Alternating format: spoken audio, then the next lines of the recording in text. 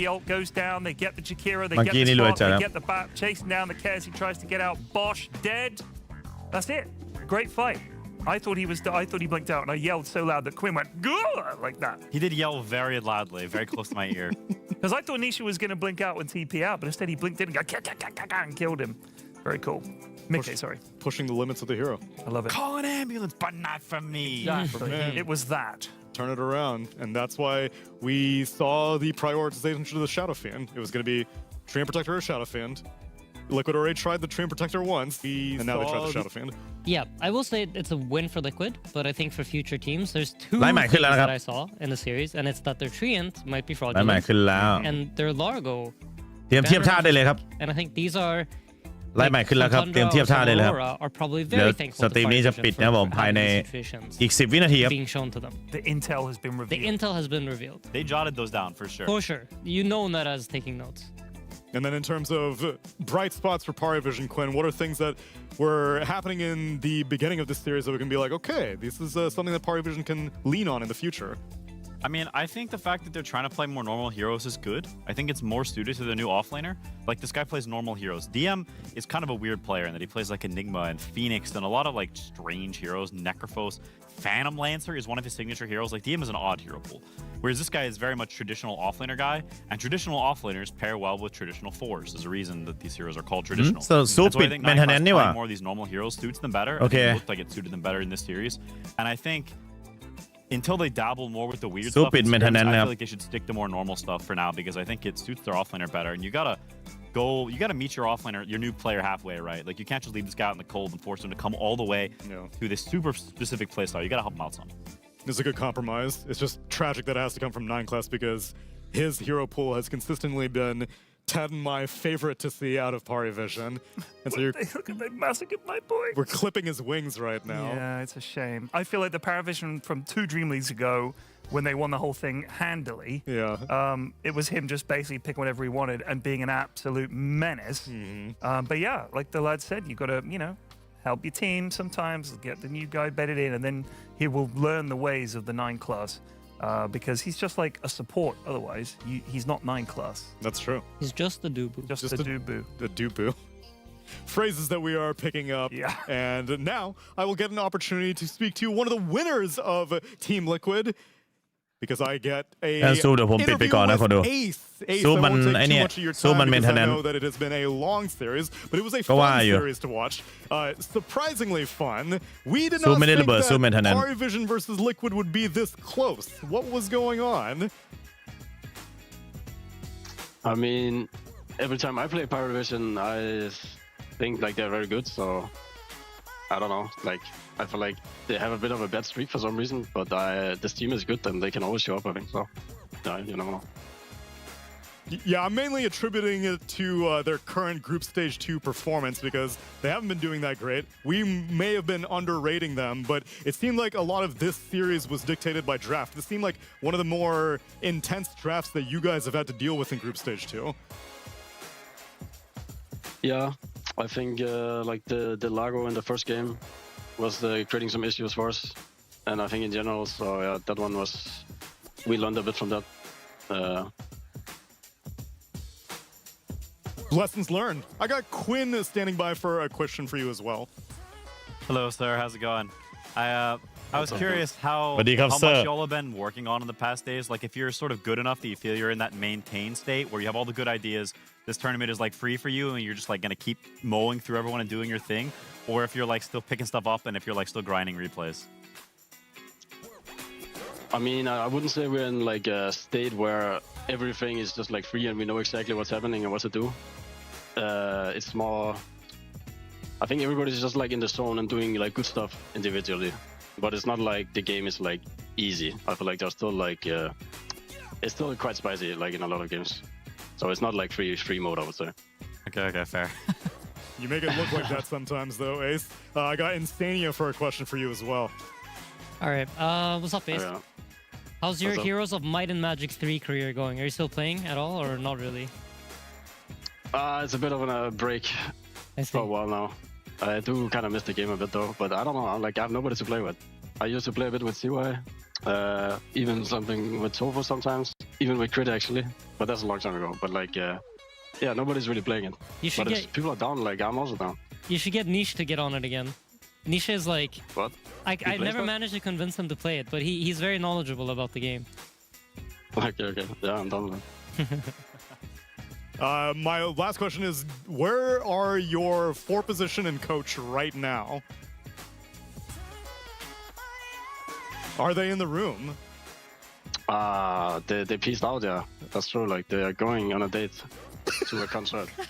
That's what I wanted to hear. Yes, I was told that you were hoping that this series would be faster so that they have a concert to attend to. It ended up going the distance. Then did they just drop everything immediately, just bust out the door? I mean, I guess so, because I haven't seen him since the game ended. So yeah. A true 4 position. You never really know where he is until you need him the most. Ace, congratulations on the series like victory. Thank you, man. Thank you. He's always flaming his 4. Oh, right. Yeah. Well, regardless, congratulations on the series victory. ถ้าหนึ่ง we คนดู will ผม catch วุ่นวาย you กับการ at Team ทำ Liquid ชาแนล later. เลย All right, thank you guys. See you. And bye-bye. Tough to keep track. Can you blame me? No, not at all. Okay, then. That's what I thought. Let's take a look at the standings for all of these teams as... Oh, I guess I didn't really put the math together, but this was an especially heartbreaking loss for Parivision, as now it is confirmed that they will be eliminated out of Group Stage 2. Wow. But now you get to play the most fun games as Pari. Now you're only there That's to true. ruin the tournament for everybody else. Which they do get some opportunities. Their next opponents are going to be Falcons and MOUZ. I remember there was one DreamLeague in which we had like, this might come as a surprise to you, but we were guaranteed last place, Wow. What? and TSM needed 1 win Oh, no. to move on, all right? And we were missing Mickey and Boxy. They were both gone. They couldn't play that series. And we had, I believe, TA2000 and Was it Omar? Omar standing in for us. And we were like, this is like, we're just going to play the series. And that's it. I think it was me, Zai, and Nisha with probably like a score of 0-30 between the 3 of us. Meanwhile, TA2000 had like the best series of his life and went like 30-0. Didn't die like in the games at all and just completely cooked them. And I remember getting a message from Brial after the series on Discord just saying like, thank you. Mission accomplished. Like we said, it's spite that oftentimes drives Dota players, and it is anger that has been driving us, Ted, because we keep losing these tasks. Oh my god, we care so much. And ซู it's ปิด maintenance นะผม เข้าไม่ได้ Yeah, this is... Today, Well, we did pretty well. We did 4. We got stuck on the 5th. It's really, really tricky. The cast chain, it's a 6-star puzzle. Genuinely very difficult. And we gave it a bloody good go, but I couldn't make head nor tail of it. I'm not clever enough. Too difficult. shame. We got 4 tasks completed, and we have 4 best of 3s in total for this day. We've only finished off 2 of them. Now we're about to get into the 3rd. Stick around, everyone, and I've got Tundra versus Falcons coming up next.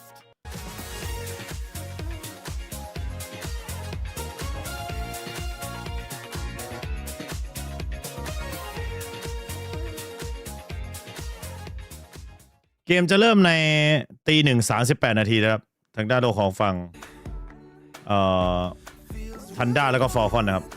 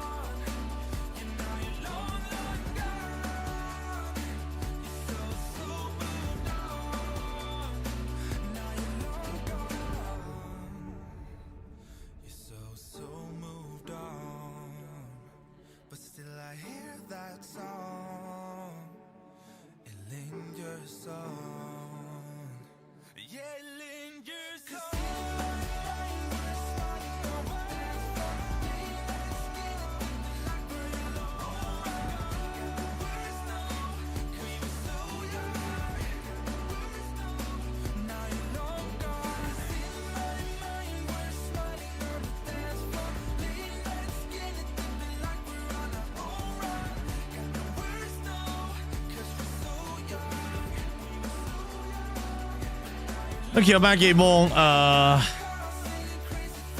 ตี 1:38 นาทีครับ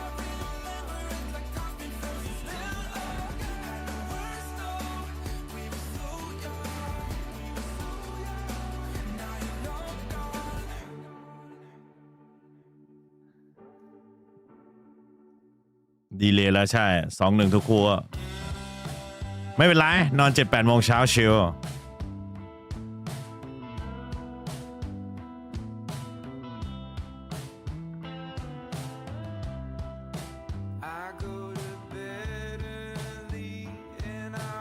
คู่แรกนี่หนักจริง อีกเท่าไหร่วะอีก 20 นาทีเริ่มครับอีก 20 นาทีเริ่ม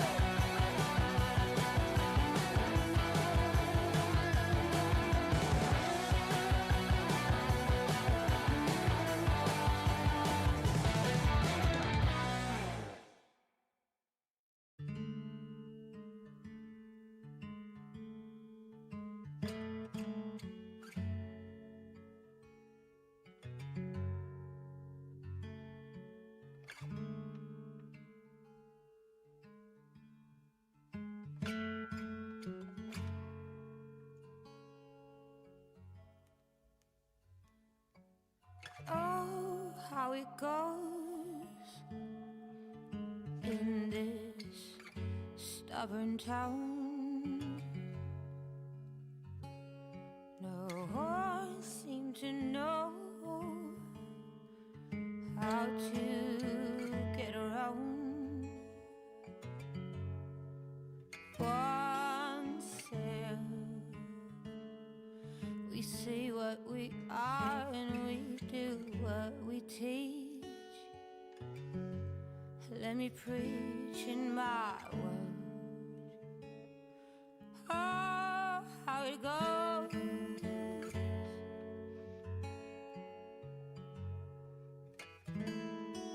Say something,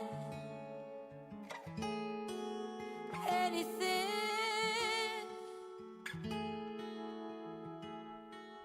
Do something.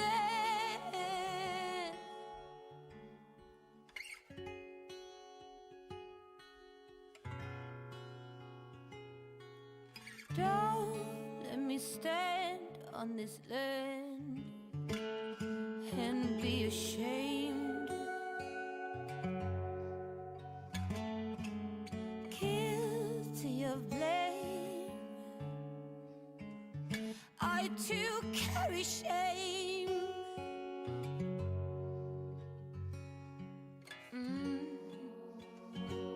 The sun is always there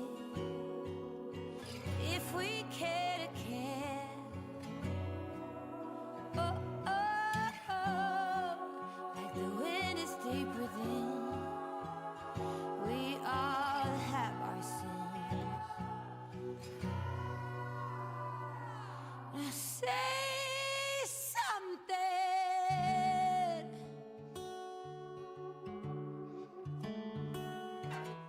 Anything. Oh, oh, oh, do something. Anything, anything. Come on, say something. Do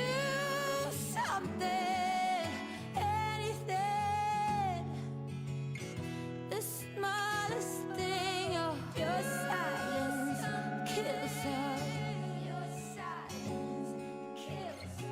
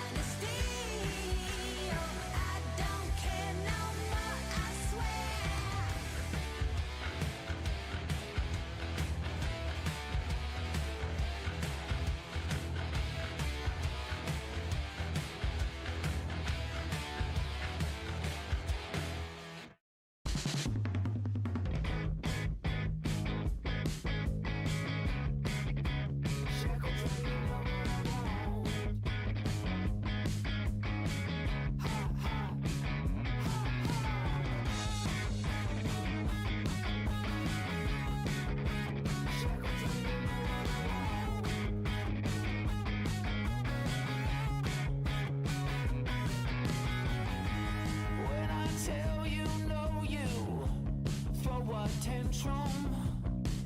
You're never satisfied with what you have. Every day's an off day if you don't get your way. Scream more, more, more until your throat gets sore. Jump on the direct express. Let's make it right. Don't be a spoiled brat, baby. Get out tonight.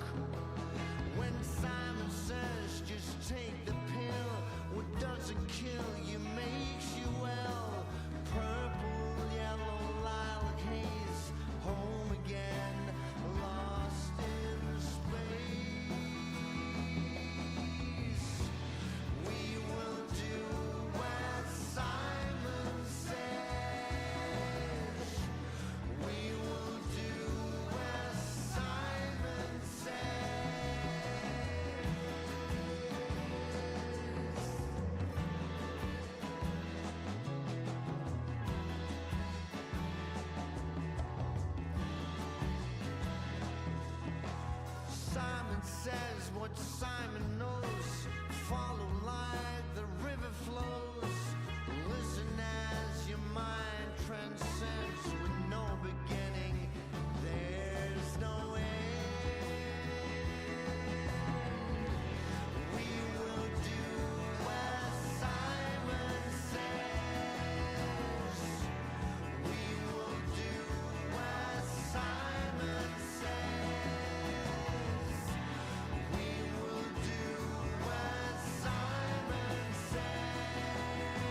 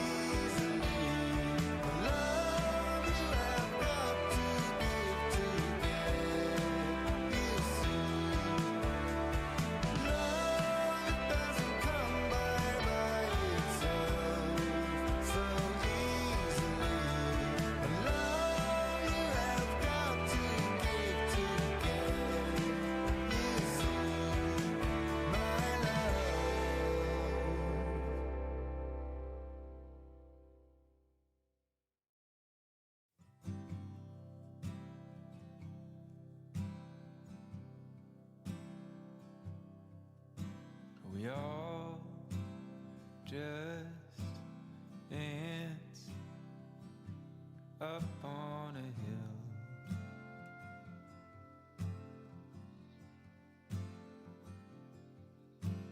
Digging, working the earth till we get our fill.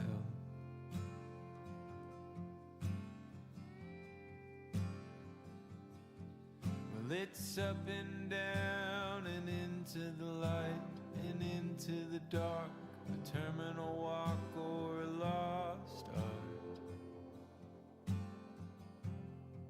that we've forgotten about. That rain, that rain, that rain, that rain, she's coming.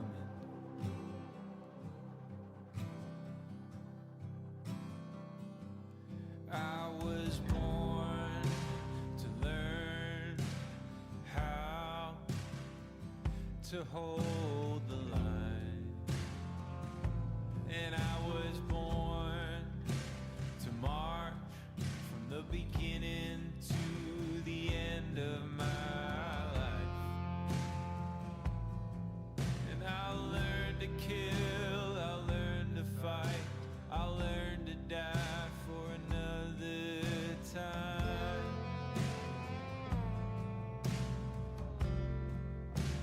That I ain't seen yet. But that rain, that rain, that rain, that rain, she's coming.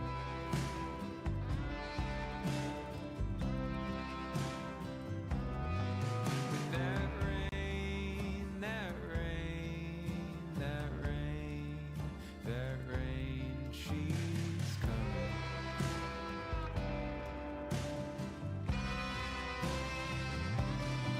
I was born an ant living up on a hill. I was digging, working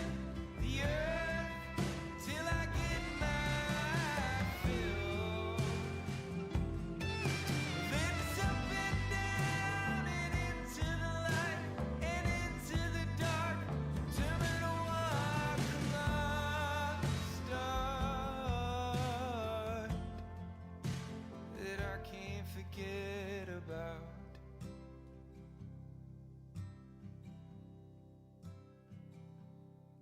But that rain, that rain, that rain, that rain, she's coming.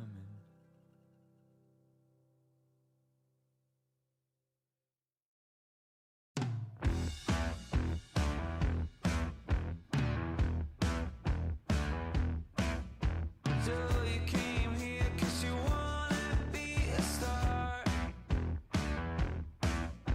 Rolling into town and you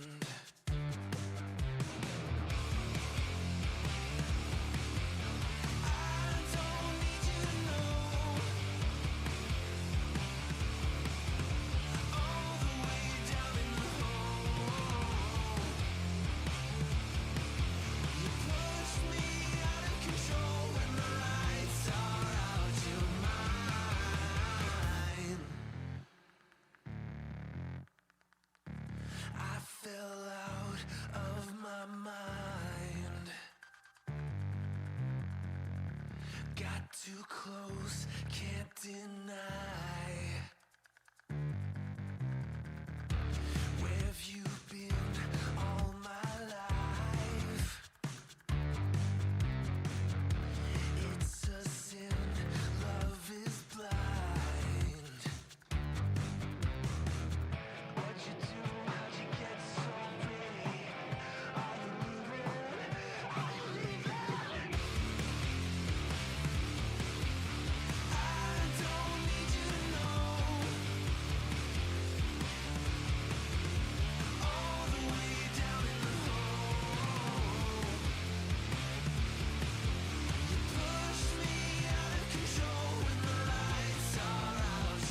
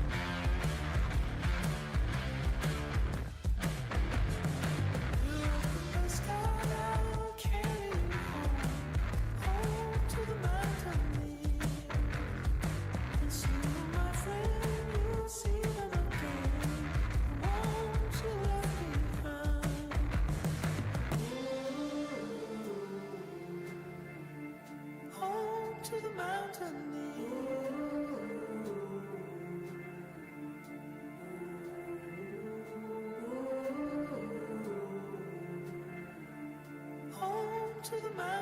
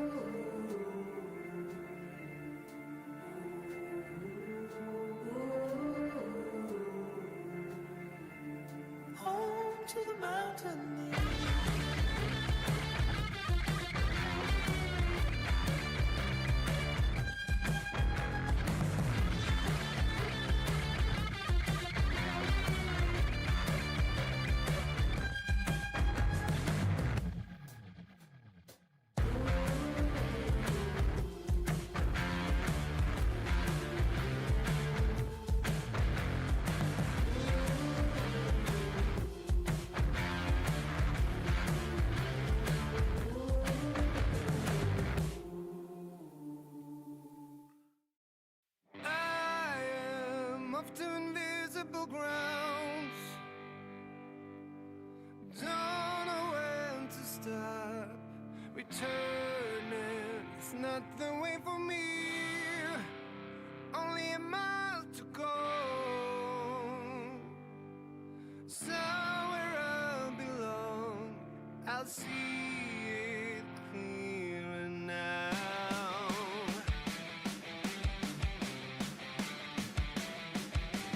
I'm learning the path as I go. Everybody knows it's spoken on the radio. There is a truth in the lies. I dare to leave you twice. There's no tomorrow here. I feel I'm all out of time. So tell me you stay behind and make sure I get to the end. I hope you can see in the dark. It only takes just a little spark to fill up my head with the lights.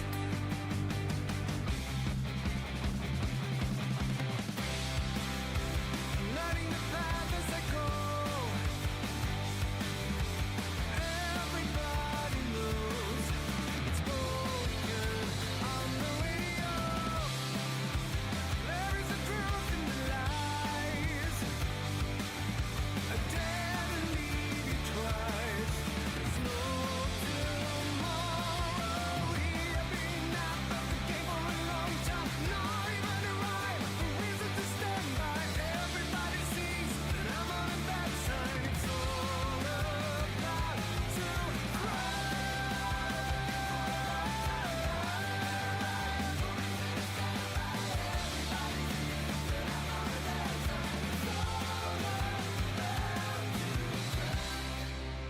Up to invisible grounds. Don't know when to stop. Returning is not the way for me. Only a mile to go. Somewhere I belong. I'll see it clearer now. I feel I'm all out of time. So tell me you stay behind and make sure I get to the end. I hope you can see in the dark. It only takes just a little spark to fill my head with the light. Oh yeah.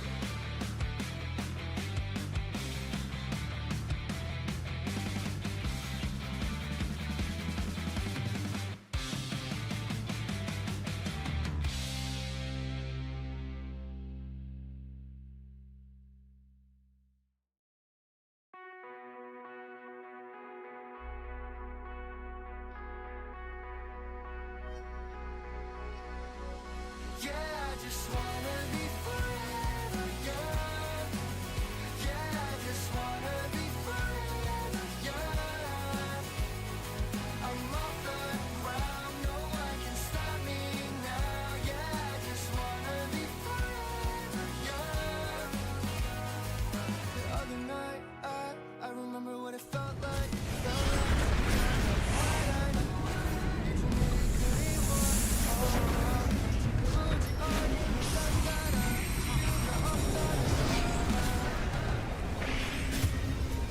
มาแล้วเผื่อไปเอ็นหลังมา sorry ขอลาพวกจัดการไว้บอลนะขึ้นมาตรงนี้ครับทันด้าก็กดไปเอา7ไปฮะมาแล้วเผื่อไปเอ็นหลังสวยชิบหายดับบูบเลยลืมตั้งนาฬิกาปลุกไว้ I'm sorry you guys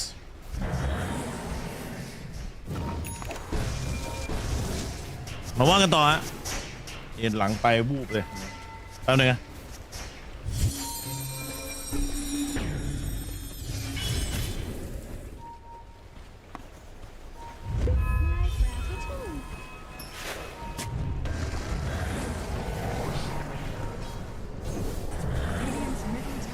under attack.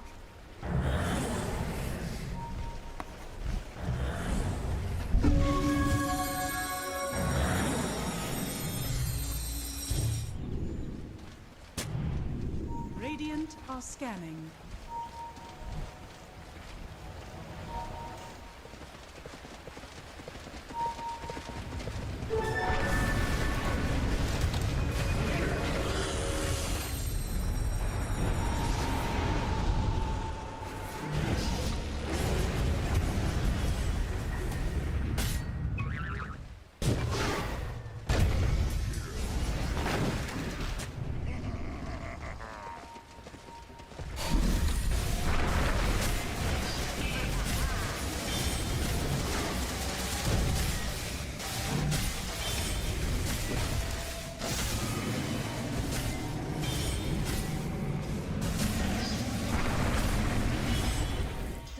Are scanning.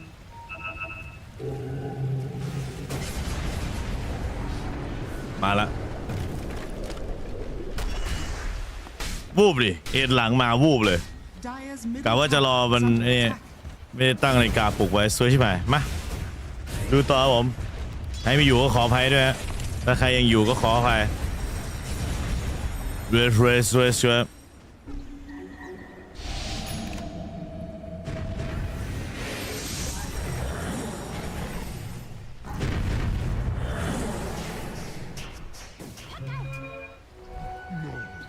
สกอร์พอไว้สั้นไปฮักเอาส์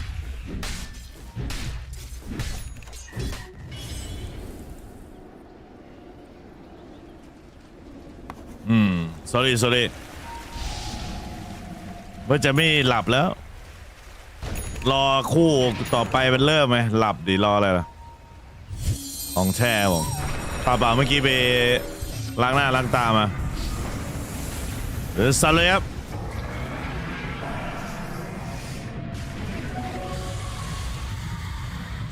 ชิวการไล่เบาฮะลงตัวนี้เอาล้างเซลต่อพิเศษว่าจัดการเซคิงครับเรียบร้อย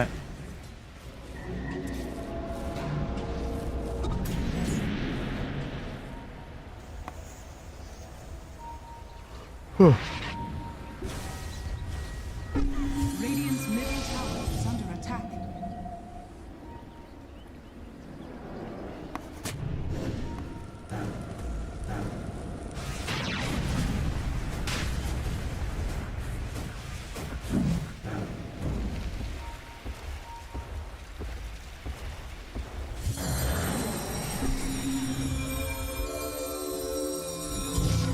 Dire's middle tower is under attack.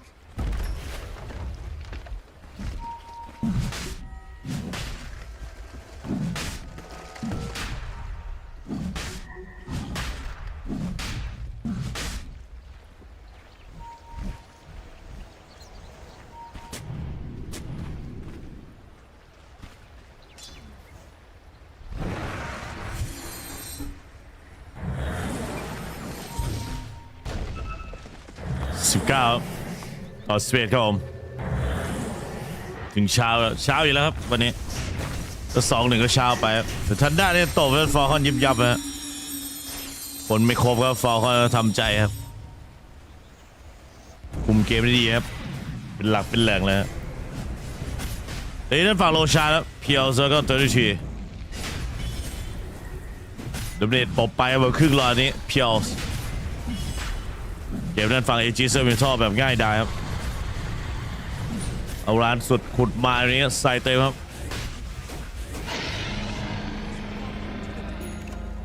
เอจีเซอร์เป็นท่ออยู่ที่ด้านฝั่งเพียวงีบไปแป๊บหนึ่งก็ดีเหมือนกันจะได้เติมพลังกันสักหน่อยฮะ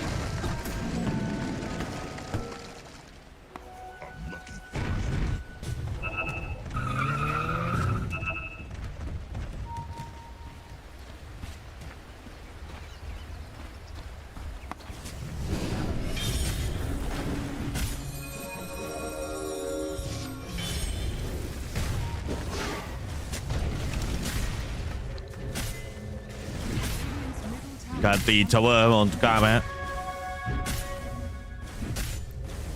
เทียร์2บี้อยู่เรื่อยฮะ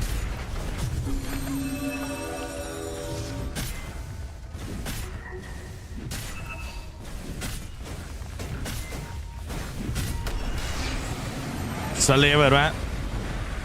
รอดดีก็มาต่อถึงทีครับจนฝั่งคริสครับมันจะถอยครับ ลงตัวนี้ก็ถอยไม่ได้มาส่วนแรกไปเอาเตอร์ทีก็รีเควียมเปิดมาเต็มใบบอกเส้นฝั่งมารีก็ตายนะฮะ Radiant's middle tower has fallen.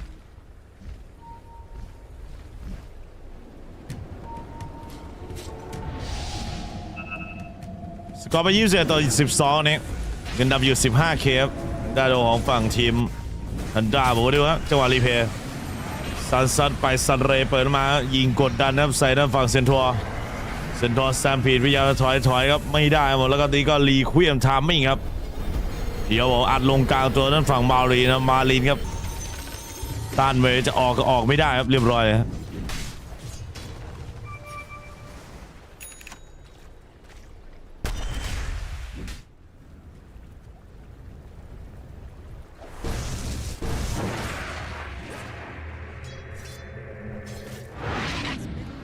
Is under attack.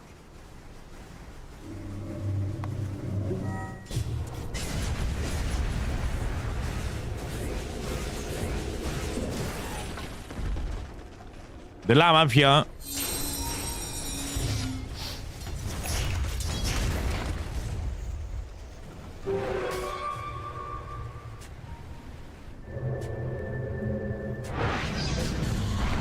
เอาร้านเปิดแล้วตีไวมอนซัดด้วยไอตัวคอรัปส์ไปครับ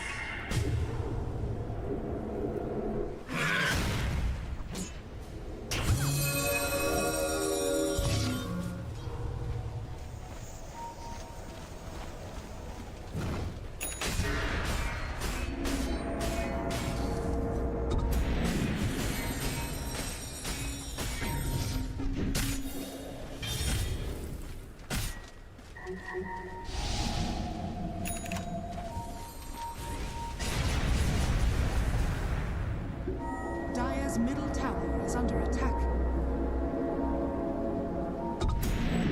ปี๊บปี๊บปี๊บปี๊บน่าจะฆ่าเรานรกคลั่งแต่ตัวที่ทีครับผมของเต็มคิมสันไปส์มาเลยทุกอย่าง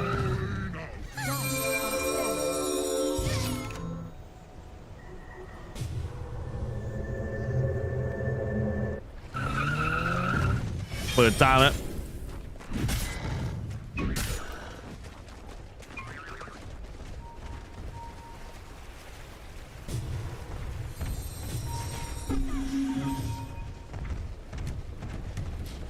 Radiant are scanning.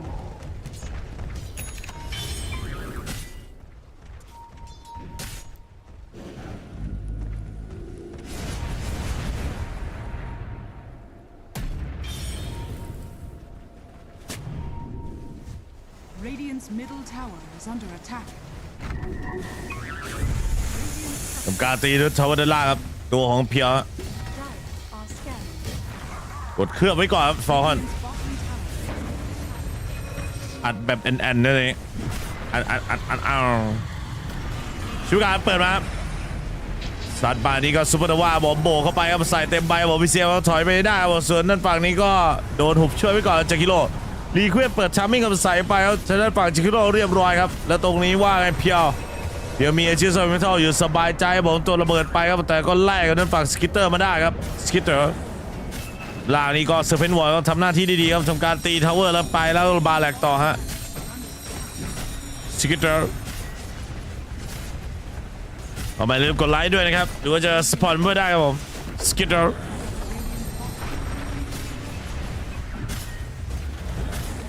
ดีเดินชาวเวอร์เคลือบไปก่อนนะชาวเวอร์สแตมปีดเปิดมาไซน์นั่นฟอร์คอนถอยครับผมตรงนี้ทางด้านฝั่งทันด้าสแตมปีดเซลกลับมาตีเท้าเหมือนเดิมตีทั้งฝั่งไอ้บาแลกต่อฮะชาวเวอร์ได้ไปแล้วก็บาแลกต่อฮะไอ้นั่นบาแลกไปกลับมาซาเรย์จังหวะนี้เขาใส่เต็มครับแล้วก็ที่นี่โดนดีมครอยไปฮะสัตว์ชุดใหญ่ไปเต็มครับด้านของฝั่งบาแลกจะรอดป่ะฮะบาแลกนี้รักษายิงชีพบาแลกน่าจะไม่ไหวแล้วฮะเสียไปแล้วทอสอวาลานมากับหลังกับบีเซียมจะหนักนั่นฝั่งคริสเดินไม่ออกแล้วก็ตายไปฮะทำการเดมิกเปิร์กลงมาเล่นไงต่อเขาบอกก็ยังไม่ตายครับเธอหน้าตัวของฝั่งไชนี่ครับยิงสบายครับ12 ทางกับบาแลกครับทางด้านของฝั่งทีมทันด้าดันด้านบนต่อครับเอาให้สุดครับบอกเอามิกก็ครีปเลยหรือไม่โดยใช้อีก2 นาทีอัปเดตเวลาเกิดฮะ ด้านนี้ก็หักตัดคีไปเรื่อยๆครับไวมาก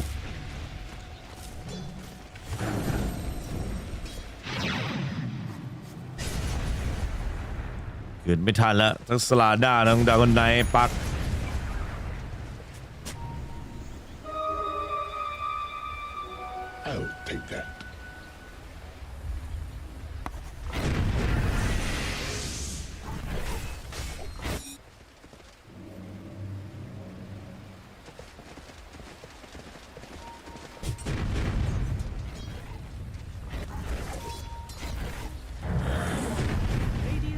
Scanning.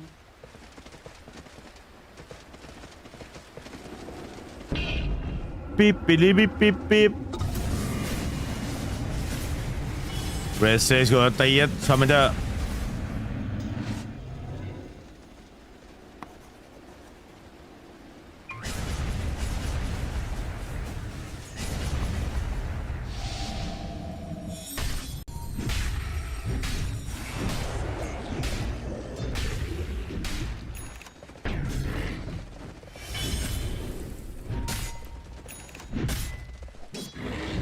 บีพาในการสโมกมา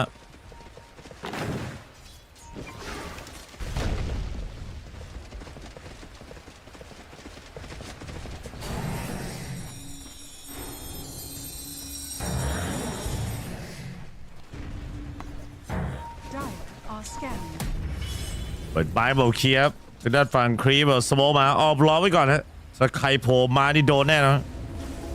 โดนแน่นอนแน่นอน32 นาทีครับทางด้านเพียวไม่สนใจไม่โผล่นะสถานการณ์ตีนั่นเอาฝั่งทาวเวอร์ไหมฮะไหลกันต่อมีการสโมกออกมาฟอร์คอนตรงนี้การเตรียมจะหนักจัดเต็มฮะใส่เต็มใบ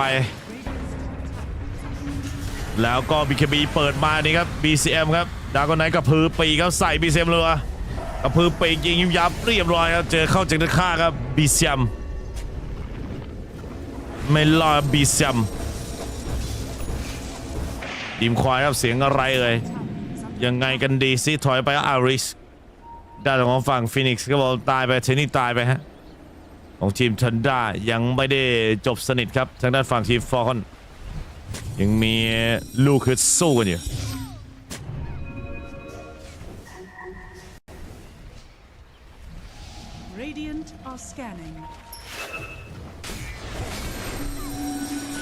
ลงไปด้านล่างกับปักครับผม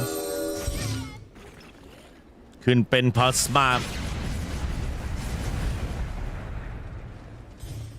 Dire's middle tower is under attack.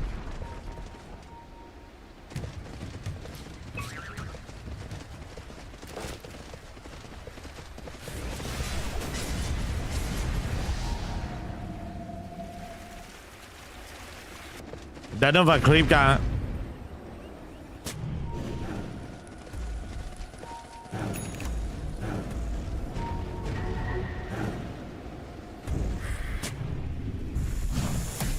แมสเป็นวอลนะ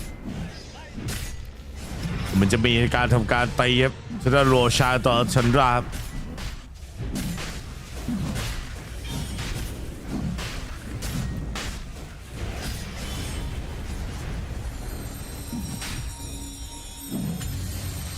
BKB ไปนะชิวการเปิดจากวันนี้เพียวจัดการเก็บบัญชีสเปนเข้าไปคอนเทนต์บอกชันด้าฝั่งโรชาคอลับไม่มีคอแรปแล้วตอนนี้หลับไปก่อนสเนคคิงเดี๋ยวก็เปิดซันโรสเรย์มาจะตายครับถอยกันไปก่อนฮะตรงนี้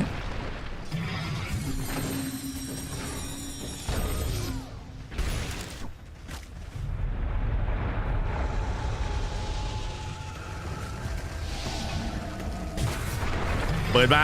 เอาวอลันส์ครับใกล้ไปฮะรีเควียมมาเต็มใบบอกใส่ครับละลายเรียบร้อยคอลับกระพือปีกมานี่ดีเคกระพือปีกซันไปใส่นั่นฝั่งชาร์โดฟีนครับหายไปแล้วแต่นั่นฝั่งสกิตเตอร์ก็ไม่รอดไม่มีบายครับวูบไปแล้วซูเปอร์ว่าซันเล่ครับลงกันต่ออีกทีครับระเบิดใส่ครับสกิตเตอร์60 วิและตอนนี้ชาร์โดฟีนโบกเข้าไปสเตคิงตายเรียบร้อยการหุบมาเลยไงบอกอีคุระได้เปิดไปครับโดนโบกมา2 ทีอีกครั้งครับบอกดับเบิลคิวครับขอด้านฝั่งเพียวมอสเกล แล้วก็วนๆย้ำต่อฮะถอยออกมาก่อนนะครับอีก1ทีแล้วก็จิจิคอเป็นหนึ่งหน้าตัวของฝั่งทีมครับทันด้าชนะไปครับในเกมนี้ออกสตาร์ทไปก่อน 1-0 ครับชีวิตยากชีวิตมันเศร้าไม่เต็มทีมไม่เป็นไรบอกแต่นั่นฟอร์ของฝั่งทันด้าไม่ปราณีฮะเกมง่ายสบายๆครับหวังว่าจะเป็น 2-0 หรือเปล่าคงไม่ละมั้งฟอร์คอนอาจจะต้องดาวฮะแก้ในเกมหน้าฮีโร่ก็เล่นเหมือนเดิมแล้วฮะถามมิ่งอาจจะบิดเบี้ยวผมก็มาไม่ทันตอนช่วงดาวแล้วก็เลยให้ทัศนะอะไรไม่ได้ไปผจญภัยโลกล้านปีมาเมื่อกี้กับนาเนียไปพึ่งออกมาได้ถูกดูดเข้าไปในตู้เสื้อผ้าไม่เป็นไรเดี๋ยวค่อยว่ากันนะในเรื่องของฝั่งเกมที่2ครับหวังว่าจะมีเกม3เดี๋ยวรอดูจากดาบเอาฮะมาดูครับแมนลีเซาส์นี่นะครับแมนลีเซาส์เป็นในค่า4ตาย11โอ้เละเทะกันหมดฮะซัพพอร์ตด้านฝั่งฟอร์คอนกระจุยครับผมน่าจะพังมาตั้งแต่ช่วงหลังจบเลนเฟสหรือเปล่าเขาเนี่ยดูทรงแล้วดูจากสกอร์บีเซียมนี่คือตาย2ตัวเดินเกมยับอเพียวนี่ตายเยอะกว่าด้วยซ้ำนะผู้เซนทอร์นี่มีส่วนกับเกมมากแล้วกับด้านฝั่งฟินิกครับมากที่สุดครับ Start what? Start? More like finish. That's what. บ้าไปไหนครับ They finished Falcons, and I feel like it was a little bit more one-sided than maybe we were expecting. I'm here with Purge. บางไปไหนบางก็ Why do you feel like it? Why was it more one-sided? ตาอักเสบครับผมติดเชื้อตาติดเชื้อน่าจะอยู่ยาว Didn't we give the draft win to ส่วนในเกมที่2ครับจะเริ่มในตี 2:45 ทีครับพักกันสักครู่เลยฮะจะครู่อีก15 ทีแล้วครับ No, you're right. You have a great point because it does look like there was a lot of. จะครู่ไม่หายแน่นอนครับเดี๋ยวขออนุญาตไปจุ่มบุ๋งก่อนตอนนี้พลังเต็มเปี่ยมได้ power nap มาแบบล้นปีศาจร้าย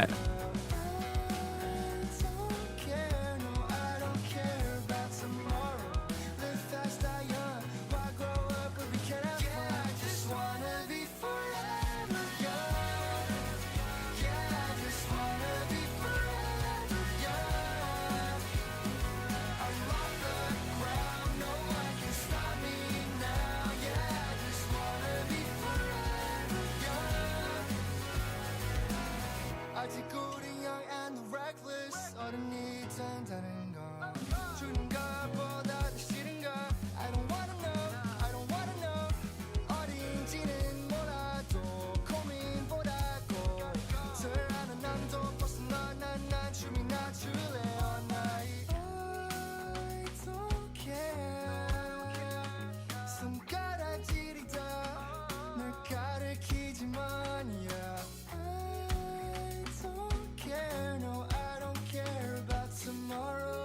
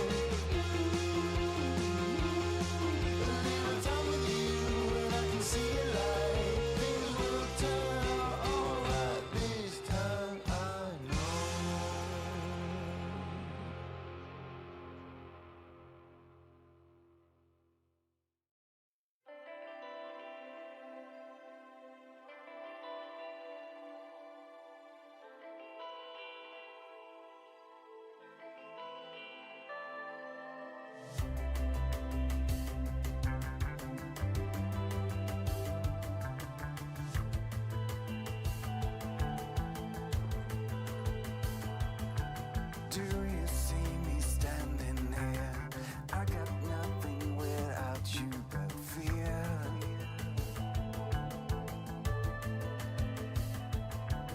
In the end, we'll see a change. Only love lasts, only love remains.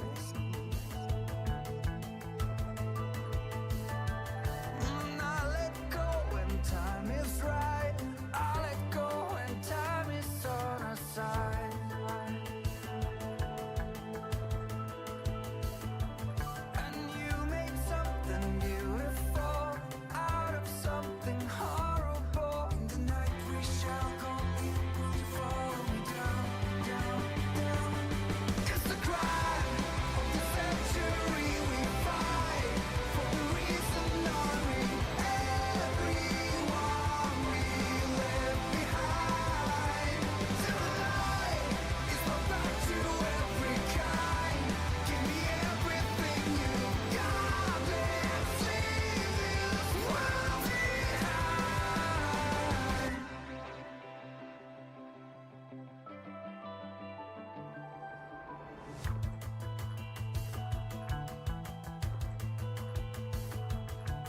Close your eyes and find the light. You got nothing left to lose tonight.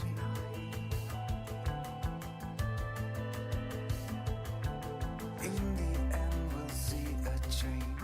Only love lasts, only love. In the night we shall go in. Will you follow me down, down, down, down, down, down, down? It's the crime of the century. We fight for the reason only.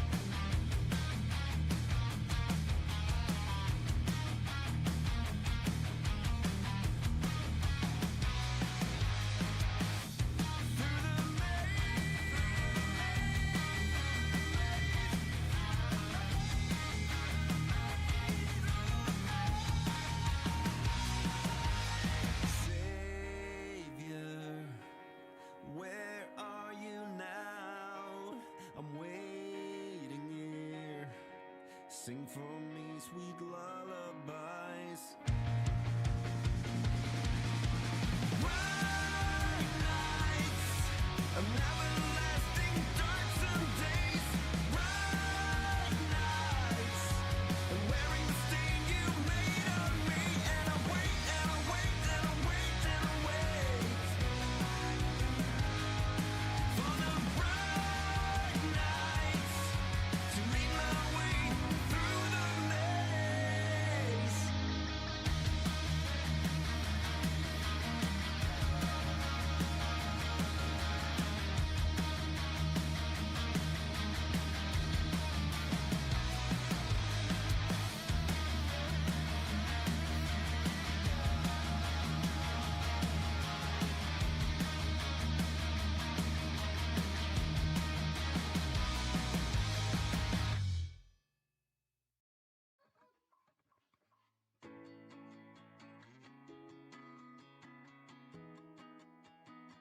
I should've known it was too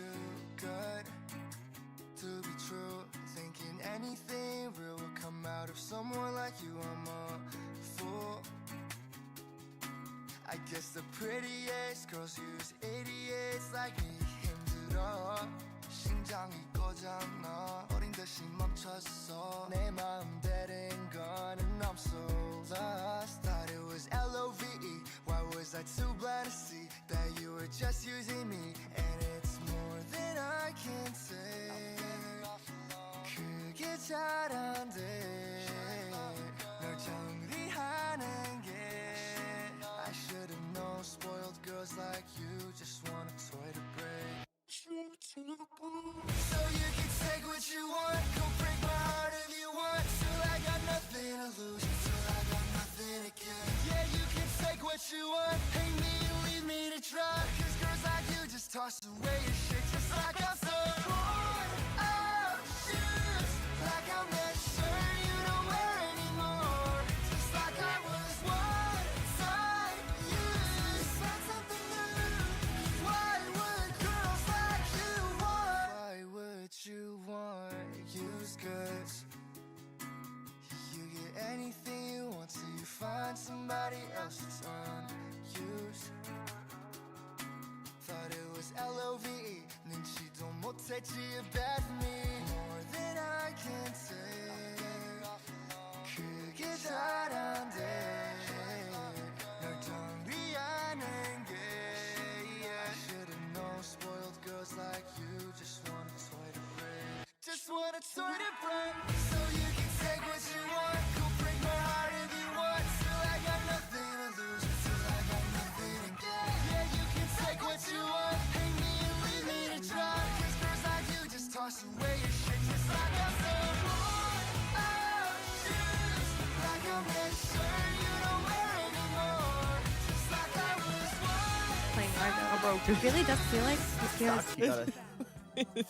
Can we get points for that? I don't think so. Oh my god, she. I don't know how I did it. That is really tight. I sabotaged us, team. I'm so sorry. All right. Just throw it at the ground until it comes loose. Yeah, that'll do it. Really stuck. Remaining. Okay, You'll get it. I'll get it back. I'll get it back. I put it there. I can get it back. I'm not that strong. Come on. Okay, they banned the So centaur. with Largo, it feels like he hits this timing, and it's not that the Ags timing is too difficult to play against, but then it becomes the Ags plus Kaya plus BKB timing that is just overwhelming. At that point, it feels like the hero is creating way too many issues to address, and it seems like the best way to exploit Largo is just on lane with like really bursty carries, you know, things like Ursa, things like Clinks, anything that can just crush him early on.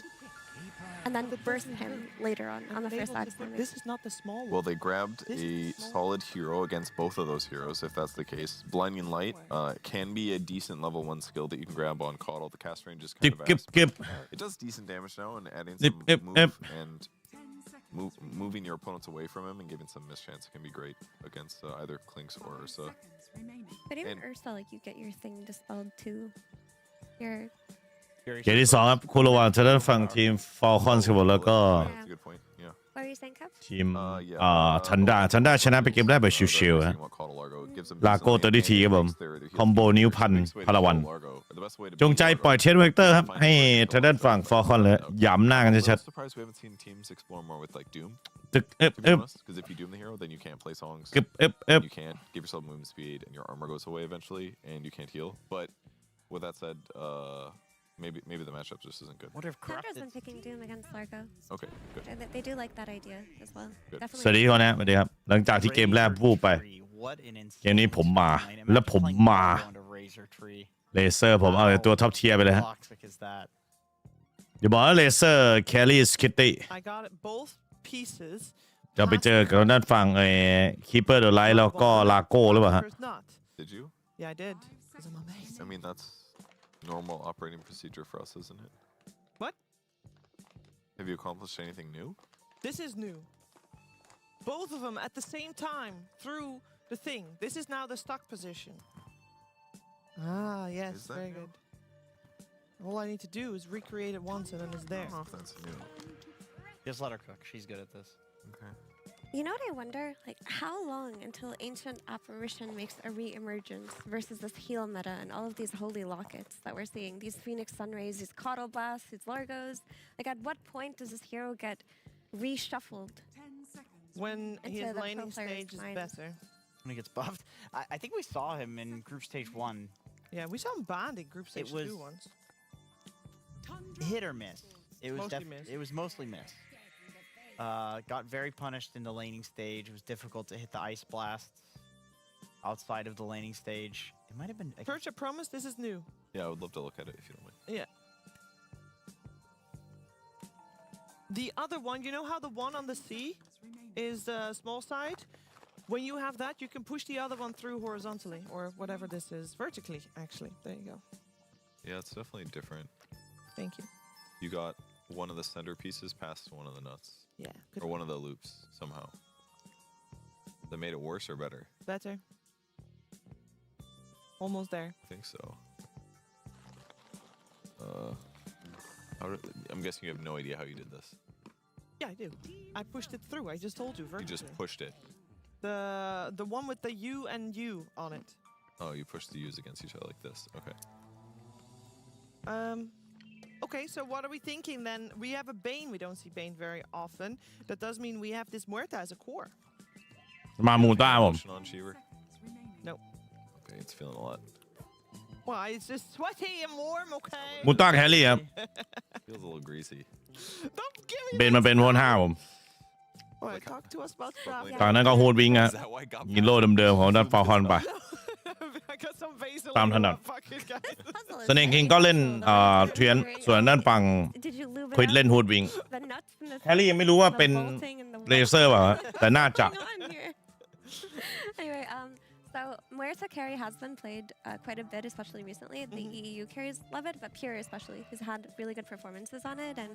I think the logic here is you see the heroes on Falcons. There's not really anything that's going to get on top of you, right? These heroes are fighting you from a distance, and you should be able to be fine, right? So long as your lane is good. And from what I'm seeing, the lane seems really good. You have this Bane picked up to secure the lane, but also giving you that BKB piercing disable for the Razor, that way to grip him, that way to kind of keep him in place, negating that threat from Muerta. ก็มาเป็นไทยครับผมอ้าว I love the Coddle plus Largo combination, not in terms of like, oh, he'll give him mana. เอาไปเจอกับด้านฝั่งมูต้าสักอันนะ Doing nothing for 15 minutes. Yeah, let's be honest, the hero doesn't do much for 15 minutes. You've got this Coddle like stacking for you, เหลือแค่มิดเลนครับ blasting the wave, like defending the tower. ทางด้านตัวของฝั่งทีมTundra Getting to that point. ลินวอลเกอร์ไม่โดนแบนครับ I'm not a huge fan of Tide pick. ลินวอลเกอร์แล้วก็สเปรย์ต่างๆไม่โดนแบน I can see the idea, like แบนแซนคิงฮัสกา very strong, like you said, Mira. ไพมอลบีสมาแล้วก็ทางด้านฝั่งเซนทอร์แบนเซนทอร์ของตัวคอลับไปนี่งานหยาบแบนเทนนี่วะ Want an off lane that's going to be. อันนี้บีเซลตัวป้อนจังหวะครับ Outside of the off lane, Muerta against Tide is nice because you can fear him back into the silence. It's like anything ดาวสูสีนะ4ตัว that you can't. ถ้าไล่ๆมาดูแต่ว่าดาเมจก็ยังไม่ลงตัวเท่าไหร่ฟอร์คอน anything you can't blubber ทางด้านฝั่งทันด้าพอมีภาพดาเมจแล้วแต่ว่าอาจจะต้องใช้เวลาในการฟาร์มนิดนึง Makes me think like it's a comfort pick for Corrupted, perhaps another level 30 Grandmaster hero for him. You want to? I don't know. No, I'm gonna give it to Cengiz for. I don't know if you made it worse or better. I can put it back. They keep giving corrupted. Like, if to me, what I'm seeing from last draft's opener and this draft here, like outside of the Treant being just great in particular, they're giving the strongest pick in the draft consistently to him. Like, they're really going out of their way to make the game as easy as possible on him, and that's a nice thing to do. But I would have much rather like make this the Skeeter hero for sure. I mean, maybe they want to keep the flex open, but they don't have last pick anyway. Yeah. So ตัด just คริงออกไป lock in สวนมา one core that you think will carry you here. แต่มองว่าทางด้านฝั่งทีม Or just Mallory's hero if they don't want to flex. I mean, the flex will be revealed anyway. They don't have. ฟอลคอนจะเล่นเลเซอร์มิดแล้วฮะเราก็เพิ่มแครี่อีกหนึ่ง But I understand. Like, งั้นก็ต้องแบนเออร์ซ่า that's ไป what ฮะ to do is try to accommodate your เออร์ standards ซ่ามา when ตี you get กบแบบ almost ยิบยับแล้ว It is good, especially if it's somebody that แครี่ชาร์โดฟินไปแล้ว competitive experience. หรือเขาจะเล่นวิลเลนเจอร์หรือจะรีดดาเมจเร็วนั่นคือสเวน It's gonna help the best because otherwise, there's too many things to like update to. Maybe he's had more time to play scrims with them. คริงโดนแบน Like I think doing a couple practice matches would help with เจ his อกับมู confidence. ต้า because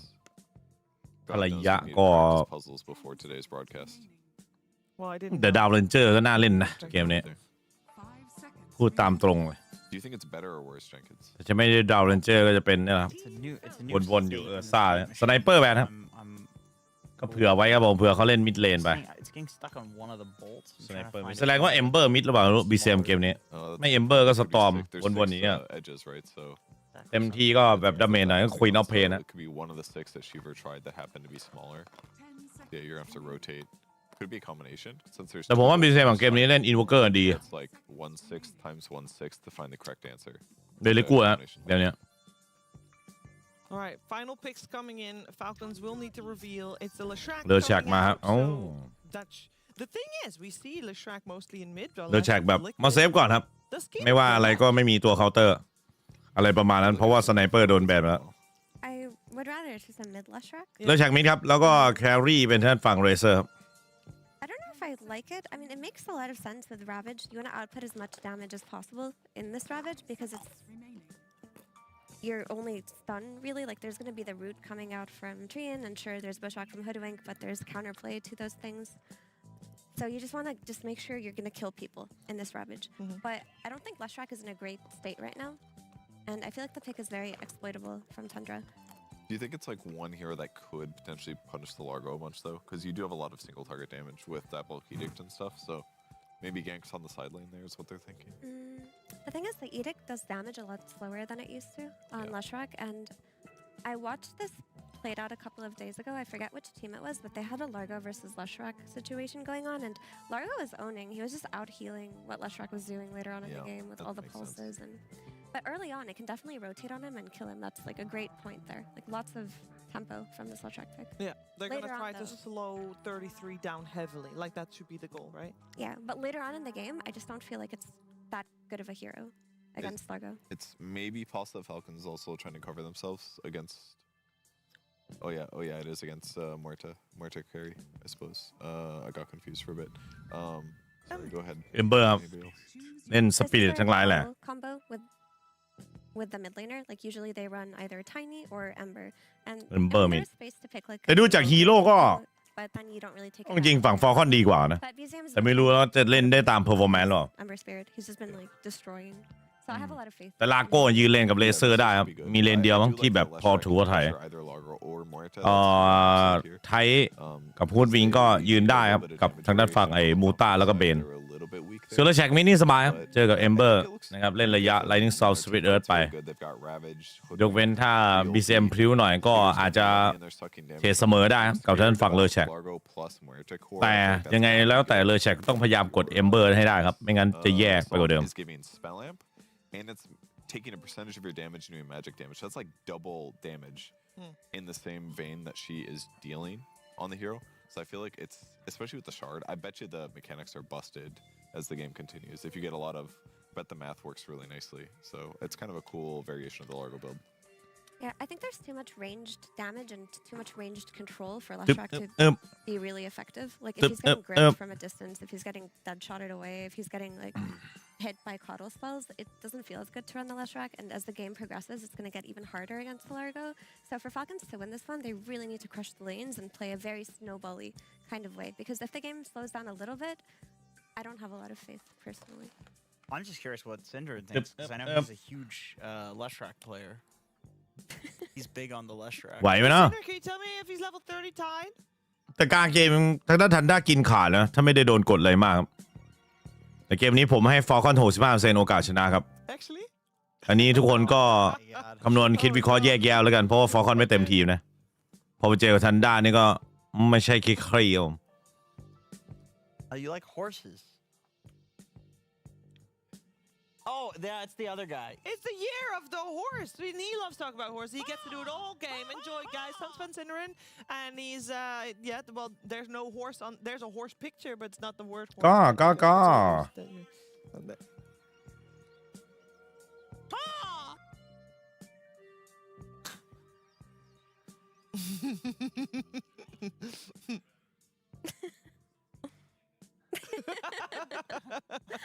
Finally. Enjoy. Finally. It's all you guys. It's all you guys.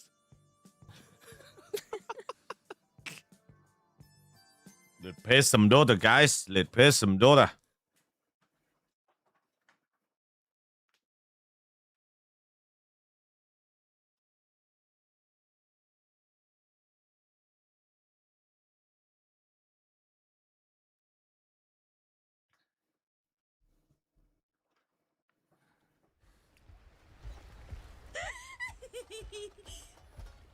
Go.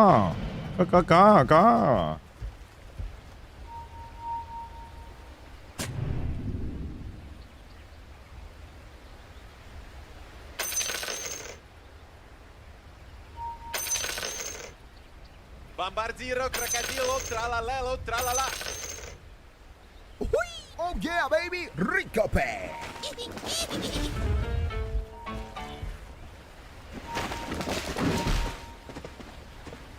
30 seconds to battle.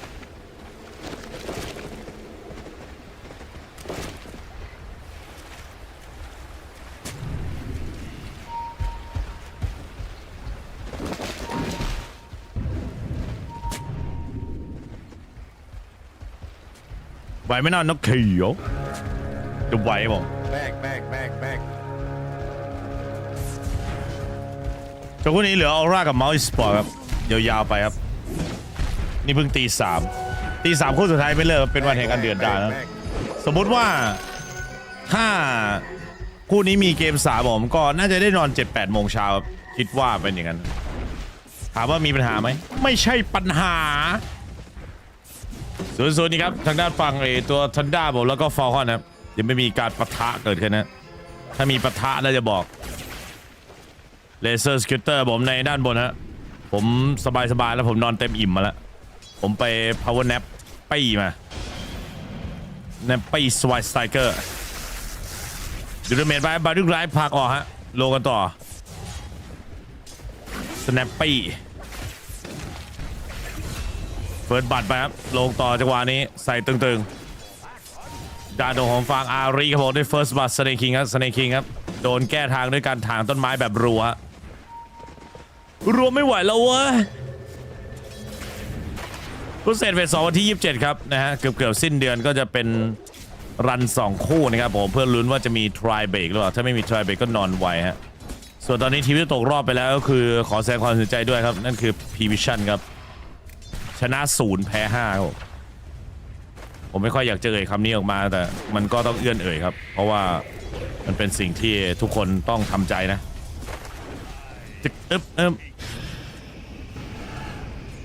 คืนนี้คู่สุดท้ายไม่น่าไหวไม่ไหวบอกไหวครับไหวก็คือไหว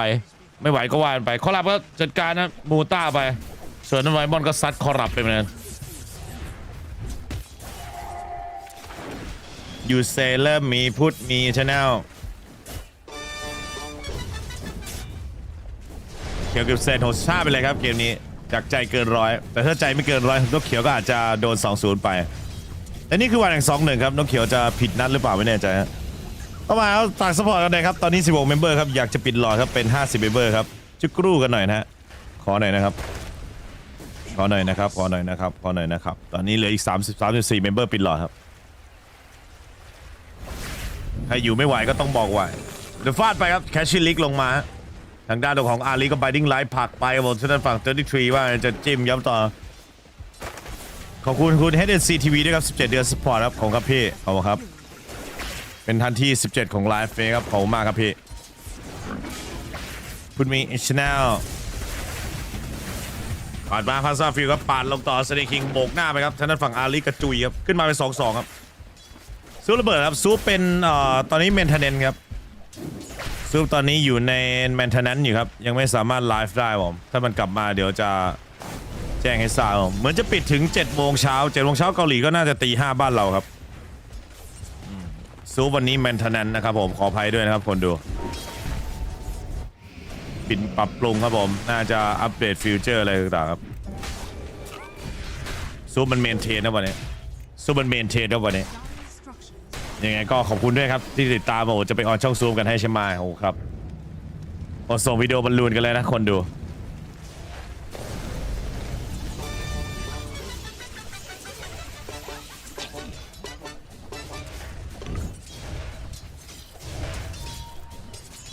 กดหน้าเนย้ำไปมาลินไลนิ่งซอฟเปิดมาสวนนะครับใส่ด้านฝั่งบีเซียมเฟรมการเราโซนกันไว้ก่อนครับอีชิวก็บีเซียมอะในแบบเปิดผ่านไปแล้วก็เดชช็อตครับลงเต็มหน้าต่อฮะบัตรแกรนเนตเขาบอกใส่เคยจะตายคอหลับจะตายครับที่กันต้านกันไม่ค่อยจะอยู่สักเท่าไหร่นะ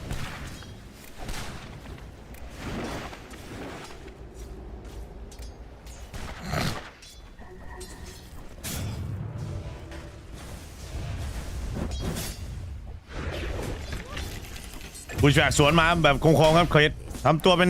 น่าอร่อยครับล่อซื้อไปแล้วเพียวก็ตายครับบัตรแกรนเนตมาต่อแล้วกัชไป1 ทีเลนล่างก็ซัดไปเป็น4-2ครับสกอร์อัดขึ้นมาเป็น4-2ก็เหมือนกันดาวิเล็กน้อยฉะนั้นฝั่งใช้ฮันเตอร์นี่ทำดีครับล่อซื้อกันไป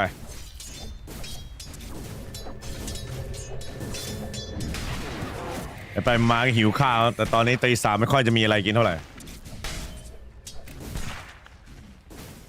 เมื่อตอนเย็นเห็นโปรวิ่งแซบ16 ชิ้น199ว่าจะสั่งมาสักเท่าไหร่ดี3 ชุดไปวิ่งแซบกินไปเลยให้แบบไตระเบิดไปเลยเนาะสั่งมาสัก48 ชิ้นดีไหมผลมาใส่ต้องคอหลับครับคอหลับเรียบร้อยตายบอกส่วนบีเซมก็จัดการมาลีนตรงกลางครับมีนั่นฝั่ง30 ทีคอยซ้อนครับเดี๋ยวเข้ามาได้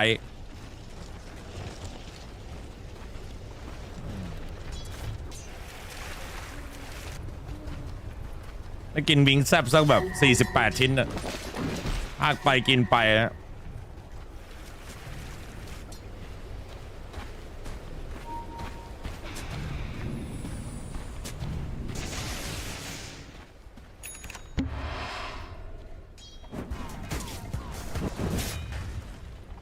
กลับมาลงตรงกลางต่อตรงนี้เสียเหลี่ยมมันไปครับฉะนั้นฝั่งมาลีนอุตส่าห์กดคีบมันนะกลายเป็นว่าลาโก้เขาปุ๊บโดนต่อแล้วโดนย้ำวาร์ปหรือเปล่าแคชชิลิกไปครับบูชแบกข้อมาเผาโซว่าลงต่อครับแล้วก็ทำการถอยไม่ได้ส่วนด้านฝั่ง30 ทีลงมาทำไม30 ทีแล้วเรียบร้อยครับมาทำไม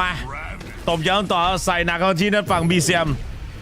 เซเลงเชนไว้บอกสเนคิงยังตามต่อได้ไหมวิ่งโอเคเร็วอยู่ฮะ13 วิครับถึงจะทำการนี่ได้ครับก็มาตีแล้วก็บอดี้บล็อกครับอาจจะรอเน้นจะกราฟต่อหรือเปล่าวิ่งตามไล่ล่าพาซาฟิลไปกับเรียกแต่หลังพอดีครับจะรีมานาให้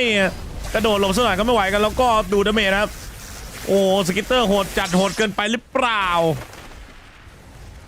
ไม่มีผ่อนไม่มีย่อท้อบอกคนมันจะเอาครับจะช่วยไม่ได้ครับ Radiant are scanning. ผมเพิ่งกินโบโลน่ามาผมเพิ่งกินโบโลน่าไปอะไรวะ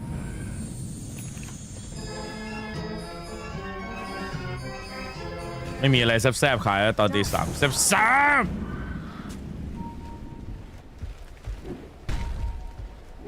อยากกินต้มจืดวะ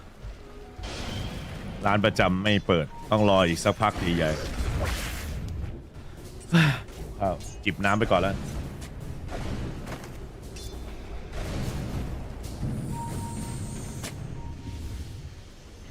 จิบน้ำแก้หิว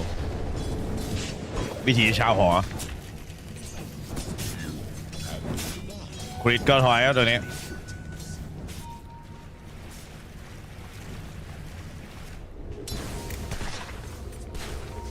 เดอะมาเพียว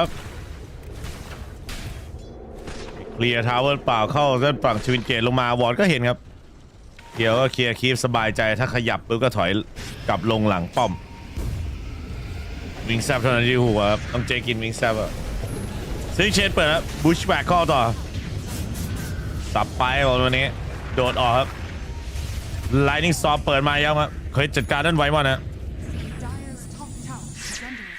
ที่นู่นไม่มีวิงแซบดิน้องเจคถูกต้องเปล่าที่นู่นไม่มีวิงแซบเลยที่ดูบรายตอนไปก็ไปขอซอสให้ซื้อเพิ่มอีก KFC เหนียวจัดแต่หลายๆที่ก็ถ้าจะขอซอสเพิ่มต้องซื้อเพิ่มนะแพงด้วยซองเล็กๆ KFC ที่อื่นตอนที่ไทยกดเอาเลยต้ม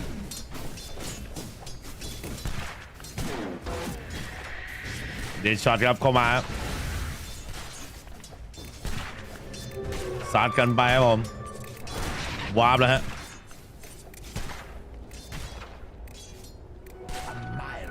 แต่ไก่ทอดธรรมดาก็ไม่อร่อยตอนที่กินที่ดูไบอะ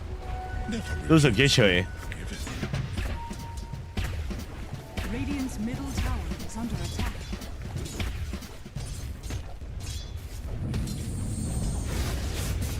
สับไปครับดับเบิลลิกถอยมาเหมือนท่านฝั่งมารีนะครับ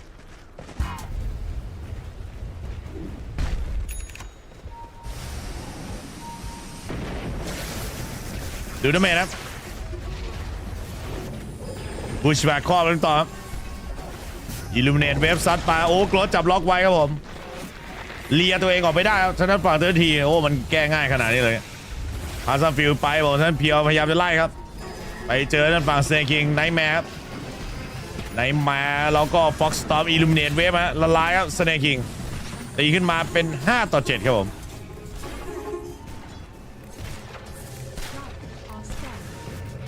แต่ที่ผมกิน KFC ทั่วโลกที่ไทยหรอสุด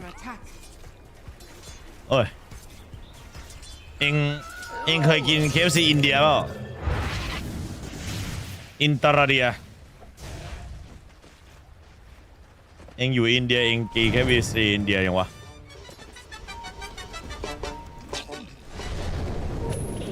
เลียหนักเลยฮะ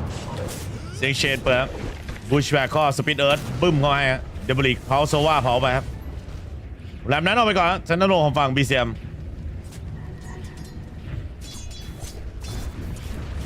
มันฝั่งนี้เพียวก็ลากคีผ่านไปครับจะกัชวันเดอร์คอลลิงสวนมาใส่นั่นคอลับก็วนไปก่อนถอยครับตรงนี้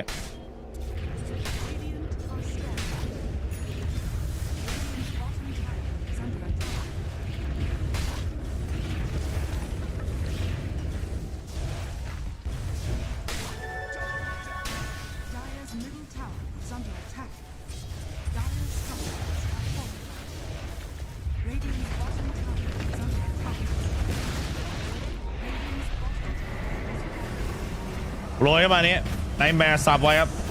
อิลูมิเนตเวฟซัดลงต่อด้านตรงของฝั่งครับไวมอนจัดการครับด้านฝั่งสเนไปครับเรียบร้อยครับลาเวทเหยียบเต็มใบครับแล้วก็อิลูมิเนตเวฟมาหรอกแอคเคิลสแมชใส่ด้านเพียววิ่งเข้าจีนั่นคอหลับก็หลับไปเลยฮะด้านฝั่งเตอร์ทีครับยังไงหนีออกไปได้ส่วนสกิตเตอร์เกี่ยวเพียวได้ต่อไล่ต่อที่เตอร์ทีครับดูดาเมจครับสกิตเตอร์ดูดาเมจซาสิกลิงมาแล้วก็เรียบร้อยครับ33กว่าจะฆ่าได้มันดูทรมานเหลือเกินฮะแต่ก็ไวครับ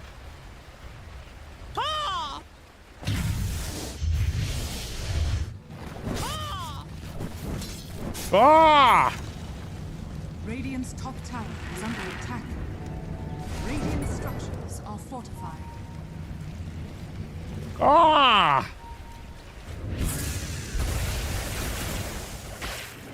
Radiant's top tower is under attack.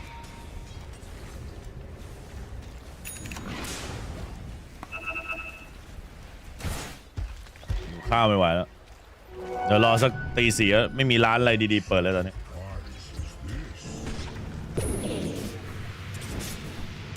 แทรกเครียดให้มันจำเป็นแต่ก็ไม่มีวิงแทรกไปดิว่าไป KFC อินเดียอร่อยลองจากไทยเลยเครื่องเทศเขาถึงจัดเสียอย่างเดียวคือไก่ชิ้นเล็กเองแน่ใจว่านั่นมันคือไก่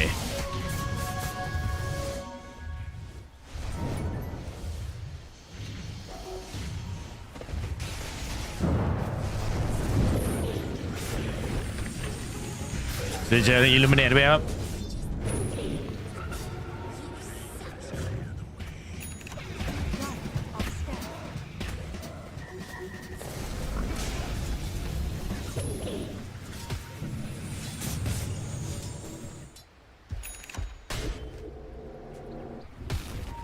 ฝาด้านในเลือกแชร์ก็บอกมาเป็นรองเท้าการ์เดียนครับการ์เดียนกีฟ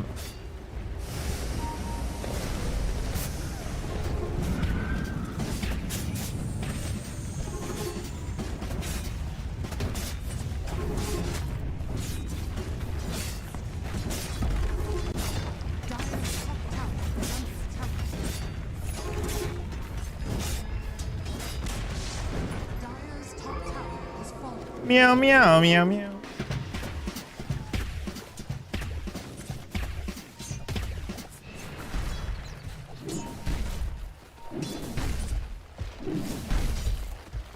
Radiant's middle tower is under attack.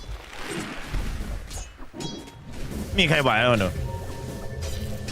เมียวเมียวการสมาร์ทเต็มใบครับวาร์ปแล้วครับทางด้านโดของฝั่งนี้บูชแบ็กครอบไม่ถึงครับคริส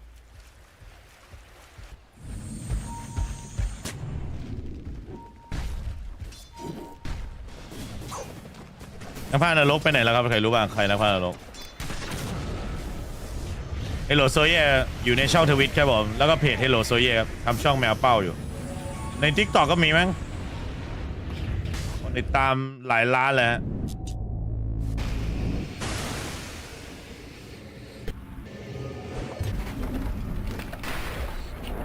บูชแบกฆ่าไปนิดเดียว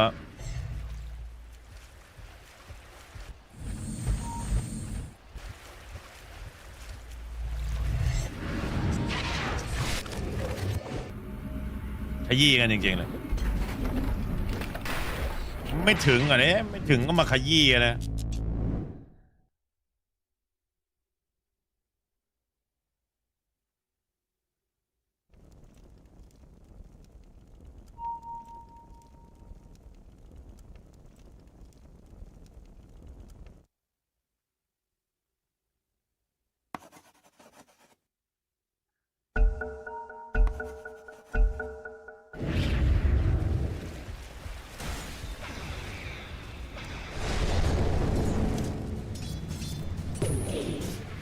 พอละอันพอไปครับเซเลคเชนไปครับพาสมาฟิล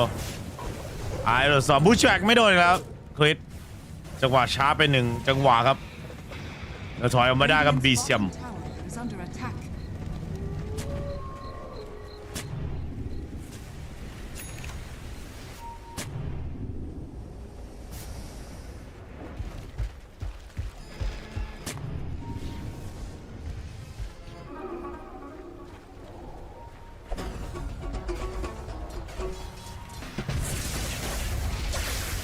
ดาเมจมาครับ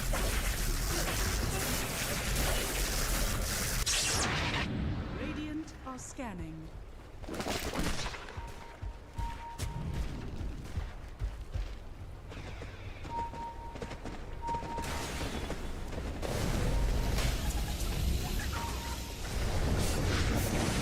อิลูมิเนตเวฟมานะลาเวทเหยียบมาเต็มใบครับผมเอาสว่าซึบซับกันไปครับผมทางด้านนี้ก็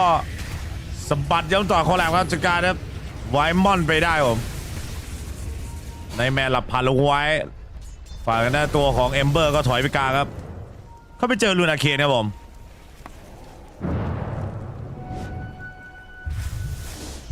ทำไมไก่สิงคโปร์เสิร์ฟไม่สุกใหม่เนื้อแดงเลยใช่ครับ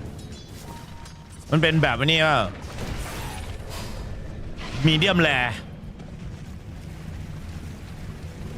แต่ไก่ทำอย่างนั้นได้ก็ต้องเป็นไก่แบบออร์แกนิกแย่เอ้าคิดเป็นไรครับเนี่ยผูกไม่โดนละแม้แต่น้อยครับดักหน้าได้สวยครับแต่โดนซิลิเชนอยู่ดีครับผูกลมตลอดเลยทั้งเกมแล้วตอนนี้พี่เคสครับพี่เคสจิตใจแตกสลายครับ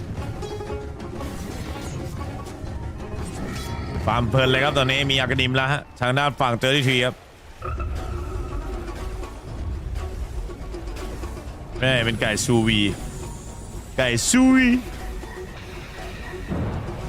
ริ่มนะครับกลับมาล็อกไปอิลูมิเนตเวฟต่อเรียบร้อยดีเซลจากการสกิตเตอร์ต้องเป็นไก่ของวอเตอร์เอจิ้งดักมาม้วนมาเจอสเนคคิงครับทุกอย่างมันดีไปหมดแล้วทันด้าตีขึ้นมาเป็น10-10ครับฮีโร่ดีใช่ว่าจะเล่นได้ครับทางนั้นฟอลคอนก็ยังจูนกันไม่ติดอีกครั้งพอไปเจอรุ่นใหญ่แบบเทียใหญ่มานี่ลำบากครับ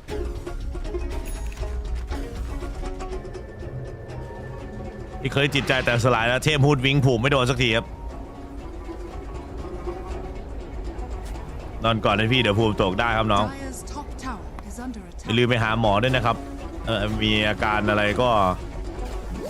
ต้องสู้กันต่อไปครับของแบบนี้ถ้าเป็นแล้วต้องอยู่กับมันให้ได้ครับทุกคนไม่เคยรังเกียจ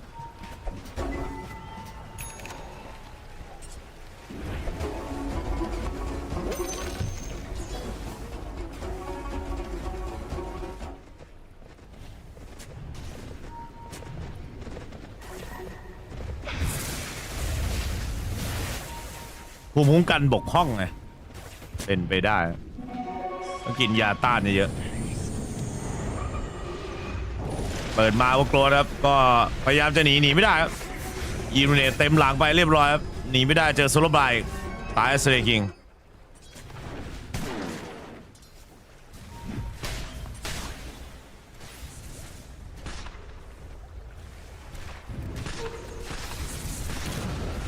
สปีดเดอร์การชมาบูชแบกครับ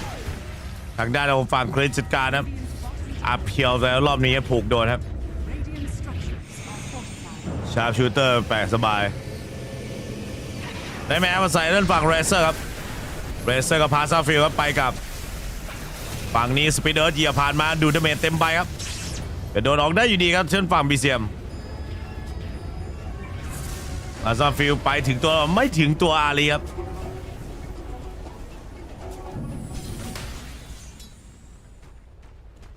พี่คอลับได้เปิดไฟแล้ว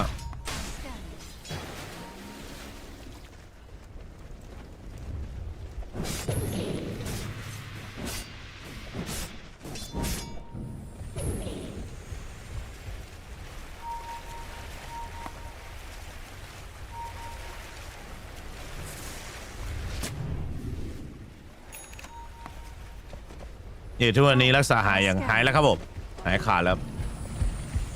คนแรกที่หายของโลกก็คือ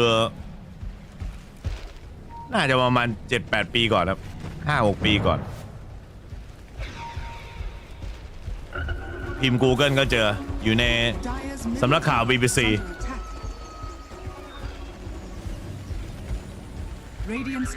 Big Black Cat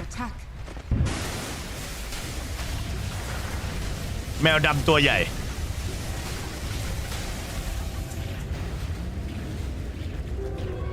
วินเกตลงล่าผมได้ชาร์จมาฟอลคอน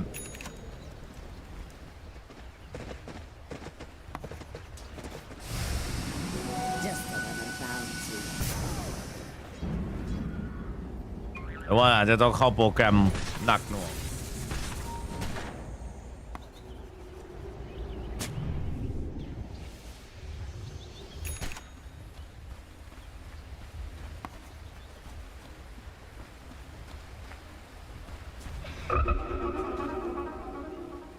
Dire's middle tower is under attack.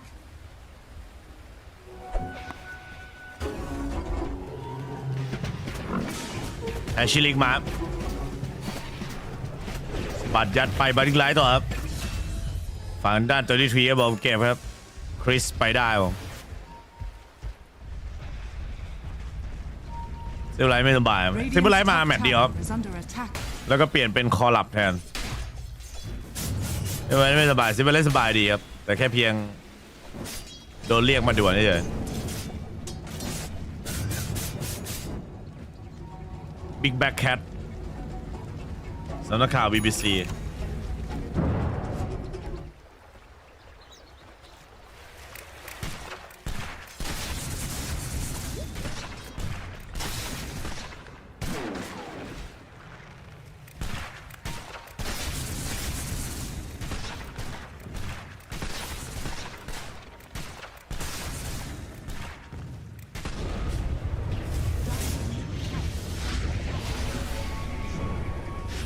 มาคอนเทนต์ลูน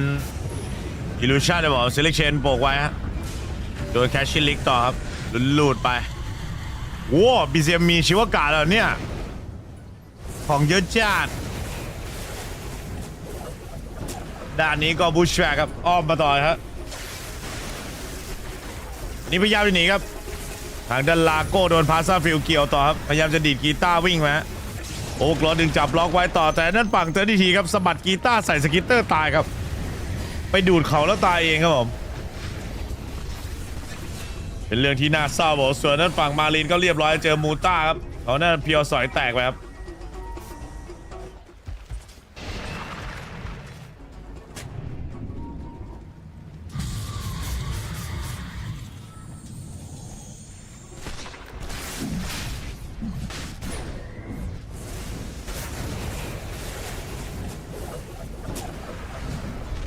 ลิมเนตวนมา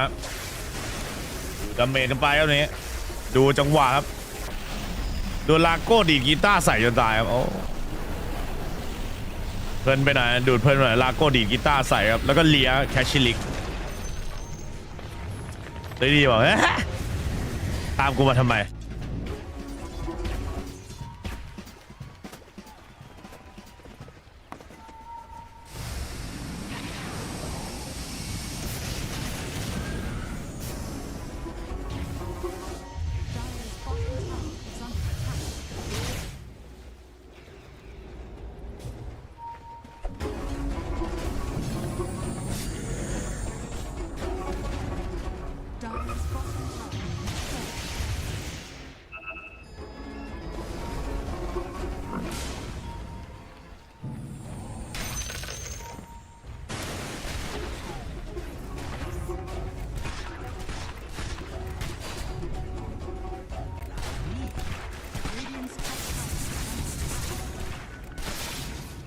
อันนี้มูต้าเป็น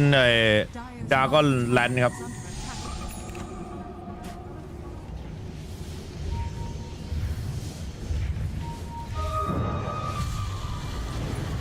เปิดมาชิวกาครับไล่รีเช็คไปบีเซียมถ้าไม่เจอใครผมบีบเกมเขาใส่ครับดูทรงจะมีเกม3หรือเปล่าครับตอนนี้อาจจะยังถึงแม้ว่าฮีโร่ของด้านฝั่งทีมฟอร์เขาจะดีกว่าแต่ไม่ได้เล่นช่วงหลังจบเลนเฟสครับหรือ20นาทีคอนโทรลเกมก็จะลำบากหน่อยเพราะตอนนี้ทางฝั่งไอตัวทันด้าถ้าแพ็คมาก็พาวเวอร์เยอะกว่าอย่างมากนะไอเต้มหัวด้านฝั่งเนี่ยอุ้ยสปีดเดอร์เหยียบมาใส่ครับเบนจะรอดบ่าเจอพาวเซว่าเบิดหมดไปครับเนี่ยแล้วใช้ไม่ลาเวทซะด้วยครับแบบเงาๆก็ตายไปเจอเพียสเวลยิงแตกหมดครับเพียสเวลแล้วฝั่งนี้ดูดาเมจมาลุยโลกล้านปีลุยคนเดียวสกิตเตอร์วิ่งยาวๆเจอเซลิเชนดักล็อกมาไม่ไหวครับ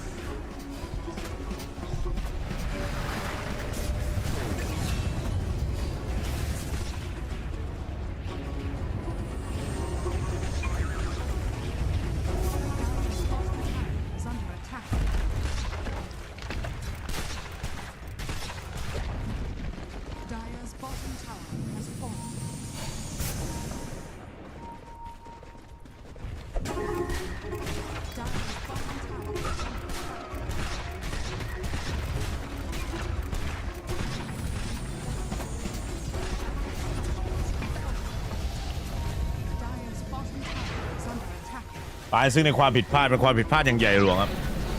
โดนปิดม้าแบบนี้ตายครับเดี๋ยวคอลลิ่งวางไปแล้วยิงฟรีครับซัดหนานเล่นสเนคคิงแล้วก็ครีนครับเพียสดับเวลซัดอีกแล้วดับเบิลคิวนั่นเพียวอะกูดามาคุ้มเลยครับได้ค่าตลอดเพียวเงินแป๊บเดียวเหวี่ยงไปเป็น 10K ครับผม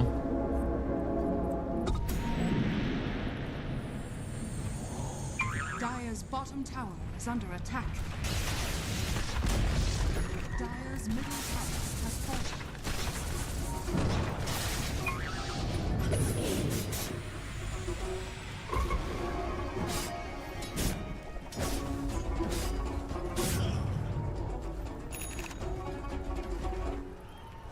ไอเทมของ BCM ขึ้นมาเป็นคาย่าซังเกะไล่ล่าของตัวปลอมก็ไม่พ้นครับวาร์ปกลับไปแล้วเรเซอร์เอาตัวปลอมพุชไปก็หายอย่างไวครับ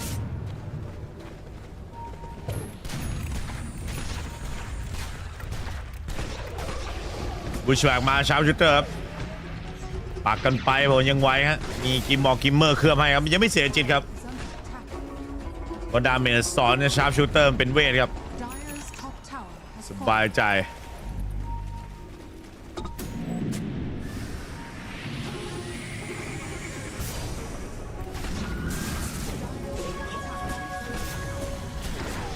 อิลูมิเนตเวฟไล่ครับยิงบ้านแล้วนี้27 นาทีครับเละตุ้มเปครับลาเวทเยี่ยมมาเต็มใบครับเสียได้เดจิโซมีมอชอบดูดเมจไล่ล่ามาต่อครับดูดเมจไล่ล่ามาต่อนี้ครับดูดเมจไล่ล่ามาไล่เรื่อยๆไล่เรื่อยจะไหวหรือเปล่าแล้วนั้นถอยออกไปนู่นครับชาร์ดาโดเอเบอร์สปีดครับส่วนนั้นเพียวการสกิตเตอร์ไปครับซอยเบอร์เพียวสปีดเดอร์เหยียบลงไปต่อเดชช็อตงัดเข้าหน้าใส่ด้านฝั่งมาลีเนี่ยนี่ก็คุยยังมาต่อชาร์ปชูเตอร์ผลักไปโยกลงไปได้ครับทางด้านของฝั่งเพียวชิวกาศเปิดมาไปเจอสเนคคิงครับเจอเดชช็อตแล้วก็เผาเลือดครับด้วยทางด้านชิวกาศแล้วก็เวสเซลดึงหน้าหลังครับลาโก้ฮิวให้จนมานาจะหมดแล้วสปีดเดอร์เหยียบมาสไลด์ดับเบิลไปครับเซนิงเชนเปิดผ่านไว้แล้วเข้ามาไม่มีลาเวทครับผมเข้ามาสะบัดที่ครับแล้วก็ตายคู่แล้วก็คอหลับกันมาลินจีคอครับนอนไวครับผมสำหรับฟอลคอนทำเวลากันสักหน่อยฮะเดี๋ยวซูลิงเดี๋ยวสลิงแตกโอ้ช้อปปิ้งด้วยฮะส่วนเมื่อเข้ามาท่านที่18ของรายนี้ครับใคร32ท่านนะจะปิดหลอดนะใครอยากจะสลิงแตกครับผมส่งเข้ามาได้ครับแมมเบอร์มัมโบไม่ไหวครับดับดีกว่าใช่ว่าจะได้ครับเพราะว่าตัวผู้เล่นไม่ครบครับผมแตกพ่ายไปแล้วทางด้านของฟอร์คอนครับแบบง่ายได้ขาดเอเทียบไปก็เหมือนขาดใจครับผมเมื่อเจอทีมฮะรุ่นใหญ่เหมือนกันนะไม่มีภาพเกม3ครับเพราะภาพไปแล้ว 2-0 ครับผมผิดนัดนะครับตรงนี้เขาชาวบ้านชาวช่องเขา 2-1 กันนะครับ2 คู่สุดท้ายนี่จัดให้แบบ 2-0 รัวๆหรือเปล่ามารอดูกันไปครับพอคู่ต่อไปยังมีอีกคู่หนึ่งนะครับคนดูอย่าเพิ่งหนีไปนอนครับเป็นออโรราเจอกับMOUZ e-sport ครับส่วนเกมนี้ก็สภาพการแพ็กเกมแหละครับสู้นั่นฝั่งทีมทันด้าไม่ได้ครับจังหวะนัดกันไม่ดีครับจังหวะสกิลช็อตก็ไม่ค่อยดีครับโดยเฉพาะวันนี้คริสนี่อาจจะเล่นยากบอกแต่ว่าก็ดรอปพอสมควรครับไม่สามารถคอนโทรลเกมอะไรได้เลยครับโฮดวิงของเขาส่วนตัวอื่นๆผมก็คิดว่านะเล่นกับเลอแชกไม่ค่อยดีเท่าไหร่นะครับดันตีก็ไม่ได้สิงกันมีลาเวทอะไรที่ดีอยู่แต่ก็ไม่ได้ทำอะไรได้มากไปกว่านั้นนะฮะก็พ่ายไปตรงนี้อุตส่าห์แบบต้นเกมประคองมาพอได้เล่นต่อได้ฮะแต่กลายเป็นว่านะครับฝั่งทางด้านตัวของทีมทันด้าบอกว่าเนี่ยฮะถ้าประคองจน30 ทีครับลาโก้มีฮะอากานิมเมื่อไหร่รู้เรื่องวันนั้นฮะ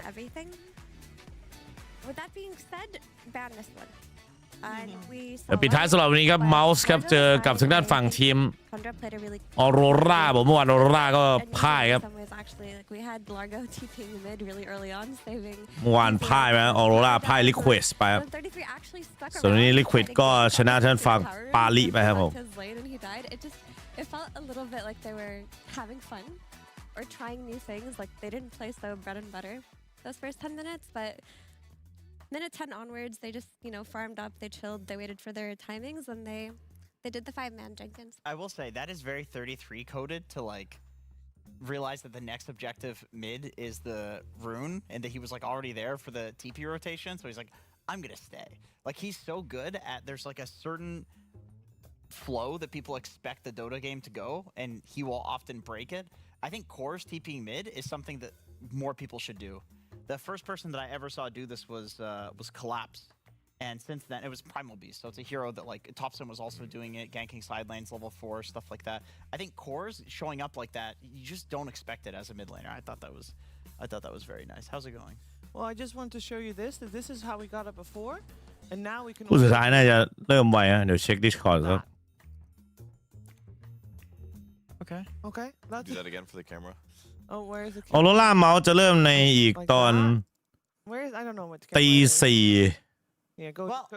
I'll see if somebody else. 59 นาทีครับผมเดี๋ยวติ่งไว้ตี 5 นะ This man's ตี 4 พอดีตี 3 59 นาทีก็คือตี 4 โดยสมบูรณ์ Hey, how are you doing? I'm good. How you doing? I'm very good. I need your honest opinion. Obviously, Tundra Falcons is one of the age-old combinations at this point. Would you say that this series, like, how close to full power did they feel like when you were playing against them? Yeah, I mean, I would like to say that we were just like so good and there's nothing they could have done, but to be honest, yeah, they feel pretty far from full power. So it's not quite the same kind of sweet victory that we had the first Blast win against them. So yeah. I mean, you're still doing very well in the group so far. How about playing versus a stand-in? Did you do some research into like his Grandmaster tier heroes and ban that out and change your drafting based on that, or did you just kind of go in the same as usual against Falcons? Yeah, you definitely adjust for a different player with different hero pool and different like strengths. I didn't personally, but from what it sounds like when we were talking about the strategy for the game, it sounded like he really likes Centaur, and it sounds like it's his best hero. So we kind of felt that it would be really contested between both him and Netta, as both like it a lot, and also because ST is being picked by them a lot, and Centaur's good against ST, so we knew that this hero would be really contested, and therefore we increased the value of it. For example, yeah. So you do adapt when it's a different player. Cool. How involved are you in that process? Like you said, it sounds like this. So you just like heard the boys while they were drafting. You're like, oh, they came up with this. Are you just like going out on your own and coming up with heroes and pubs? I remember this is how you used to be. You were like the experimental guy that would come up with new, fresh things. Is that how you still are? Yeah. So I'm not like that involved in like coming up with the draft or having the final say or anything. Of course, I contribute ideas and I have them and I'll speak with people, but that's kind of like in the late stages, I guess. Like when we're like starting the game, then we'll have a discussion. But in the first place, it's mainly Netta and Moon, I guess, doing the research and deciding what to do. And then yeah, for myself, yeah, I'd say I go through phases still, where I have like heroes I really love, and I tend to lean towards the ones that are a bit more interesting. Maybe they haven't been fully discovered yet. Maybe I feel like I can particularly shine on them and be ahead of the curve in this way. Obviously, the Kotal is going quite well right now, and there's actually 1 or 2 more heroes that I'm working on in scrims. Oh, nice. That I definitely feel ready to put out right now that I've not really shown so far. But just haven't seen the moment yet to pick them. But, yeah, I'm still kind of like that. I like to be ahead of the curve on these things. Cool. Good to hear. I mean, it's working for you. I wanted to ask about, I remember like ages ago in an interview, we asked you about picking your heroes, and you basically said like, I'm going to force my heroes in the draft no matter what until the enemy team either beats it or just bans it. Would you still describe yourself as that sort of player? If you find something good, you'll just play it over and over and over again until they ban it? I'm definitely less like that than I used to be. I would say up until about a year ago, I was the kind of player who had like, at any given time, I would have 3 heroes I'm completely obsessed with, and I would want to play these 3 heroes all the time and make sure I'm the best in the world at these 3 heroes, this kind of idea. Whereas now, I'd say I'm a bit more balanced. I tend to have like maybe 6, 7, 8 that I really like, and I'll kind of just go through these on what's the best hero for the game out of these. I feel like it's a nice balance of having a big enough hero pool for any situation, but also feeling like I have the expertise on these heroes by not spreading myself too thin. So yeah, I'm a bit more balanced now, I'd say, but I definitely still have heroes that I'm obsessed with and I really want to play every game, even to this day. Yeah, the Caudle seems like one of those. I'm curious, like, do you think the Caudle is a very strong hero? And maybe you don't have to answer it exactly, but I personally feel like the Caudle's a very strong hero. Other teams should pick it. But do you think it works because of the players that you have on your team? Like, for example, BZM, he loves playing Ember, he loves playing Tiny. Like, you guys have really good Caudle combos. Is this a team-specific thing for you guys, or is Caudle just generally really good right now? Bit hard to say because I'm not seeing anyone else look good with this hero or even want to play this hero that much, so I don't have a good sample size for it. All I can say is that I felt the hero is really strong right now, and it actually took me quite a lot of practice to feel confident with it, like to the point where I feel like I'm not griefing lanes and I'm having good timings and, you know, this kind of thing, and making it reach a reliable point where it's actually a really strong hero. There was definitely some grief scrims to start with, and the grief pubs as well. I think one grief official too in this tournament. But yeah, the sample size is small because no one else is playing this hero, but I think it's strong. I think there's a lot of layers to it in what makes it strong, and a lot of difficulties to overcome in making it reliable. Of course, BZM hero pool is part of that, laning's part of that, your items are part of that. There's a lot of things that make it a bit trickier than other heroes, I'd say, on +4. Like, you can't really go wrong if you pick Hoodwink Willow. You can go wrong if you pick Aurora. It's more complex in this way, but I believe in it a lot. And after the practice, I'm starting to make it work now. It's definitely working. I personally believe the Recall Caudle is literally the hardest hero in the game. There's so much grief potential with this hero. I actually hate Recall Caudle, to be honest. Even when it was really good, I wish they'd nerf it so I could stop playing it. Yes. It's so frustrating, the grief potential. Anyway, I have Big P over here with some questions for you. Hey, while we're on the Caudle topic, do you ever get value from his innate where you can't go below 75 mana? It's one of those things where if you're in a game, it's kind of hard to notice because you're just focused on other things. But there's definitely some moments where it comes into play. I'd say it's like mainly an early game, and particularly if I do a 3-1-1 skill build, then you have pretty bad mana management with that build, and then it actually comes into play a little bit. It's definitely not great, but sometimes, sometimes it does, depending on your skill build. Okay, great. And then I have one more question about Shadow Shaman. I've been enjoying watching you play the hero. It feels like you're getting a lot of value from the hero, moving around rapidly and anticipating where your opponents are going to be on the map. What kind of like a thought process goes into that? Maybe a bit different each game, but I try to just do what is good for my team's map based on what I think they want. Definitely, yeah, like lots of things go into it. You're trying to predict where enemies are going to be, where they're going to be able to be outnumbered, where they're weak, and at the same time, what benefits your team, what makes the map better for your team, which guys are actually killable for you, who on your team you need to be with you to make the kill happen. So it's kind of hard to answer. There's a lot of factors that go into it. You feel like there's certain types of players that are quite good at this type of hero. I'd say I'm one of them, and therefore it comes a bit more naturally to me. I also have a lot of games on this hero, so. Is it hard sometimes to get your teammates to come with you when you do land those disables? It can be sometimes, yeah, but in this kind of moment, I would just blame myself and say that I didn't call them early enough and didn't plan the play well enough, because if I called it really strongly with enough time in advance, then the guy's gonna come. It's only really I can only really blame myself if they don't come in that point. So if I think of it this way, then you don't blame your teammates so much, and you can make it better for the future.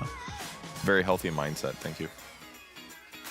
Hey Ari, I don't have a question, actually just a suggestion. I think you guys should order this from a place called Birds. It's in the city center. It's really good to go to get food there, but I'm assuming you guys are gamers, probably not leaving too much. It's great to Wolt Birds, and you can get the dumplings. They're extremely good. Okay, thanks for the recommendation. I'll try it. Okay, thank you so much, Ari. I appreciate talking to you all the time, and yeah, we'll see you again. Congratulations. Thank you. Bye. Bye-bye. Great Eastern European food. Amazing Georgian stuff. And they actually do really good tom yum. It's a bit of a fusion place. Got lots of different stuff. Very good. I think dumplings and tom yum are Eastern European food? Dumplings are Eastern European food, yes. Well, they call it pierogies, but it's similar. Yeah, or pelmeni. as well. But dumplings are very popular in a lot of places in the world. But tom yum is clearly not. But it's a fusion. It's a fusion. I just said dumplings because he's British. He doesn't know what a pelmeni is. That's fair. Or what a pierogi is.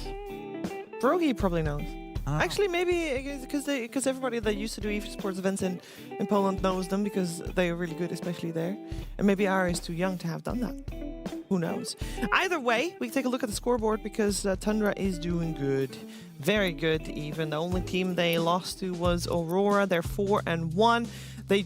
are now surpassing Aurora and being second place there. On the other side, Falcons drops to the bottom there, or not to the bottom, but like to the bottom half with a 2-3, and it's making it very unfortunate timing to be playing with a stand-in because they were doing very good,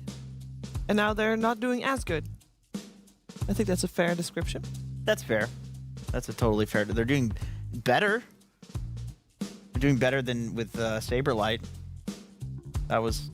a rough day. You're talking about Falcons, right? Yeah, they are. Yeah, that was a rough day. No shade on Saberlight. He's with the goat of all time. But no. They with Corrupted, they look pretty decent. Yeah. Tundra's just good. They are good, and I think Purge is going to highlight some points where Tundra were extra good. That's right. I slightly remember what they were there about 30 minutes ago, but I would love to take a look at them. Let's hop into the clip so I can remember exactly what I was highlighting. Yes, just how frustrating Largo is. Look at this chase down that happened. Skitter is unfortunately a chase carry, so if you're trying to kill a hero who excels in countering being chased while also giving yourself armor while your armor gets reduced, he's also far away from his ulti this whole time. He wasn't ulti proccing because he was just a little bit too far away. So he was basically just static linking the guy,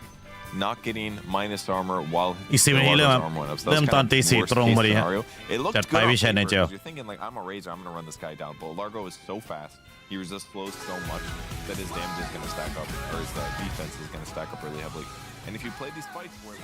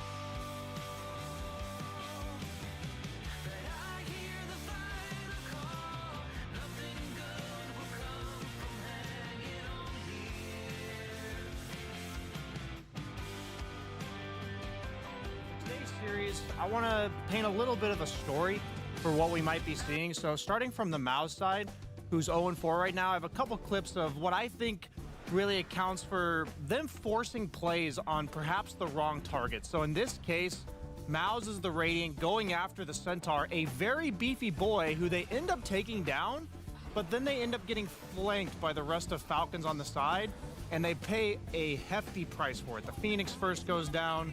then the DK, and also to finish him off, the Warlock will also die. So 3 for 1. And you're going to notice in the other game versus Falcons, this looks like a very similar story.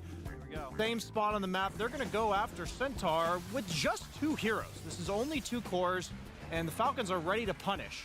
And that's what good teams are going to do. They're going to catch you off guard. They're going to be prepared for your plays. And if you don't bring enough numbers and perhaps go for a bit too tanky of a target, then it kind of looks like a forced play. So the reason why I think this is such a big deal is because Aurora has been absolutely fantastic at punishing teams for choosing the wrong target. And I have an example of them making one of the few real comebacks we've seen in this tournament where Aurora is going to be going high ground into Party Vision. Notice how they're down by 9,000 gold right now. And this Timbersaw with the Crimson Guard, he's baiting, right? And Party Vision, they're going to take it. They could jump in and instantly Nightfall and the rest of the squad blows the Mars up. 2 shots the supports from the Spin as well. And yeah, Fatal Bonds is brutal. And they're just going to chase down the rest of them. Like absolute full punish. Turns into a buyback from the Mars. Effectively 4 kills, and they're not done. This Puck, who's quite usually slippery, is going to get caught by this Void Spirit Ags into Remnant. And that's effectively a team wipe off of just 1 bad target selection on the side of Parvision, and that's what Aurora did to them there. And so after watching MOUZ back, seeing them force a few plays on a bit too tanky of targets, that's what I'm going to be looking out for in today's series. Can MOUZ play a little bit cleaner, be a bit better with their target selection? And if not, Aurora will certainly punish them for it.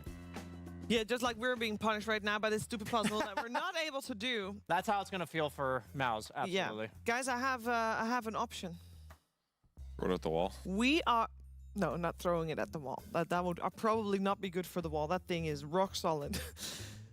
We have the option to concede and to just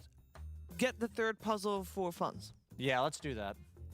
I mean, I want to be able to play with, like, I want to have 2 puzzles at once, you know? We can continue fidgeting, but we can only get the 3rd puzzle if we concede the challenge to Morning Crew. We accept it. Wait. Okay, it's not about losing to Morning Crew. No. It's about losing to this fucking thing. I don't want this thing to beat us. We would lose to both. Yeah, but I don't want that to beat us. Oh, yeah. Well, you want to make sure... I'm not pointing at Kevin. I'm pointing at the puzzle. But you can continue doing the puzzle while also doing another puzzle. Yeah, but it's like it defeated us and made us give up on the challenge. That's how it feels. Like this little thing. Surely we can sort this thing out and move on to the next one. It's like getting stuck on a level in a video game. Kevin? Are you in the zone? I don't want to quit the game. I don't want to play on like free play mode. Put it back to like the... He's in flow state right now. Likes it. Okay. Do you see how I can do it? You can do this cool thing. This is the challenge right now. Hey! It goes like here. We got points taken away from us. For what? This is an old one. Is it? We are at 11. What do we get the other 2 points for? Yesterday. Well, the yesterday's challenge gave 2 points. Oh. Anyways, this is what they're trying to erase that from history. Yeah. Ooh, you know who would really like 2 points, MOUZ? Because they have not gotten a single point right now, and that just because they're 0-4, and it straight up means that if they lose this upcoming series, which let's be real, it's a little bit of a David versus Goliath situation right here, but if they lose the series, they are eliminated. Now, winning is still very important because getting higher up still gives you more APT, and you want the points, and you know, that's a lot to play for still too, but obviously you want to go further here. You want to prove that you can do it. And we're going to see. I mean, MOUZ has gotten a lot of losses in the last few days. And obviously with that, a lot of lessons. And with that, hopefully they learned a lot, as we will soon see if they can put those lessons into action. Do you think they can? You went for it. You thought MOUZ could do it. You believed in them. Fever, I've been lost maxing this entire tournament, so I put MOUZ because I think Aurora will crush them. I believe that... Brian, that was an excellent segment. I would say that in general right now, in the patch, over chasing is like one of the worst things that you can do, and that playing with your team is one of the best things that you can do. And the reason for it is because the support items are very impactful. There's Greaves, there's Pipe, there's Pavis, Crimson Guard. There's all of these items that are way more effective when you are around your team. And they all have low cooldowns. A lot of the supports have low cooldowns, so staying near your supports and allowing them to get multiple rounds of spells off has a lot more value on this patch than in previous patches. So to me, it honestly just looks like... 10 seconds. I don't know if I would say MOUZ was a team that was like winning team fights by doing this, and like this was the advantage they were getting. To me, MOUZ is a team that has always played really fast, but in terms of being like a positional, like nobody steps out of position team, I don't know if they were ever that team. Yeah, even it's just when that they now did they're well. getting now they're getting punished for that, and this is a learning experience for them going forward, not just in this tournament, but going forward as well, because a patch like this will come up again. It always does. Yeah, I think what we're praising Aurora for is exactly the thing that Brian is describing. Obviously, he highlighted in his clips as well, but that is the thing that seems like Aurora is doing it better than almost everybody here. It's why they have such a stellar result. They are always in the right place to back each other up when needed, Purge. I feel like that is just is their superpower right now. Yeah, their team fighting is incredibly good. It's frankly amazing how good they are, especially when playing behind. They've had a lot of matches where they looks like they're about to get 2-0, for example. They come back, they win game 2. Game 3 ends up being close usually, but they pull it out in ultra late game scenarios. Lorenov's performances have been super fantastic. He's definitely impressing me a lot this tournament, so there's a lot for MOUZ to swing at this game and this series. I like this matchup for Aurora as well. I feel like I've seen Shadow Fiend beat Razor multiple times now, where by the time you get Hurricane Pike and a couple damage items, you will outcarry this guy, especially once BKB is gone, and you have the minus armor going against the guy, because Razor's agility is not great, so it feels like you farm weaker and more slowly. You're not going to be able to stay on top of the hero, and at some point you might even get Shadow Fiend ulted, so you're just going to do less damage. I mean, your advantage may be like BKB timing. You're definitely stronger then, but 20 minutes later, it's not even close. Even then, like an SF just clicking you with his BKB is sometimes enough to kill a Razor. Like Razor hates playing into burst, but it's Crystallis, so that's why he took Razor if he can get Razor. What I find interesting is Aurora just picked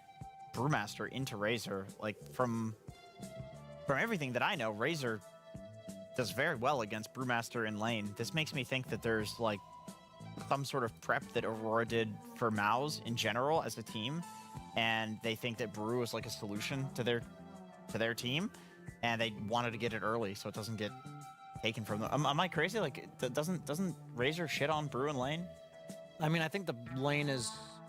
going to be rather inconsequential because you're going to probably drag it with a melee hero, and if they don't have a dispel for the Razor, then you might be able to like kind of ward off his aggression. You're going to drag it anyway because you're against Razor. Yeah, and then I'm thinking in fights, like you're not like an easy link target. You can just toss him up in the air. His Eye of the Storm's not that great against your Brewlings and stuff. So, yeah, I think it's like this idea that it really benefits your clump, basically, and it kind of lets you overrun the Razor. Sure. One of the few heroes that can actually stand next to him and not just... Which should it should hypothetically be very good against MOUZ as a team. Like the ultimate team fighter. Yeah, and Razor also at no point in the game represents burst, so you can probably let him static link you and... Get split off. Yeah, then split later. Or even if you split early and he links one of your Brewlings, which I assume you can do. I think you'd maybe be able not. to. I just don't. I just wouldn't care as a Brew person, because I'm like, I'm still doing damage to you. My Fire Panda is doing Aura. There's flexibility in builds. Some players do really like playing this hero right now. So I think if it's fine, it covers some of Shadow Fiend's team fight gaps. I'm curious to watch the lane because I know that you can have one concept of matchup and then a few patches happens and it's just not the same. Like they literally changed Brew's Cinder Brew to be entirely different. They changed the proccing of his passive to be entirely different. So maybe this is just WS saying like, yeah, this hero actually shits on Razor now. There's a potential there as well. So it'll be a learning experience for me to watch this one. Okay, they sniped the Phoenix from Ol Kaori. That means Warlock will be the pick. Hero's not in the pool. Gives them some good team fight that they definitely needed. They needed something to follow up with the next stun initiation. But I'm still a little bit worried how few disables they have, I guess. If they want to deal with the Brewmaster, just doesn't look very easy for me from MOUZ's side, but maybe they can figure it out later. They do pick the Warlock as expected. I mean, you really don't need more than 3 heroes. To do what? To be a professional player. If you can play 3 heroes, like the best. Well, I mean, Ari just answered that. He said, I used to do that, but now he's like, I want to diversify. 6 or 7, yeah. But Kaori is 3 and it's like working out like a dream. He's less proven, though, I feel like. The people are still not used to banning his heroes. And to be fair, his heroes are not, other than Jakiro, commonly banned, and they're not commonly overpowered in people's hands. So yeah, maybe that. I wonder if Aurora they could มาเดี๋ยวต่อคนสุดท้ายครับของค่ำคืนนี้ฮะไม่รู้จบกี่โมงครับเกมแรกก็มาแล้วตี 5ตี 4ไหวไหมก็ดูถ้าไหวก็ซัพพอร์ตกันหน่อยนะครับโดเนชั่นกันได้บอกซัพพอร์ตก็ได้ครับผู้ใหญ่ใจดีทุกคนนะผู้ใหญ่ใจดีไปนอนหมดแล้วเหลือวัยรุ่นอย่างนี้เปิดบลูมาสเตอร์มาแล้วออโรราผมให้ทางด้านฝั่งตัวพี่พรเล่นเนี่ยก็เล่นบิลมาสเตอร์ได้เดือนเหมือนกันฮีโร่พยายามเฟกดึงดาวไปอารมณ์ประมาณว่าเลเซอร์ได้เข้ามาก็ไซโคนปั่นทิ้งฮะให้เสียเวลาเล่นให้เสียทามมิ่งอันติไปครับประมาณนั้น Eye of the Storm ส่วนอีกแอสซินก็มาเป็นโพสต์ 4นะครับยึดมั่นในความเดือดดาลฟินิกโพสต์ 5เลเซอร์ไม่รู้ออฟเลนหรือแครี่ครับส่วนด้านฝั่งออโรราก็แน่นอนไลออนนะโพสต์ 4วอลล็อกโพสต์ 5แล้วก็ออฟเลนบิลมาสเตอร์แครี่อาจจะเป็นทางด้านฝั่งชาร์โดฟินด้านนั้นก็กดเซนทอร์ส่วนครับถ้าจะเจอกับชาร์โดฟินครับเซนทอร์มาเป็นออฟเลนเลเซอร์แครี่ครับเหลือจะเป็นมิดเลนเนอร์ฮีโร่ดึงฟาร์มอยู่พอสมควรนะทั้ง2ทีมครับแต่ว่าน่าจะเล่นทามมิ่งเทมโปเดิมครับก็คือดึงช้านิดหน่อยครับนะฮะเราค่อยแพ็กกันทีจนช่วง15 นาทีครับในกรณีที่แบบตีเลนเฟดอะไรแบบไม่ได้มีอะไรกระเตื้องขึ้นมาตอนนี้ก็น่าจะเหลือแค่มิดเลนครับของทั้งคู่นะคิดว่านะเด่นตอนนี้ก็ฮัสก้าโดนแบนแล้วซัพพอร์ตเชนบีสมาร์เตอร์อินโวเกอร์ก็ไปเลยอินโวเกอร์นั้นต้องแบนเนี่ยแล้วของดีแล้วก็แบนไรเดอร์ไปบีสมาร์เตอร์ไปส่วนเมาส์ก็แบนนะครับด้านฝั่งชาโดดีมอนลาโก้ครับไวเปอร์มาก็ทางฝั่งตัวของจากคิโลซ่าผมแต่เขามองว่ารอนอฟเนี่ยน่าจะเล่นชาโดฟีนมิดนะฮะถ้าจะชาโดฟีนมิดถ้ามองไปเป็นแครี่ก็เหลือคิงนะตอนนี้ก็แบนทางด้านฝั่งไอตัวซ่าบอดอนไปแล้วซ่าก็ดีครับเจอกับเซนทอร์แต่โดนแบนนะก็จะมีเทมพลาครับวีเวอร์อยู่นะที่น่าเล่นน่าหลุดหรือจะเล่นมิลเลนเจอร์ตัวระยำไก่จริงๆวีเวอร์คลิงเนี่ยฮะสกอร์ขึ้นมากครับแล้วก็มิดเลนน่าจะเหลือปักไหมถ้าเป็นเลเซอร์แครี่มีปักมีควีนมีสตอร์มนะครับส่วนออโรราก็ยังไม่แน่ชัดนะว่าชาโดว์ฟีนเป็นไอ้นี้หรือเปล่าเห็นหรือเปล่าแบนเลอร์แชกกับมิดวันไหมฮะมิดวันก็อาจจะเล่นควีนหรือสตอร์มแทนซะเองโอ้ดากอนไนท์ขึ้นมาเลเซอร์มิดหรือเปล่าเนี่ยน่าจะดากอนไนท์แครี่แล้วเลเซอร์มิดหรือเปล่ารอเฟกดูครับแต่ก็อาจจะทำให้พลังเพิ่มขึ้นเยอะพอสมควรนะดาบพลังของด้านฝั่งออโรราเวลายังเหลือครับอยากดูมาพี่หมาข้าวมาส่งไปแวบไปเอาข้าวจะดูดาบสุดท้ายก็จะวิเคราะห์ให้ก็ไม่ได้แป๊บหนึ่งนะแกมาส่งข้าวเขารอนะ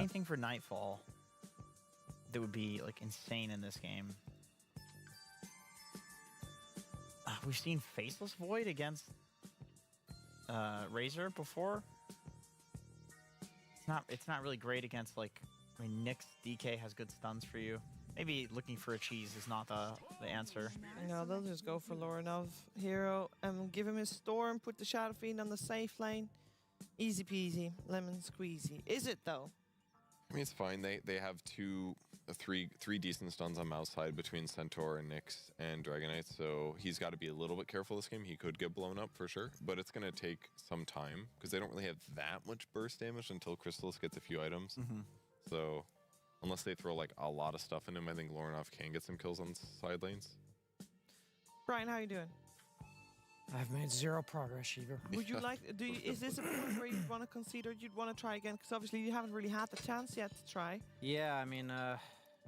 I feel like I want to give it at least one game. Okay. We will ตัวอะไรสุดท้ายเมื่อกี้ Not yet. It's all on Brian now. เอาเนี่ยย้อนดูสตรีมอะ Carrying the torch. I'll never live that down. ได้ตัวอะไรตัวสุดท้ายมา during an Arkosh match. That was like his motivational speech to us after we got. And we won the series. I'm every time amazed that that voice line comes out so fast. ตัวอะไรตัวสุดท้ายเมื่อกี้ Anybody mentioned Arkosh? For some reason, it's on speed dial. It's just ready. Is MOUZ ready? Because we did say it was a little bit of a David versus Goliath. Maybe in this case, maybe Cat and MOUZ. Hello. Ready? หายไปไหนวะหลับกันหมด Thank you. I think not a bird. I think both teams kind of got what they wanted. I don't know. Like I look at both drafts and I'm like, okay, mid lane's probably a wash. Both teams have like a slightly favored safe lane, which I think is very common on this patch, and then they have a lot of their signature heroes. So it's a balanced game, which I suppose is better for the team that is just Storm ตัวสุดท้าย just Aurora. I feel like I have more faith in Shadow Storm รอนอฟ goes on. So if it goes even and then goes into ultra late game, I thinkฮีโร่แอบสูสีนะ strongest. That's one upside. เพราะว่าอย่างทางด้านฝั่ง WS ก็ต้องฟาร์มครับมาสเตอร์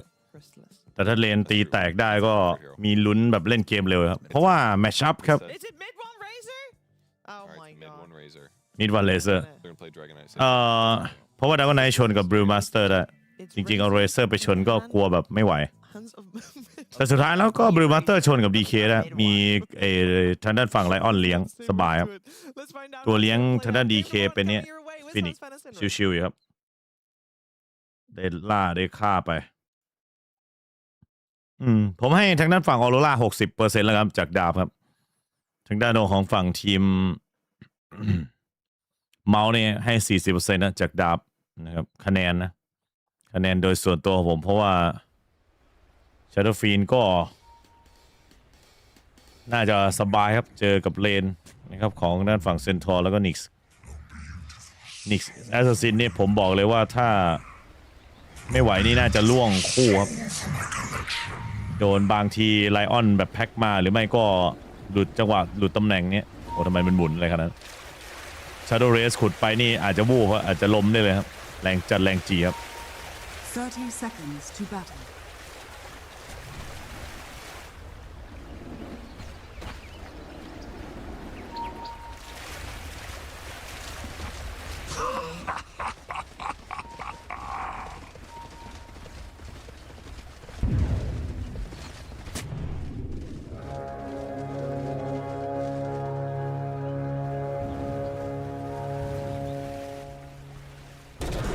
Begins. เปิดมาสไปครับเข้ามาอย่าลืมกดไลค์ครับหรือว่าถ้าดูอยู่ซัพพอร์ตกันได้นะครับคนดูเราเทลเปิดมาซัดมิราหนีพ้นหรือเปล่าโยกซ้ายขวาด้านฝั่งมิราตายครับเรียบร้อยสังเวยให้กับมิดวันเฟิร์สบัตเข้าเลนแบบนี้จีจ้าเลยครับเมาอีสปอร์ตหลับกันหมดโอเคฝันดีครับทุกคน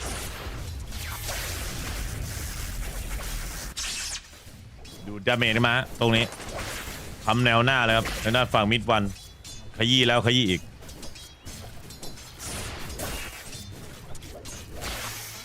เจอกันพรุ่งนี้ครับคนดูฝันดีราตรีสวัสดิ์ครับถ้าทุกคนหลับไปแล้วเราก็จะลาจากทุกคนไปนะครับผมไว้เจอกันใหม่ในไลน์หน้าครับผมสวัสดีครับขอปิดสตรีมก่อนนะครับบ๊ายบายครับคนดูนอนหมดแล้ว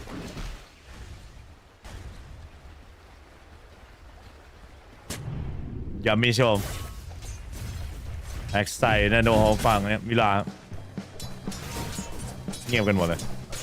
หลับจริงหลับจังยังอยู่อ่ะอ๋อยังอยู่เกณฑ์หลังอะไรกันขนาดนั้นเพิ่งตี 4เองโดนลงไปครับทางด้านฝั่งนี้กดหน้าเดสใส่บรูมอะ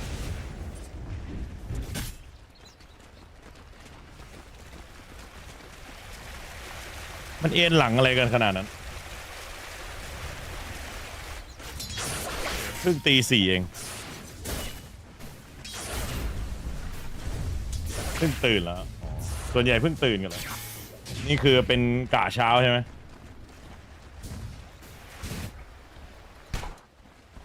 ยาเทต้มจืดต้ม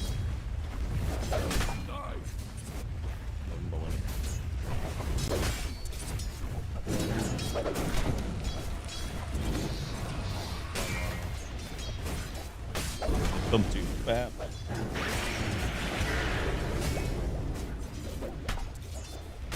ซิมดี้ซาตินเอาไม่ได้เพิ่งตื่นยังไม่ได้นอนเหรอใช่เหรอนี่ผู้ใหญ่ใจดีซับให้หน่อยมั้ยซ้าย2เมมเบอร์ปิดหลอดหยิบเพลมาข้อหน้าใส่มิราไปฮะยังคอนโทรลเลนดีฮะเอาท่านฝั่งไลออนมาช่วยชาร์ดฟีนะครับแล้วก็เอาทางด้านฝั่งวอลล็อกครับไปช่วยบริวมาสเตอร์ครับจัดเลนดีเหมือนกันนะเนี่ยทางด้านฝั่งออโรราเพราะกลัวว่าทางด้านบริวมาสเตอร์เนี่ยจะไม่มีคนคอยฮิลให้ครับเพราะตัวมันตีแรงอยู่เหมือนกันซัดได้สวนได้สบายคีบน้อยครับทางด้านฝั่ง DK แล้วก็เซนทัวครับด้านยามิสก็จะเปลี่ยนเป็นลากคีครับเรสกุลมาครับตรงนี้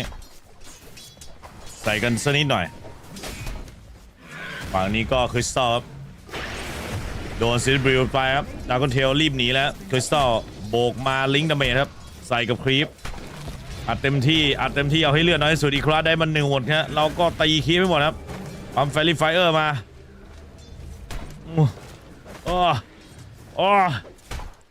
ตายเจอลิงก์ดาเมจหนักครับ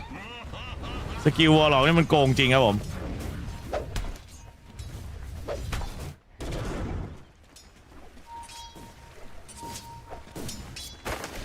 งอนละปิดกล้องดีกว่าไม่มีคนซัพพอร์ตเลยเศร้านั่งพากเงียบๆเหงาๆร้องไห้ไปพากไป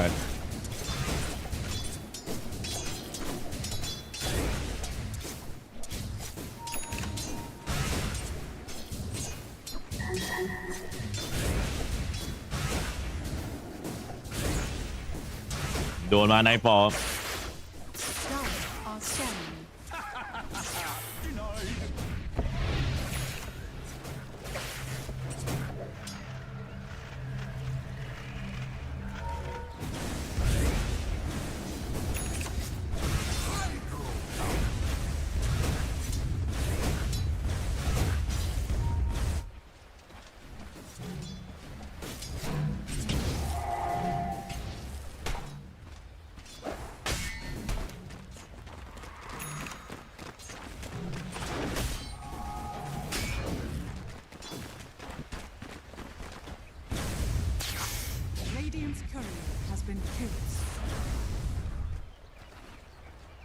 เกลียตายไม่ล้างของตรึมนะยามิชก็มาตัดได้ครับ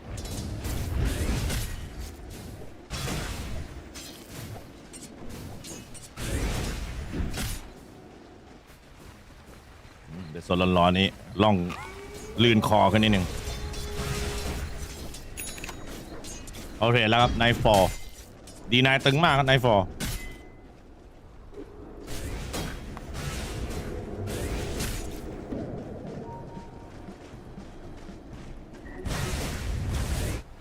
แพ้ลิควิดไปเมื่อวานไม่เสียขวัญเท่าไหร่ครับชิวๆนะครับ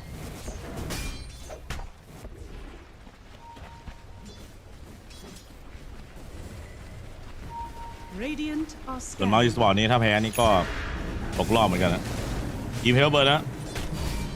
สันเลเปิดไว้เซเลริกดาโนของฝั่ง WS ครับตายแน่นอนครับมากันซะเยอะเลยครับมากัน3ครับผมโยกมาช่วยครับทางด้านฝั่งยามิชได้มันเป็น2-1กับเมาแต่เงินออโรราก็นำอยู่นะเงินตัวคอยังหาเงินได้เยอะอยู่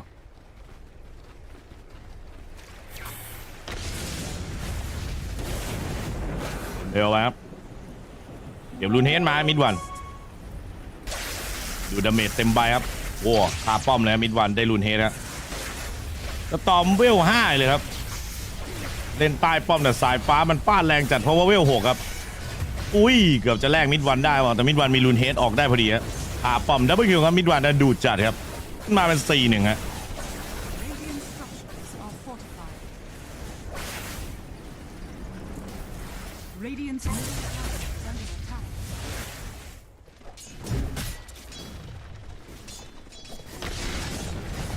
ปิดสบายมาชาโดเรสครับ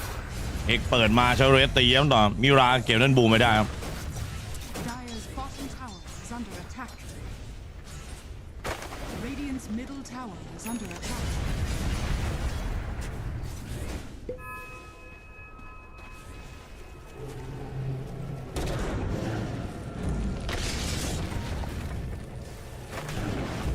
เดี๋ยวสตันครับผ่านมาปิวไปกล่าวว่ามิดวันเก็บนั้นมิลาไปได้ครับเรียบร้อยมิดวันซัดมิราลงต่อครับ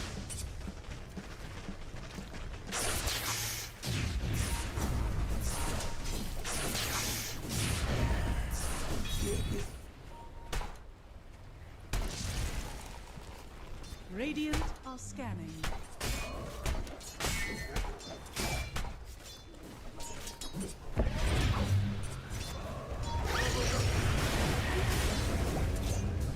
ขาป้อมนะครับเหมือนกันนะครับ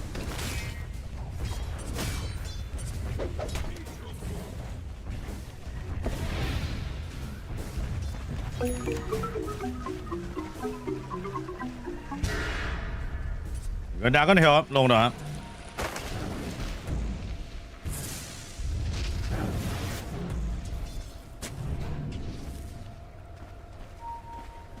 Dire's top tower is under attack.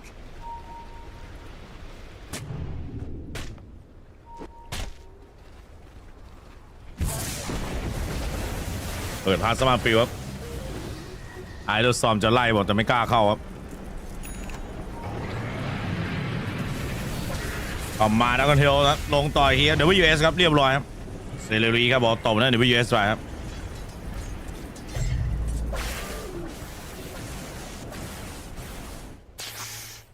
บีบฆ่ารัวๆนี้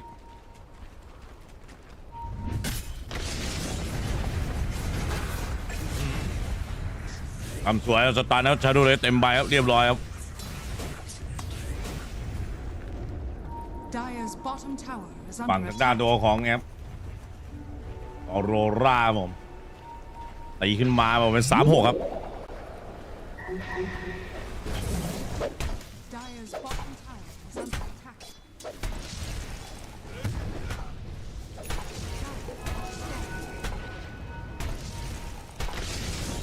สไปไม่โดนครับพลาดไปนิดนึงครับเอ็กบายวันนี้ครับบอลเลนิ่งเปิดมาใส่เซรีครับเปิดซุปเปอร์โนวามากดก่อนน้ำช็อตครับตีไข่ก็เลย2 ทีครับเรียบร้อยดีครับไม่สนใจครับยาเมนก็เข้ามาแถมไม่รอดครับ5-6ครับดาเมจไม่พอครับก็จะทำอะไรไม่ได้ครับ Dire's top tower is under attack. Dire's structures are fortified.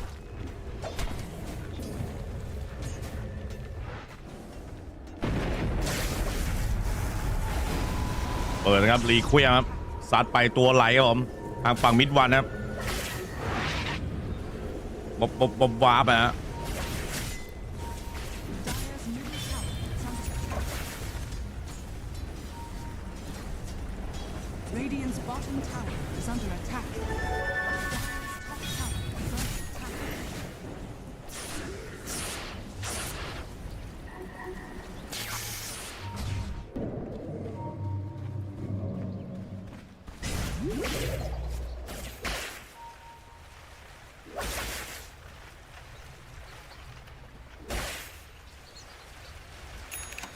Dire's top tower is under attack.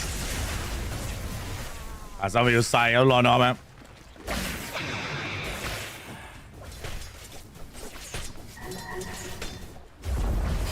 Dire's top tower has fallen.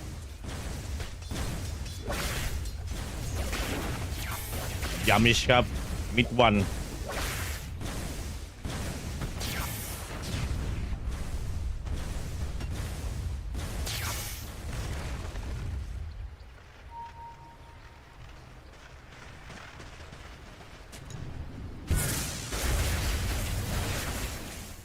มิลาขึ้นเป็นบิงครับได้บิงครับไลออนครับบิงโบกไว้ดอก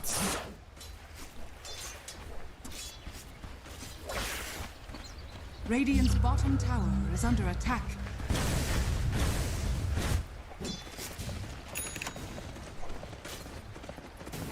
เ และทางฝั่งโกของดากอนไนท์ก็เป็นเบอร์เซิร์กแล้วตีเร็วนะฮะ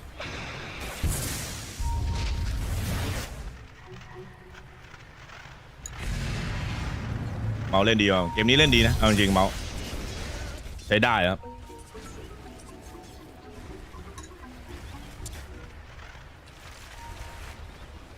อาร์มิ่งเดียวกันกับออโรราครับรอแพ็กกันแต่ระหว่างฟาร์มอะไรก็มีแก๊งบ้างอะไรบ้างครับเวเดต้าครับนี่ก็ซินครับเล่นในเซนที่ของตัวเองเดี๋ยวเข้าไปช้อนครับไลออนนี่ยืนติดทางด้านฝั่งทาวเวอร์ครับ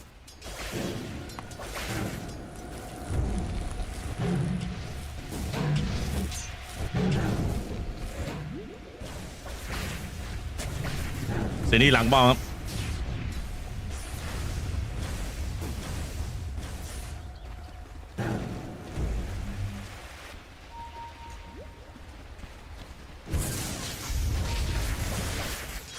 ตอนน้องผมโดนดูดาเมจนะครับวอร์เทกันไปโกเลมมาครับเรียบร้อยละลายแล้วมิดวันครับเจอทางด้านฝั่งสตอมดึงปุ๊บโกเลมปั๊บหายไปเลยฮะ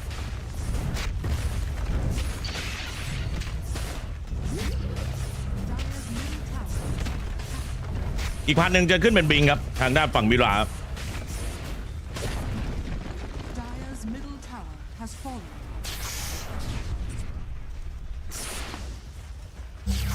อุบัติการการไล่พ่ายครับ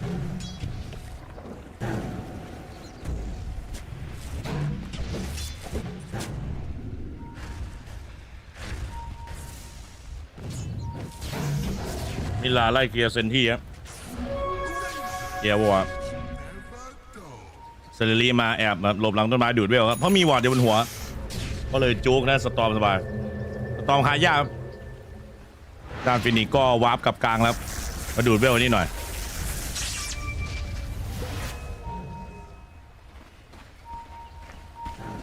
Radiant are scanning.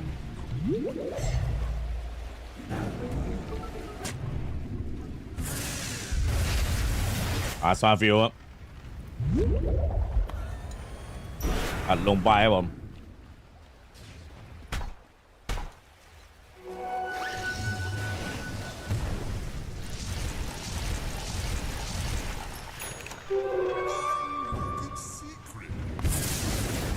ผ่านมาฟิลครับยิมเพลซัดลงต่อครับปุ๊บยับไปใส่หนักเทาลีครับเรียบร้อยครับ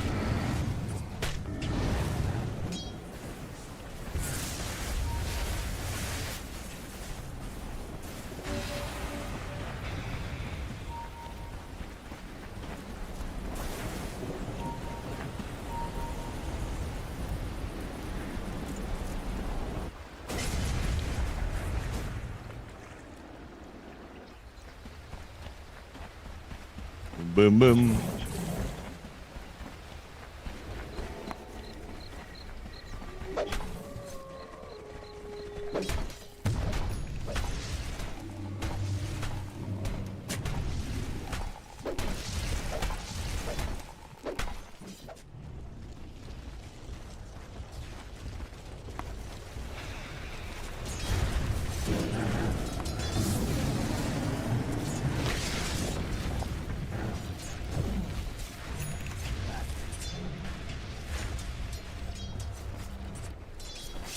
ไหลกลางครับ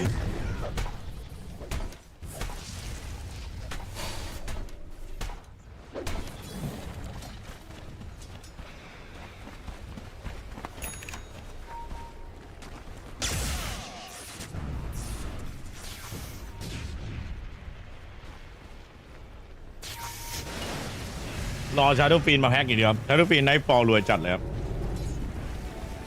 สภาพถ้ายังทำอะไรต่ออย่างนี้ไม่ได้ชาร์ดฟีนน่าจะโบกตายทุกตัวใส่หนักที่เซเลรีโอสตันสวยครับดานโดของนี้ก็ฟิงเกอร์ฉีดเซเลรีไปครับนี่ล่ะต่อขโมยเดือดจัดครับบ่อน้ำก็มาแทงทุกวันครับบอลลิงเปิดใส่ยามิดต่อสตันไปแล้วก็หนีครับทำการปั๊มกระบอกถ้าสติ๊กไปได้แล้วก็ถอยครับแล้วก็ยังมีรอนอฟตามปั๊มอยู่เรียบร้อยครับยามิด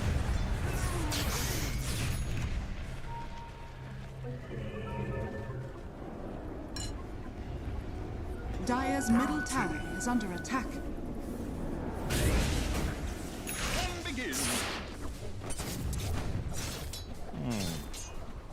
อ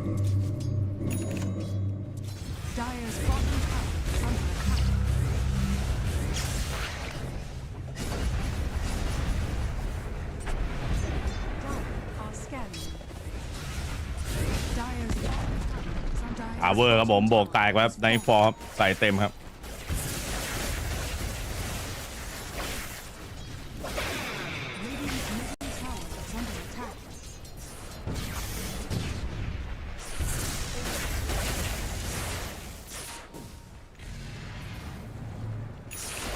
เดินมาวนไปให้ผ่านครับบอลลิงปาดไปปาดกลับก่อนครับลำนั้นปั๊มมาต่ออิมเพลครับจะสวนเจอสไปจากไลออนนะอิมเพลขาดไว้ไม่หนีครับทางด้านฝั่งมิลาตายครับแล้วต้องการถอยมาก่อนนะการมาปิวรั่วผมด้านของฝั่งรอน้องก็ถอยครับโบกใส่ด้านฝั่งมิดวานนะมิดวานถอยเหมือนกันนะ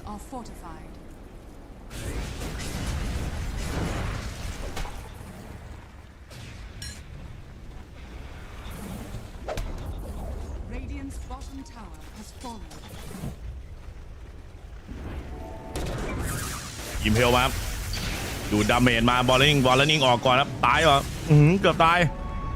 มีฮิวให้จากนั้นบอลหลังเลิกรีเวียมต้อนรับเป็นอย่างดีครับแปะลงไปที่นั่นฝั่งมิดวันตายครับรอนน้องมันฮิวจริงๆครับโอ้โห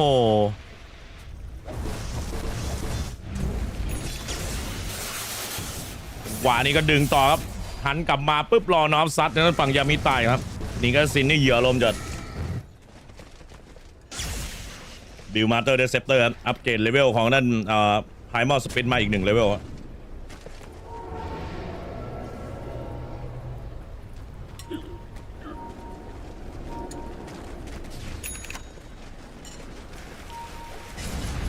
ลูเลสตันไปครับแสนบุ่มสไปมาเบอร์เซิร์ฟตีครับ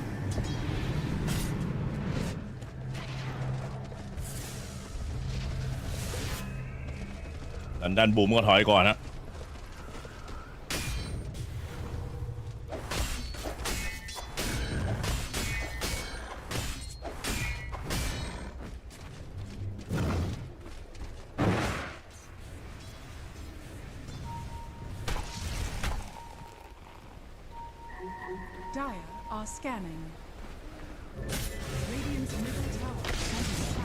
อันลุ่มมังกาครับเอกเปิดมาทันทีครับดาวคอนเทลซัดต่อจะสต็อปหรือเปล่าครับโบกยับไปครับทางด้านฝั่งคริสตัลครับจัดการมิราเรียบร้อยครับ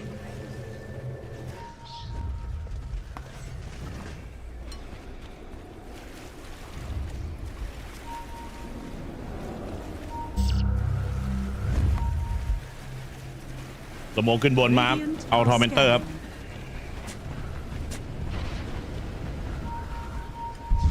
โอกาสหนึ่งเดียวครับที่จะทวงคืนครับทางด้านฝั่งเมาตอนที่1ครับแล้วก็มีกิ้งหลบสตันของด้านดาวคนไหนด้วยครับผิวเลยครับรอนอบตามมีดพยายามพาเพื่อนหนีครับเจอไซโคนดิสเบิลครับอิมเฮลมา2ครับด้านนี้ก็เดินโบกใส่ด้านฝั่งบูมมาบูมพยายามหนีครับมีเครื่องกันฟิสิคอลบอลลิงปาดกลางโดงเลยครับแล้วก็โกเลมซัดลูกต่อรีควียมเปิดไปตบถึงหน้าโดของฝั่งมิดวันก่อนมิดวันดูดดาเมจแล้วยังไงโยกหลบออกไม่ได้ครับคืนสัญญาณแบกอยู่เหมือนกันเนี่ยบล็อกกระสุนได้เยอะครับแล้วไข่ฟินิกจะระเบิดลึกแตกเรียบร้อยบอกเจอครับทางด้านฝั่งไลออนทางฝั่งนี้ต่อยครับต่อช่วยไว้ได้ครับดับเบิลเอทมาผมเรนส์กุดไปกันไนท์ฟอร์เบอร์เซิร์กปิดต่อย1ทีครับโบหน้าไปใส่นั่นบูมครับทางด้านเซนทอร์วอลเลอร์เรียบร้อยครับ WS ครับวิ่งเข้าตีเราเซนเดอร์บริวครับวางลงไปวอลเทคดึงไว้ปั๊มแลมแนนใส่คริสตัลไม่รอดครับมีวาร์ปลงมาหนิงแอสซินทันหรือเปล่าอิมเพลมาผมแล้วก็ทำการเวเนต้าสอยไปครับยามิดได้เงินมา609โกยามิดแล้วก็ถอยฮะยังถือได้ว่ามือไวฮะ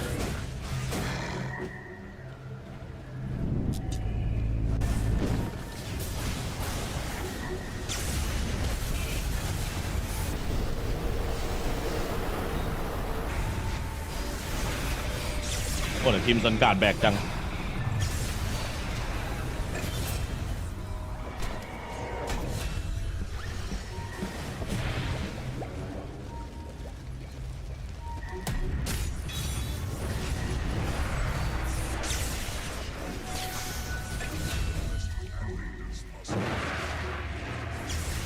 บูมบอกถอดใจครับตาลอยครับ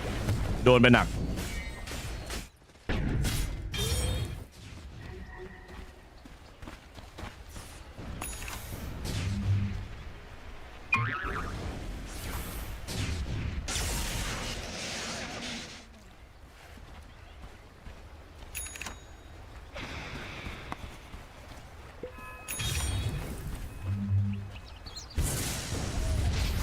อาซาฟิลเช็คไปนิดนึงฮะ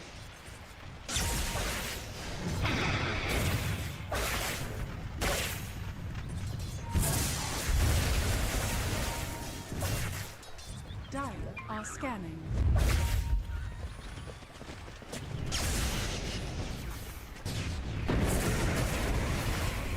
เปิดมาซอทุบไปครับบูมจากการมิลาครับลีคุยเปิดได้ดอกมิดวันครับตบด้านเขาเลยครับสันเลเปิดมาเอาได้ซัพพอร์ตแล้วซองแบบนี้สวยหรูครับทีมเมาส์วอร์เทคดึงดีเคไฮมอนสมิธโหลดมาดีไลออนสตันสองครับร่วมสวยครับ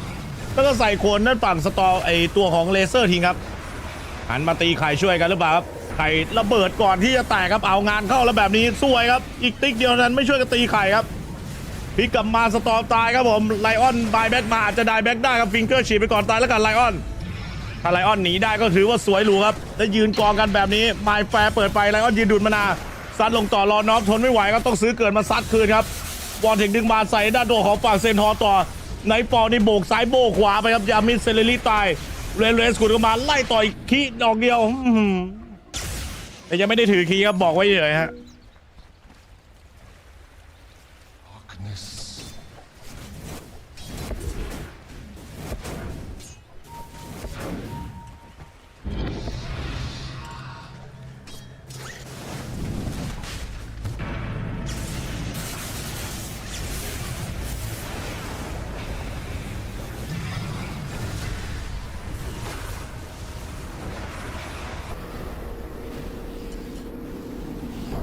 กระสุนสุดท้ายเกือบครับไข่แตกครับนิดเดียวเท่านั้น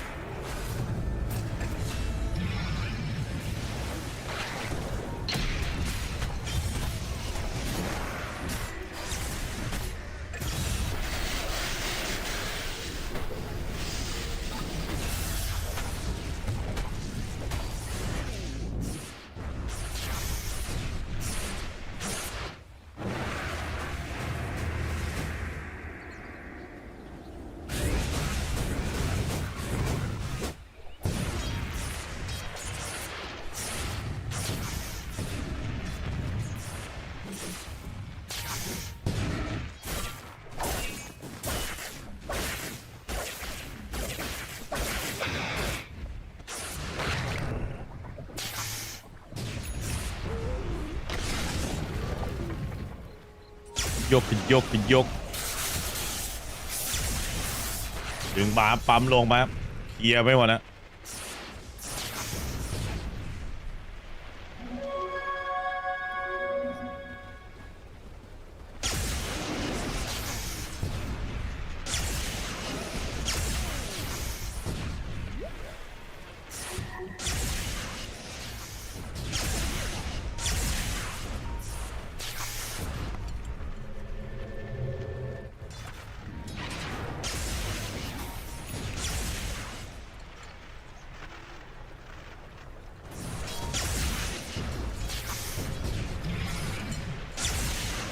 กำลังขึ้นไปลิงแค่ครับ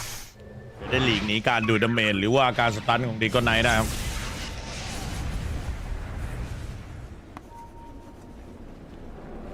ชุ่มก่อมาผมกินข้าวเสร็จแล้ว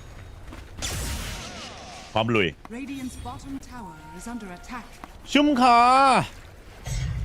อุ้ยตี 5แล้วเหรอเนี่ยยังไม่เช้าเลยมาได้เลยยังไหวครับ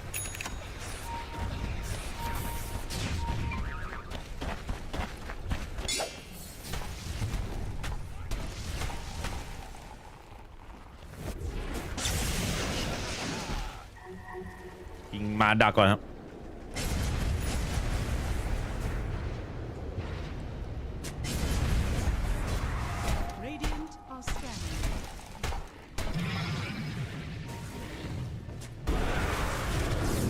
เทลเปิดครับซันเลมะโบกหน้าเจ้าต่อครับเซเลรี่จากกันไนท์ปอกครับเดี๋ยวเยสครับซัดยามิสครับบีเคบีเปิดไว้ครับทางด้านโดของฝั่งครับดีเค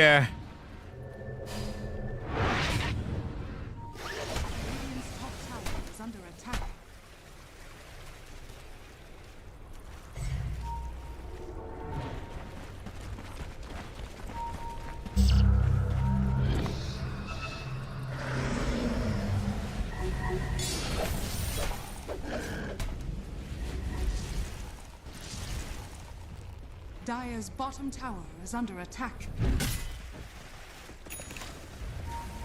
Radiant's middle tower is under attack. ฟิงเกอร์ชีครับโบกย้ำมาอาซาฟิลดึงกันไปครับแล้วก็โกเลมซัดว่าดูดาเมจครับรอบๆทิศทางครับเซเลรีมิลาตายคู่ครับเปิดมาย้ำต่อครับจะรีเควียมหรือไม่ฮะเดินบวกเขาต่อครับตอนนี้แล้วก็ยิงกดไปซ้ำๆย้ำๆมิดวันกระจุยมิดวันกระจุยครับเรียบร้อย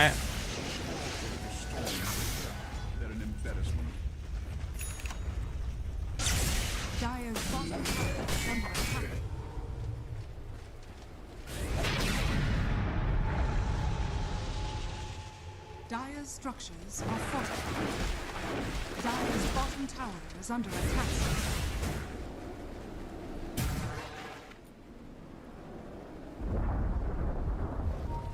Dire are scanning. ขยับกรรมการครับทางด้านฝั่งยามิช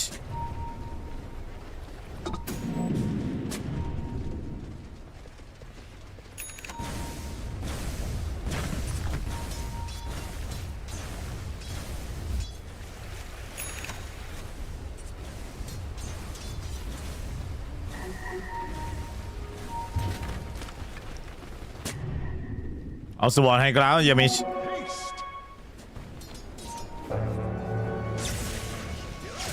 เอจิรีเคมแล้วบอลนิ่งเช็คก่อนครับไหนๆก็มันก็รีมานาอยู่ครับเช็คตามขอบวงคอมแมปไปแล้วแล้วก็ไหนหลายขอบบนอยู่ครับตอนนี้ด้านของเซรีมาทวงวิชั่นคืนครับตรงสามเหลี่ยม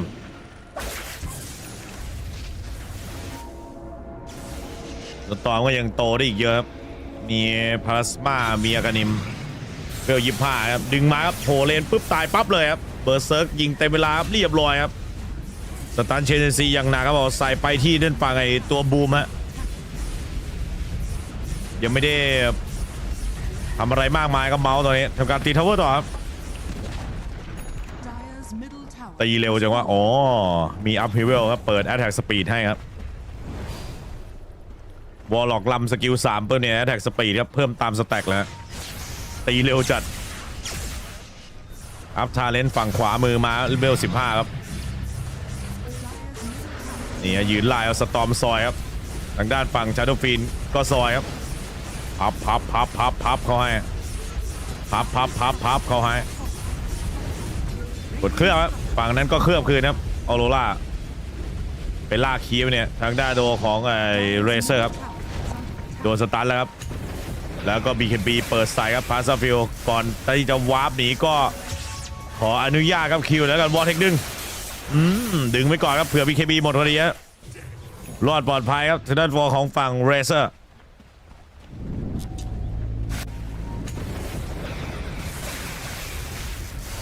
เปิด BKB ครับดูดาเมจครับยามจะหนีครับวอลถึงดึงไว้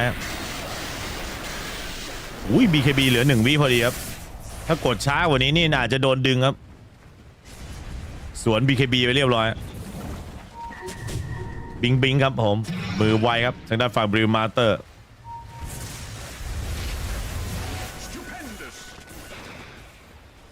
เมาส์ BKB ไหวครับก็เหมือนจังหวะต้องเข้าทำให้คมครับถ้ามี BKB มันก็ยังไม่จี๊ดจ้าอะไรขนาดนั้น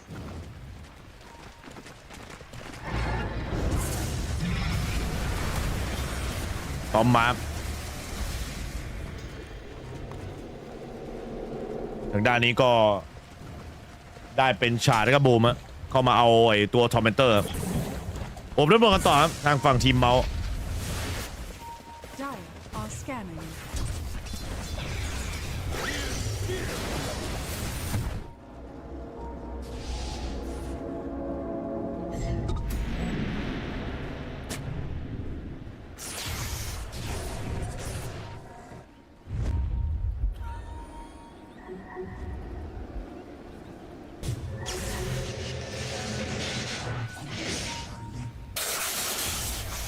เดินวนแล้วเนี่ยเฮกเปิดครับสไปร์และฟิงเกอร์ฉีดทิ้งไปแล้ว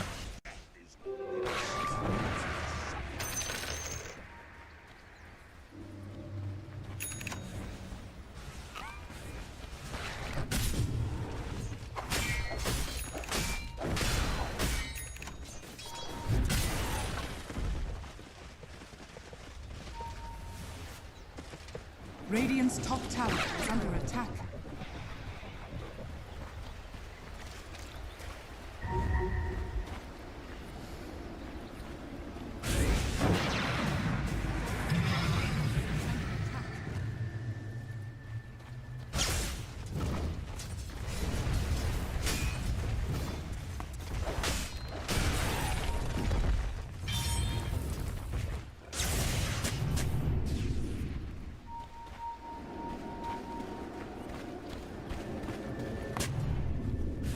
Dire's courier has been killed.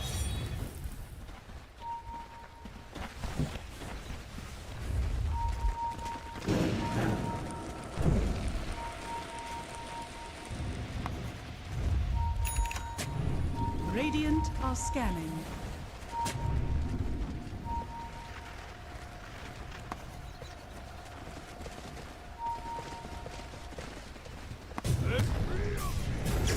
สไลด์ออกมาเปิดพาร์ทสวีครับอย่าโอบร้อนลงต่อครับด้านตรงฝั่งรอน้องจากการยามิสเรียบร้อยครับด้านตรงของฝั่งนี้ครับมิดวันเก็บมิราไปได้อีกหนึ่งครับแยกล่างหลบไปครับผมมิดวันถอยมาก่อนตรงนี้ฝั่งตัวคริสตัลตบคารีไปอีกหนึ่งแล้วกันเราซื้อเกิดมาครับทางด้านตัวของฝั่งไอ้นิกาเซียนครับบอลเราก็ซื้อเกิดเหมือนกันครับเบอร์เซอร์ก็มาดึงมาหรือว่าเปิดเบอร์เซอร์ยิงคนไปฮะคริสตัลเก็บคาริไปได้ผมกระโดดออกได้ทันหรือเปล่าครับโบกวอกมาครับกดทางด้านฝั่งรถแห่เซฟครับดีเคไว้ดีเคไปสักไกลครับผมแล้วก็รีคุยเปิดมาลงกลางตัวต่อกัดฟันเข้ามาตีนั่นฝั่งมิลาจะดับเบิลเอสแล้วมิลาสไลด์ออกไปได้บอดีเคตามไม่ทันครับแล้วลงจอดหรือเปล่าวันนี้เจอเฮกเจอฟิงเกอร์หายไปแล้วคริสตัลด้านตรงฝั่งยามิสก็ได้แบ็กไปครับเรียบร้อยไข่ฟินิกระเบิดมาทำการครับหนีไปก่อนแต่ว่าด้านฝั่งเนเวียจะเอาให้ได้หรือเปล่าครับซีดับเบิลคูลดาวน์อยู่ครับเฮกสวยกับไลออนแล้ววางซีดับเบิลไปตบคีย้ำต่อคีมากกว่านี้ทริปเปิลคิวครับทีมไวครับMOUZ Esport WS รอคลิปดันอย่างเดียวตอนนี้รอคลิปดันอย่างเดียวครับด้านโดของฝั่งบริมาเตอร์ขึ้นไปตัดคลิปบนครับให้ป้อมมันระเบิดไปด้านบนเทียร์2ปล่อยเป็นหน้าที่ชาร์ดฟินครับตีบ้านไปกับสตอร์สปิริตฮะทีมไว้กับผมหมดดงครับมิโกโตะทีไม่ครับรอนอฟแซนีครับมิโกโตะมีปัญหาเรื่องวีซ่ามิโกโตะจะกลับมาตอน PSG.LGD อัดบาแลกครับบาแลกเสียไป2ทางแล้วตอนนี้วาร์ปกลับไปเอาโลชานต่อครับทางด้านฝั่งออโรราครับสตอมรอนอฟนี่ก็มีแว็บเอาทาวเวอร์เทียร์2เนี่ยเอาคุ้มจัดเลยฮะ2คู่หลังเป็น2-0ที่จะจืดเลยเนี่ยไม่หรอกมั้งตีโลชานครับโลชานก็ละลายอย่างไวฮะ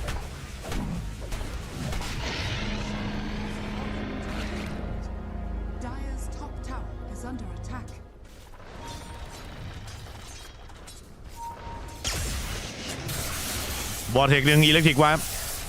อัดหนักที่ฝั่งยามิสยามิสครับถอยไปนู่นนะเกือบแล้วเกือบแตกครับผม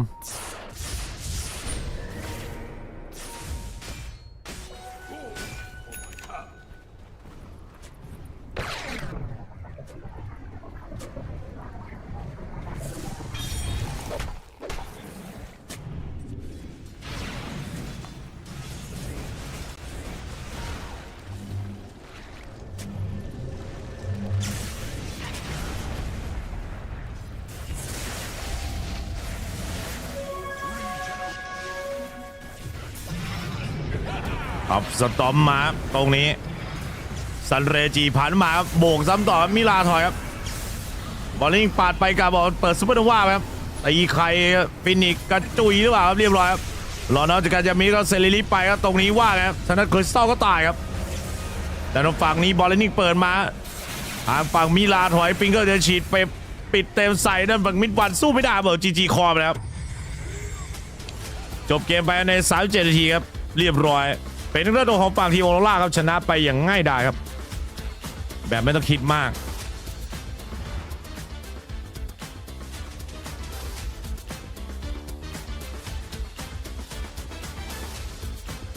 รอนอฟเล่นดีจัดแต่รอนอฟจะไปสแตนด์อินแทนฝั่งมาลินตอนที่ฟอลคอนแข่ง PGL วันที่7นู่นนะครับแล้วมิโคโตะก็จะกลับมาออโรราอีกทีนะครับแต่เกมนี้ก็ตามดีดาวครับ ทางด้านฝั่งออโรราดาบเหนือกว่าถึง 65%นะเป็นไปตามเนื้อผ้านะไม่มีอะไรเปลี่ยนครับทางด้านโนของฝั่งทีมเมาส์ก็เล่นยากอยู่ดีเพราะว่าฝั่งตัวออโรราประกอบร่างไวครับสตันก็ขัดได้ดีครับไลออนทำดีจัดมีชาโดฟีนฟรีฟาร์มเนาะไนท์ฟอร์ฟรีฟาร์มเข้าทามมิ่งทุกอย่างครับก็เลยแบบเดินไล่ตบแต่ละคนเป็นลูกอะ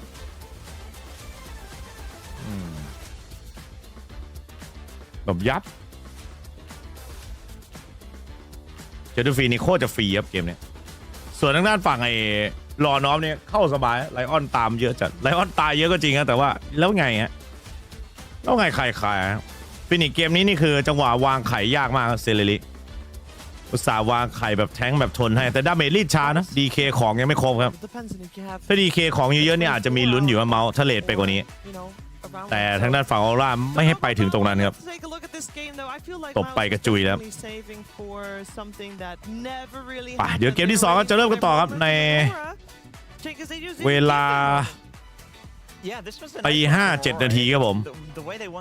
อีกประมาณ10 นาทีเศษครับเริ่มต่อครับพักกันสักครู่เดียวครับตี5-7 นาทีมาเจอกันครับ In my eyes, it was actually a little bit risky what they did.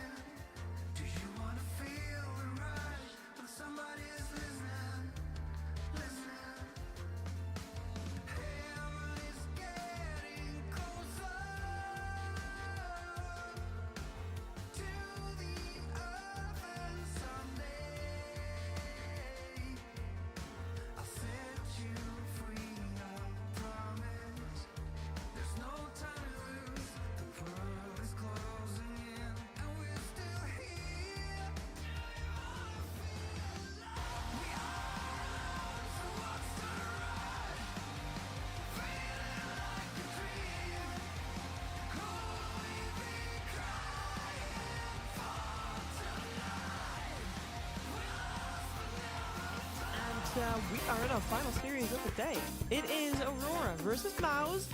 And if MOUZ lose this upcoming game, they are no longer capable of making it out of the groups. They're still capable of rising in the groups, getting a couple more points on the board, and it's all about the points because the points will decide if you make it to the Esports World Cup for Dota 2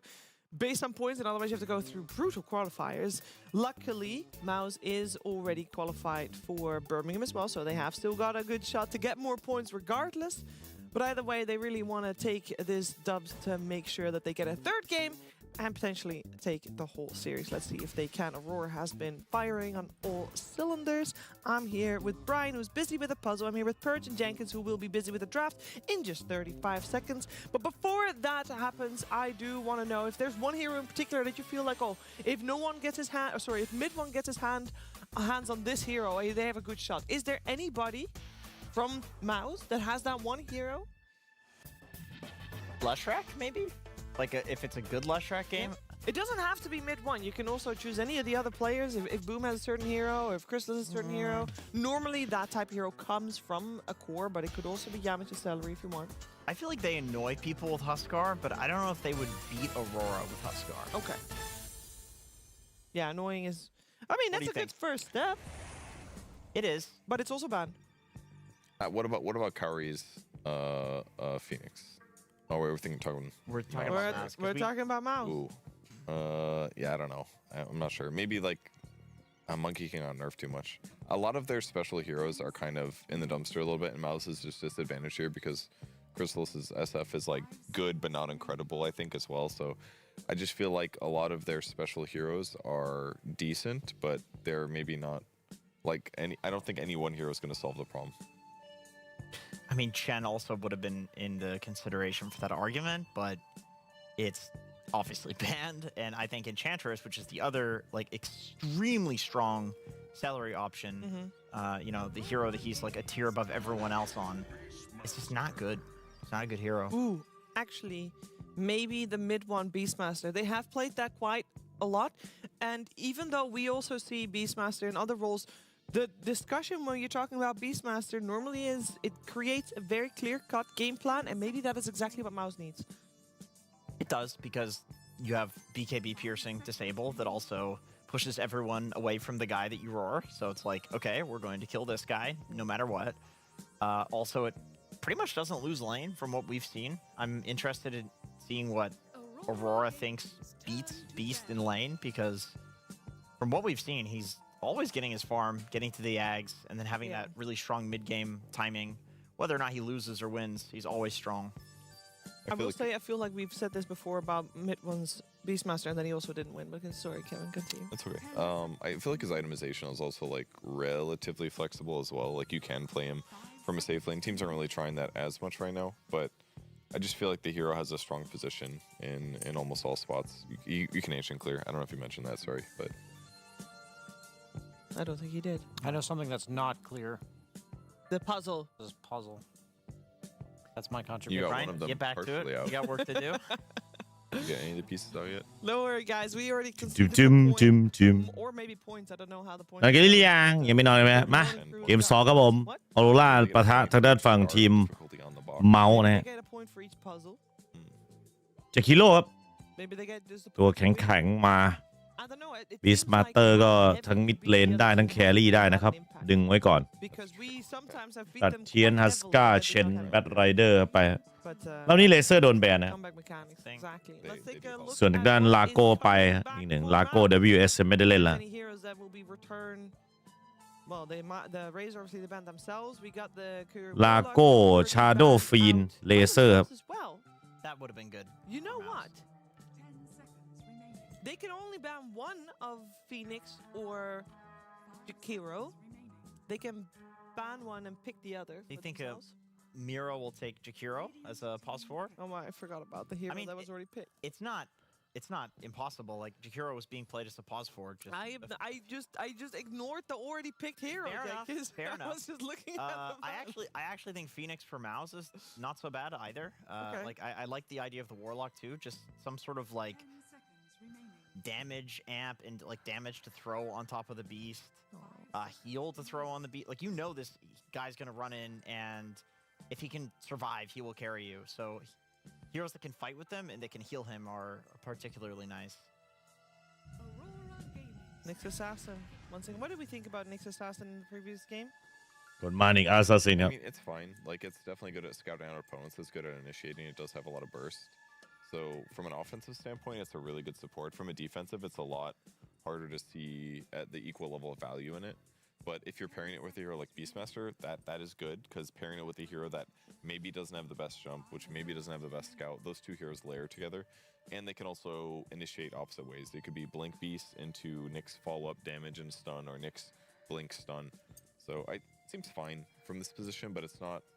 certainly the best looking hero. I think there's a very clear trend that has happened in this tournament. The two bottom teams in Group Stage 2 have position 4 players that play the weird run around the map and poke at you heroes, the Nyx Assassins, the Monkey Kings of the world. เล่นนิกอีกรอบครับยามิช It's a really ยามิชยังคล่องใจกับนิกแอสซินเนี่ยแต่โอเคครับปวนๆทางด้านฝั่งไอ้ There's some like DK carry farming. It's not some 1v5 terror. จากฮีโร่ได้ครับ Scouting this hero is super important. อุ้ย Lanes matter กด a ไว lot. เปอร์มาไม่สนใจนิกแอสซินเลยไวเปอร์มิดรอเนาะ Actually is like picked. อย่างนี้เมาส์ก็ It deserves 3 of them. จะเล่น Two was plenty cheap. บีสมาสเตอร์มิดเหรอแครี่มั้ง Good หรือว่าจะเอาไปชนเลยครับ into these two heroes. They don't ไม่รู้ really do much. ไม่รู้ว่าต้านอยู่หรือเปล่าต้องเชิงดีๆนะ Ult Nyx as he's running through the jungle and take him out. Unless he's scuttling, then you can run away from it because you are hasted. You're resistant to both their types of damage. I mean, Beastmaster can increase the damage he's doing to one target, so it's probably not the worst, but you also give attack speed slows the Ags. Looks really good this game to me. I will say, it's funny to see all the previous bans being now in the hands of Aurora somehow. So it makes me think that the first game's bans were probably pretty good. But also, I feel like one thing that MOUZ is lacking is there is no flex. You pick Beastmaster, normally there's flex, not on MOUZ. And they're also not hiding that fact. Yeah, we know exactly where it's going. And honestly, I like MOUZ's draft a lot. I feel like having the auras of a Darkseer and like the buffs of a Darkseer with Beast mid, who's pretty much guaranteed to get farm. We'll see against Viper. Maybe that's why Lornoff picked this. He thinks it dumps on a Beastmaster mid. If any hero can, it's going to be Viper. But Beast has generally been getting farm. And they have all these heals from Pugna, Darkseer to throw on top of the Beastmaster and a Nyx Assassin scouting. Darkseer Nyx lane is very strong. However, Nightfall got his signature Ursa into Darkseer, which is the highest win rate on Dota buff versus Darkseer, because you dumpster the lane. You just do not care about Darkseer's existence. An Ursa illusion is borderline worthless, but MOUZ tried to cover for it by picking Pugna, who Ursa does not like playing against because he can decrepify whoever Ursa jumps. So, but on the lane, that won't make that big of a difference because Jakiro doesn't use mana most of the time to harass because you obviously liquid fire and all that stuff doesn't use mana. It's a good point. Like, Nether Ward is less good, but Pugna still has really high movement speed, really high attack range. That's better than Jakiro. I mean, I would assume that it's going to be Nyx Darkseer versus Jakiro Ursa, right? That's it. Oh, you're right. Pugna will probably be safe lane. Because also Jakiro would be fine killing the Nether Ward too, because he has the double hit. True. Yeah. So you probably just go for the melee heroes and like cut the wave. But it's hard to cut versus a Jakiro. We've seen that like fail time and time again. How's it going, Brian? I feel like I Deep got sigh somewhere, but I don't feel like I know where I got. You know? Okay. Yeah, Yeah, we had a lot of we had a lot of experience with that today. on the Metaphor show. for life. I Right was there. gonna It's a say the philosophical same thing. I made progress, but is it up or down? I don't know. I took 3 steps. I just don't know what direction I Yeah. took them. Well, in retrospect, we were making the right steps. So I would just say, Brian, Yeah. trust your Keep gut. at it. On, Keep on, at it. going. Just on, keep มาเออซ่าผม on the puzzle that we really struggled on, we successfully got เออ two ซ่า of the แค four รี่ steps, Yeah. but we couldn't นี่ figure ปิด it ซั out. พพอร์ตตัวท้ายผมปักหน้า Where you had to like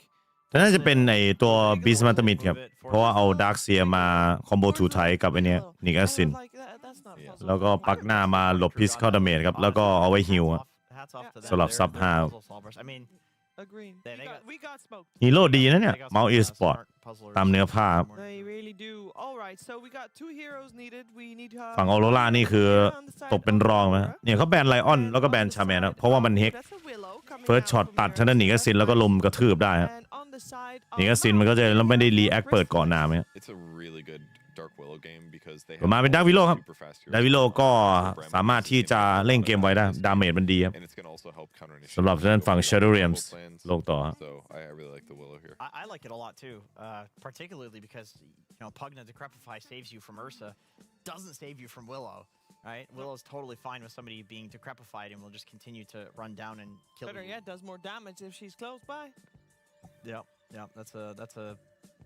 very nice one, and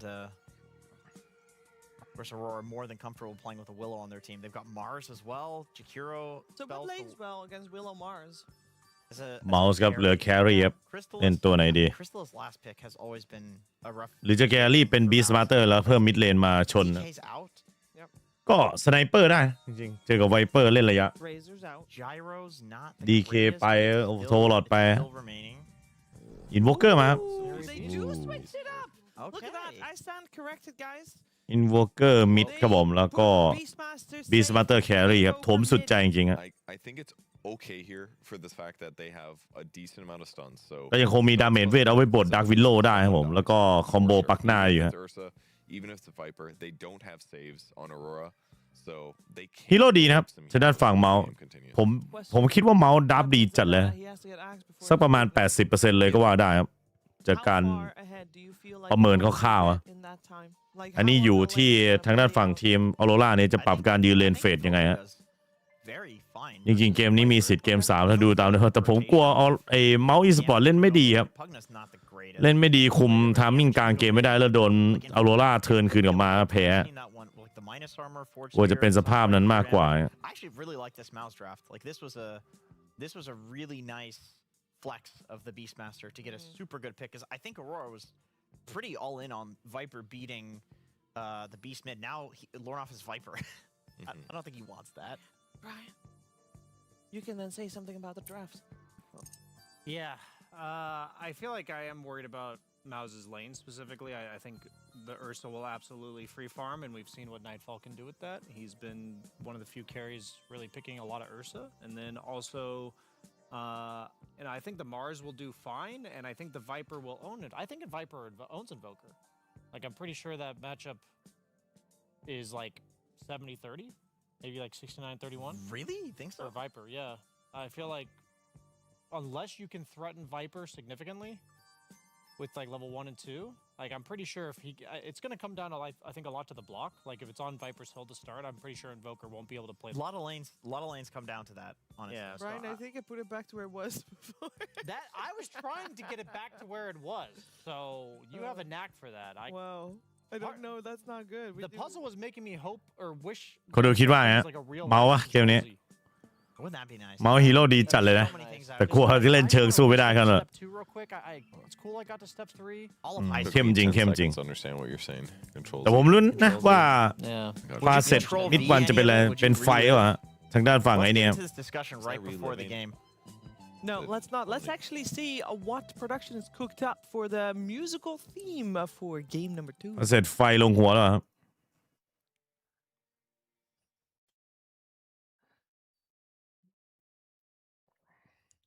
กิกาแชทซีนโคตรซีนิม่า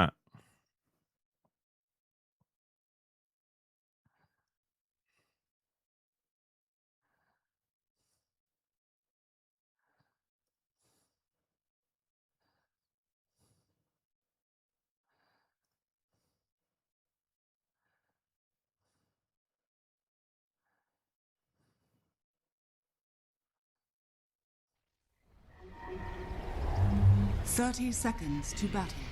30 seconds to battle.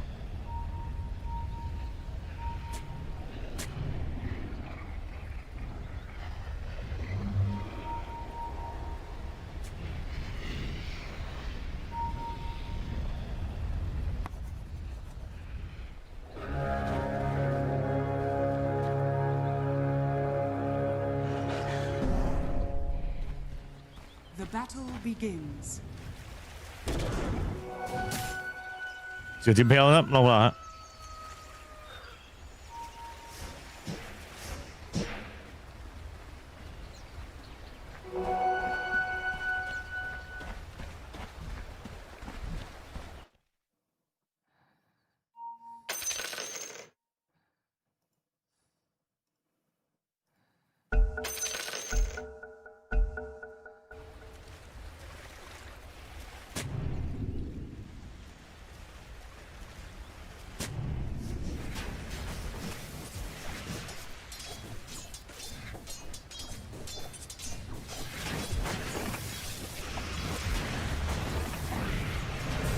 พินไลท์เท่าไรคุณนะไปครับอาจจะเป็นสุดท้ายครับสปอร์ตกันเข้ามาได้ครับอันนี้ค่าน้ำค่าไฟค่าแฟบอกว่าสปอร์ตเข้ามาได้ครับขอบคุณครับพี่ชายจัดไปครับพี่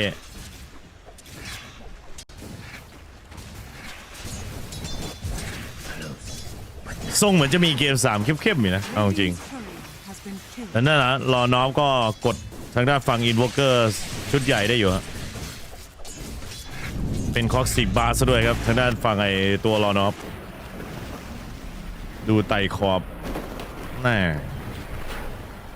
ตัดตรงมงตัดต้นไม้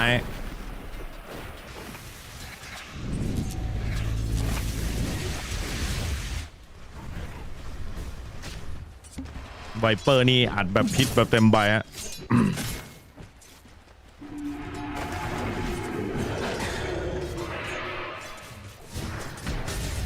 กดบูมา WS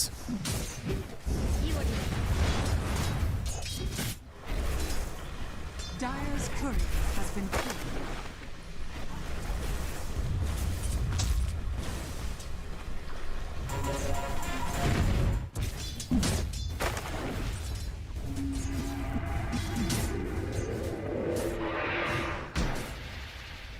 ไหนว่าเคลียร์หมูครับ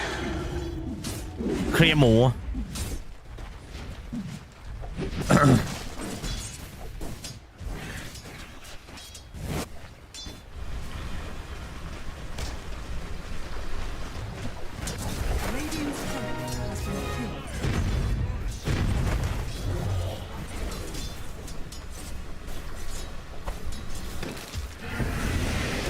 เดี๋ยวโดนดูว่าเบลอิมเพลสตันมาเปิดมา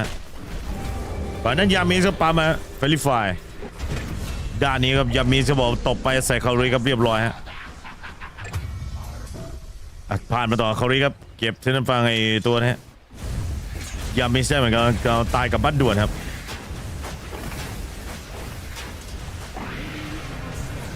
โอสแนปครับซัดมาทางด้านฝั่งมิดวันก็เกือบล่วงครับ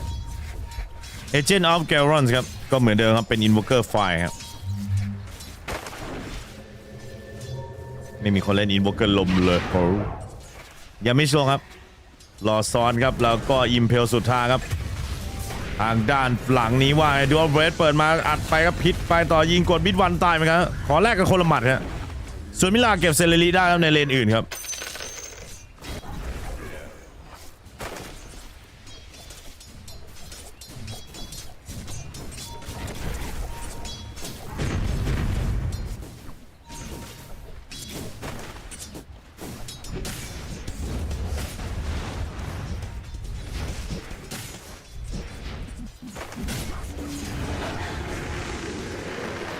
แบบเบอร์เมสไป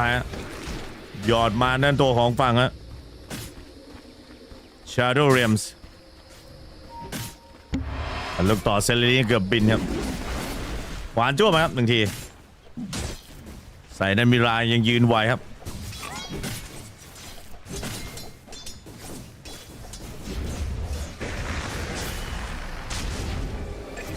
กดไปครับทางด้านฝั่งตัวของคริสตัลครับเก็บมิราได้ครับด้านของ WS ไล่จี้อย่างหนักครับหมูยิงเหนื่อยครับแล้วก็นกออกครับล็อกขากันไป สเปียร์มาซัดหนึ่งทีครับฝั่งทางด้านคริสตัลเก็บด้วย VS แฟนบูมครับตบด้านฝั่งคารีลงต่อฮะมาดีครับฮีโร่เขาดีจัดไงทางด้านฝั่งเมาพยายามจะจี้ออโรราให้แตกพ่ายไปเลยครับ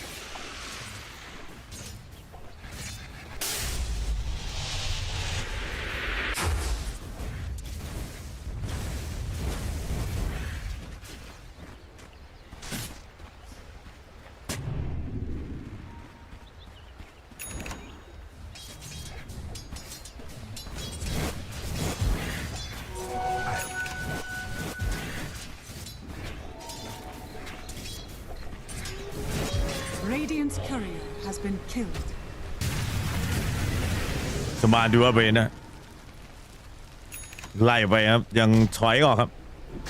ทางฝั่งนิกแอสซัสซิน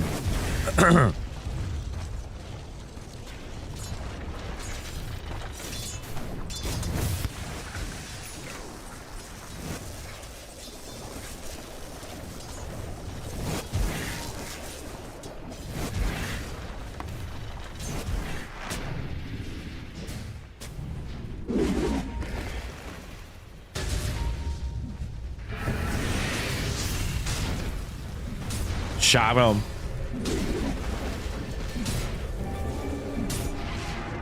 จิมมาบอลใส่ครับ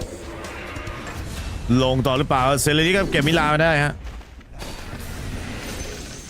ด้านวอลเซเลรีครับซัดมิลาต่อเดวิสก็จัดการครับคริสตัลครับสกอร์เป็น 6-4 ครับอิมเพลครับผมมา2ตัวยามิสคารีครับผม WS ครับไล่ต่อดูอัปเดตครับลงมาที่ยามิสสเปียร์มาไม่โดนนะยามิสก็ตายครับ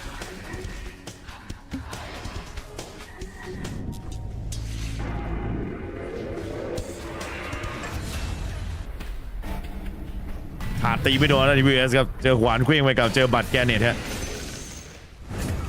แต่ก็ตามเก็บได้บอลสเปียร์มาถ้าถาตีแล้วแรกนี้อาจจะได้เล่นต่อ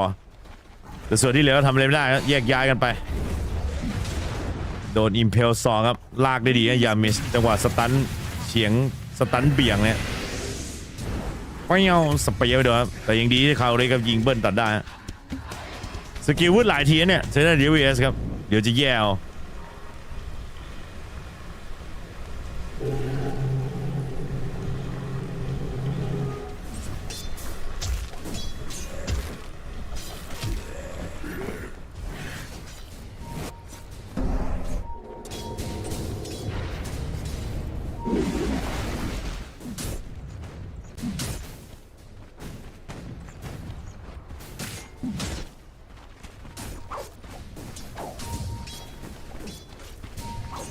Dire structures are fortified.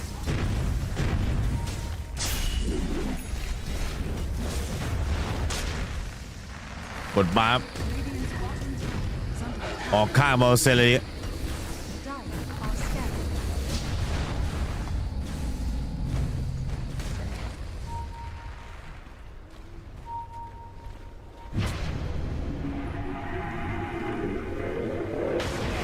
ไอผ่านครับ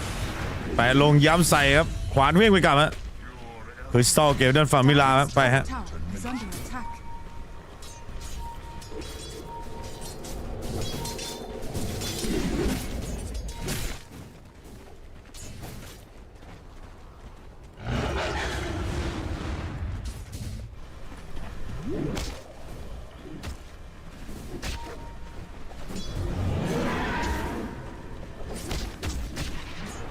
อิมเพียวสันตรายครับผมโบฮาควายฮะด้านตัวของฝั่งมิลาแล้วตบด้วยบูมไหมฮะเพิร์สคาร์แปลงต่อที่ยามิสจะโดนตบคว้าไปแล้วเรียบร้อยมาเป็นไล่มาตอนนี้สกอร์เป็น7-7ครับออโรราเงินนำอยู่1เคฟออโรราเรดราว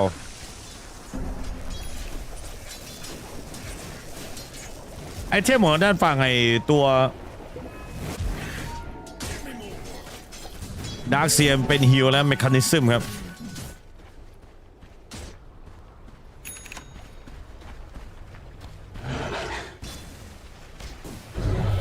Radiant are scanning.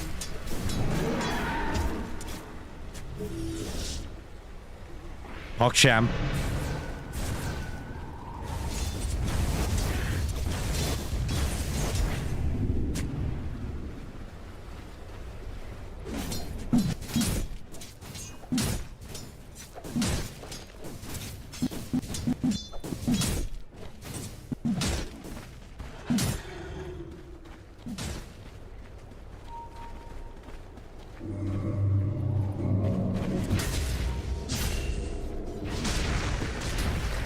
สเปียร์มาอยู่ไหมม้วนตบมาแล้วต่อไนท์ฟอลเก็บเซเลรี่ได้ครับ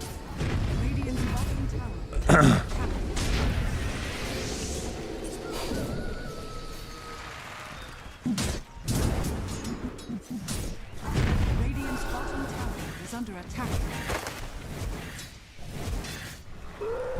Radiant structures are fortified.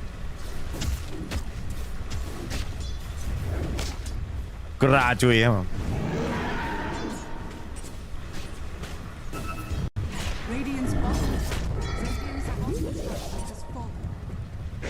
Dire's top tower is under attack. เคิร์สมาผมม้วนไล่ตบครับอุ้ยไอ้ผ่าสวยจัดครับขัดไม่ให้วาร์ปกลับแล้วก็เรียบร้อยไปฮะด้านนี้ก็ EMP ครับวนๆมาต่อฝั่งตัวของอารีนาบาสเปียสวยครับแล้วก็พิษไปไวเปอร์ไซครับ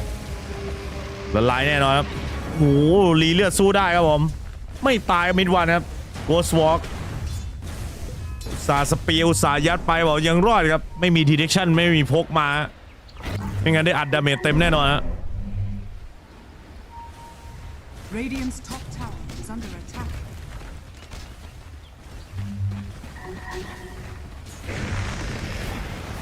ทอร์นาโดปาดครับเมทิโอผ่านลงไว้แล้วไมค์แฟร์ไปต้องต่อครับยามิสโตท่านฝั่งมิราได้ครับสันสไตล์บอกเช็คมานิดหนึ่งแต่เงินของนั่นออร่านำอยู่ 2K ครับ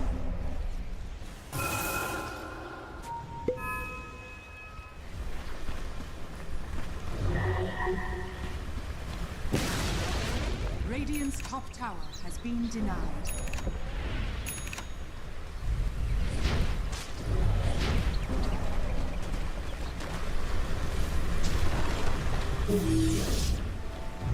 สปีดลงล่ามาฝั่งนี้ก็ทำคีปไป WS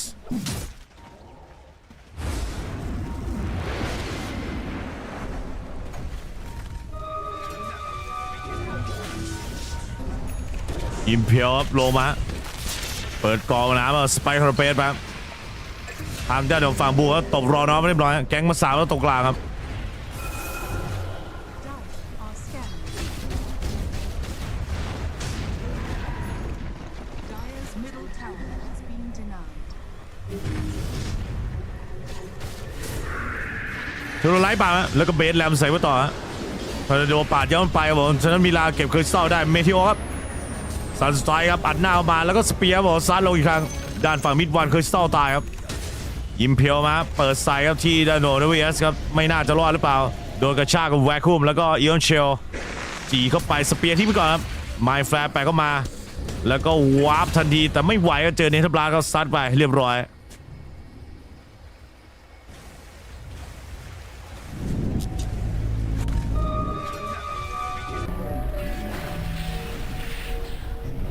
โชเ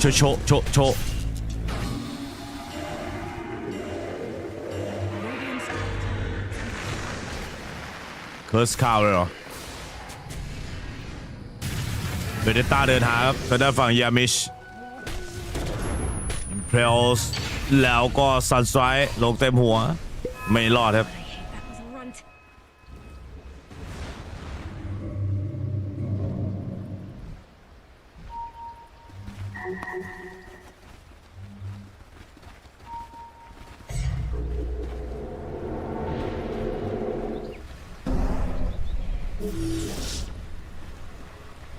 Radiant are scanning.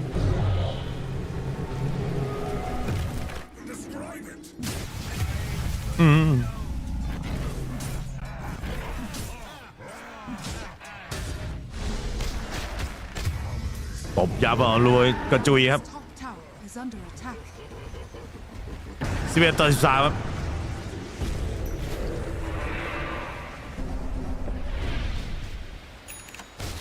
เสียนั่นปักหน้าแล้วก็หนีแอสซินนะ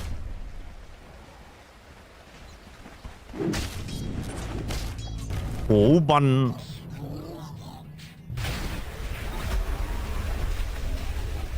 อลยูเว่เตะกัน120 นาทีเลยเหรอแต่ว่ายูเว่จะแพ้เว้ยพี่ฟานไม่อ้วกแตกเหรอวะไปโดนยิงต่อเวลา2 ลูกเว้ยอุตส่าห์ยื้อมาได้10 คน10 คนยิง3 ลูกเสมอต่อเวลาโดน2 ลูกโคตรบาปอ่ะสันไตมาอัดเขาให้มิดวันเกมนั่นฝั่งที่ VS ครับเรียบร้อยดิฟฟิงบลัสลงมาใส่นาบอกเคยซ่อครับตบมิดลาได้บอกแล้วก็ไล่ต่อที่ไวเปอร์ครับไม่น่ารอดรอนอฟเจอวอลริก้าจะชากซะ1 ทีครับยามิครับตบแล้วรอนอฟไปต่อเรียบร้อยแลกกันไปแลกกันมาตามที่บอกครับฮีโร่ของเมาส์ไม่ได้แย่ครับแต่อย่าไปเล่นแย่ก็พอประมาณนั้นที่ฟานกำหมัดจริงถ้าไม่เหลือ10 คนนี่ผมว่าได้ลุ้นนะยูเว่โคตรเดือดใจมันสู้จริงๆครับแต่สู้ไม่ไหวหรอกคนน้อยกว่า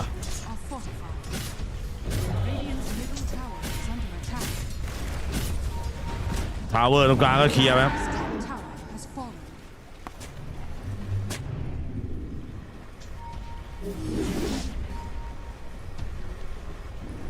ลงกันต่อใส่กันได้ครับยามินเจอหรือเปล่าครับอิมเพลเปิดออกมาเบสแรมไถก็มาอีก1 ทีครับไนท์ฟอลเกมด้านฝั่งยามิสเรียบร้อยครับ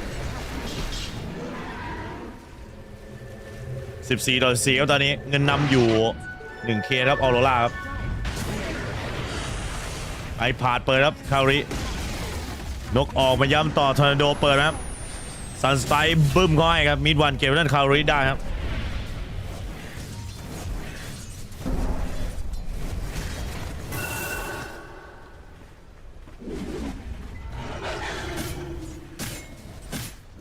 ลงอีกทีได้ไหม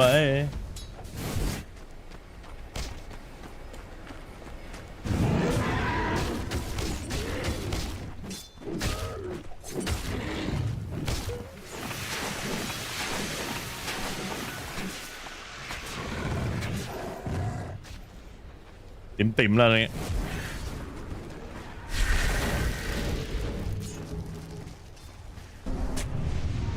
ติ่มๆหนักเลยฮะทางด้านฝั่งทีมออโรราครับผมต้องค่อยๆเล่นครับทางด้านเมาส์สปอร์ตบอกว่าเจอได้หมดฮะชิงออโรชาครับซ่าทามมิ่งครับเปิดมาซัดอีกครับ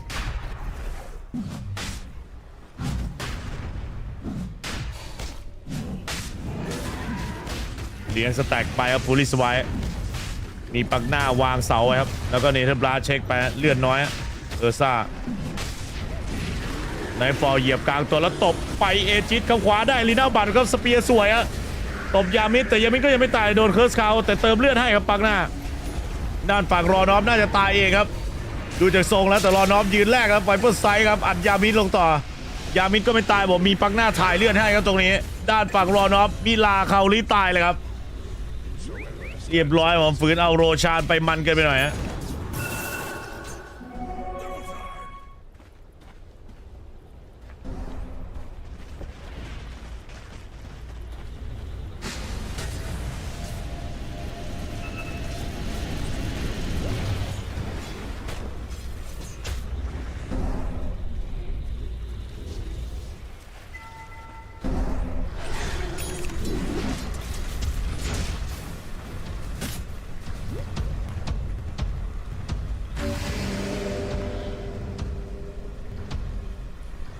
Dire's top tower is under attack.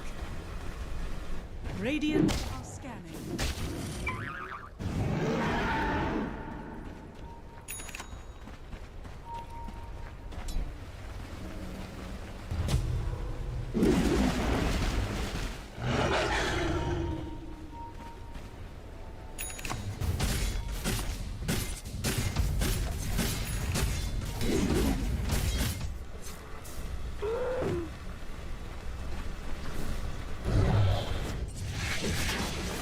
เป็นเรื่องได้มั้ง ฝ่ายกดดันได้ไหม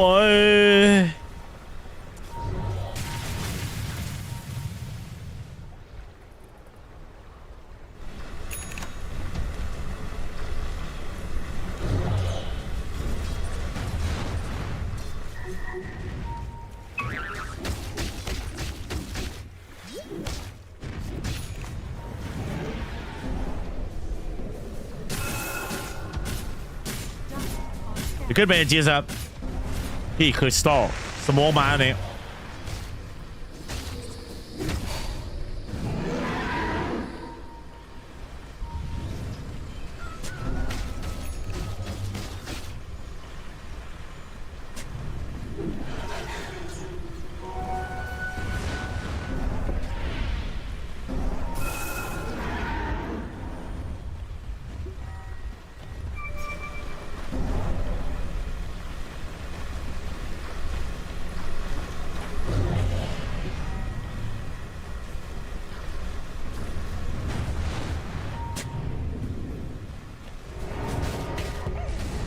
โดนตบครับ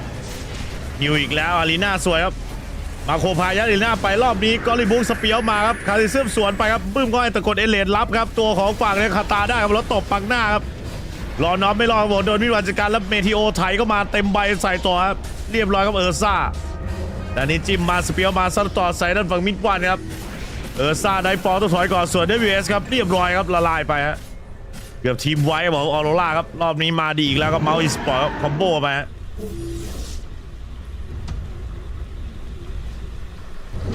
เกือบได้เซลฮะอันตรายสุดๆครับผมดีทำไมต้องเอาชาครับเงินขึ้นมานำ 1K ครับเมาส์อีสปอร์ตครับ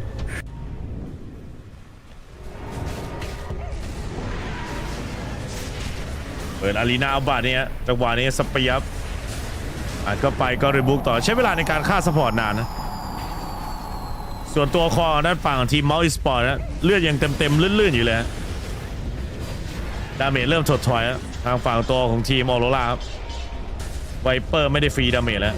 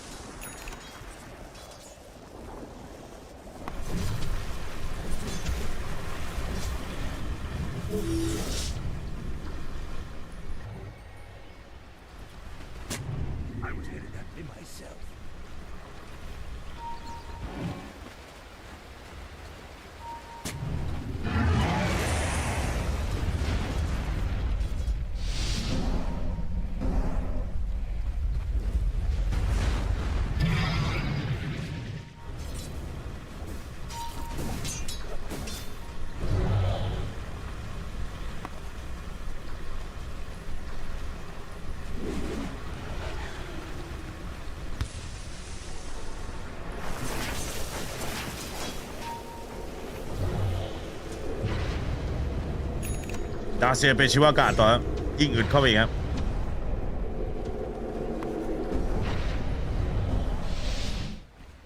เห็นบอกว่าคนดูฮีโร่เขาดีกว่าครับ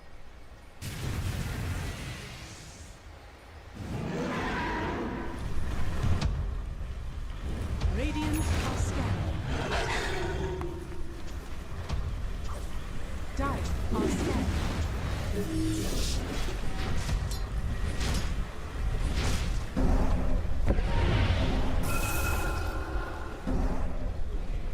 Dire's bottom tower is under attack.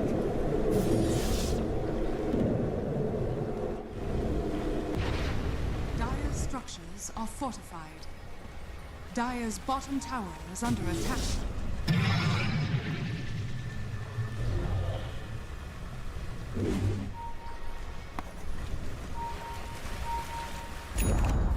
Dire's bottom tower is denied.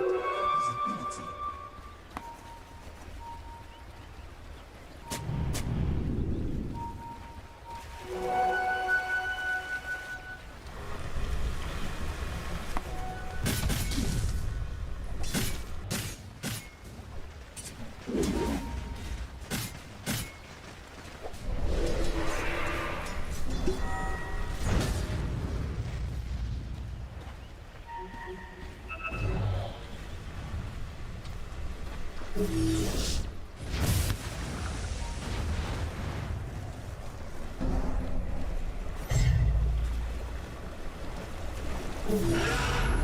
มารอครับคาตาฟหายเลยฮะเรียบร้อยเอารอนะครับเกม3มีจริงครับก็ผมที่บอกไงออโรร่าเมาส์อ่ะฮีโร่ดีกว่าครับทีโอถ่ายป้อมเลยถ้าไม่ได้ตามภาษีเนี่ยเมาส์ฮีโร่ดีกว่าแน่นอนนะดีแบบดีจัด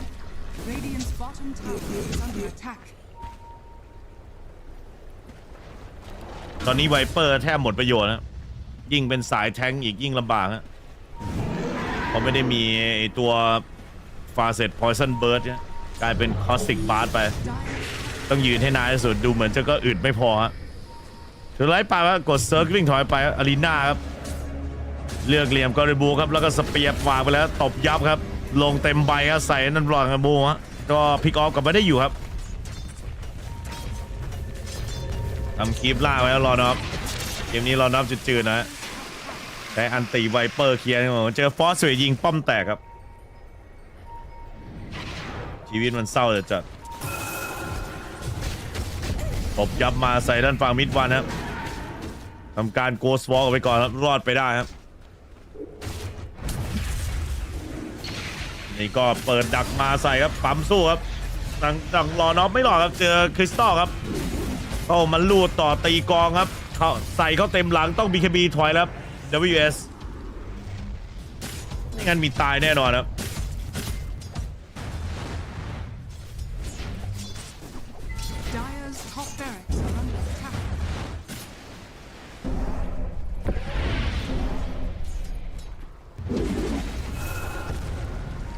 ขึ้นบ้านแล้วครับบดเรื่อยๆวันนี้มีเลย 7-8 โมงเช้า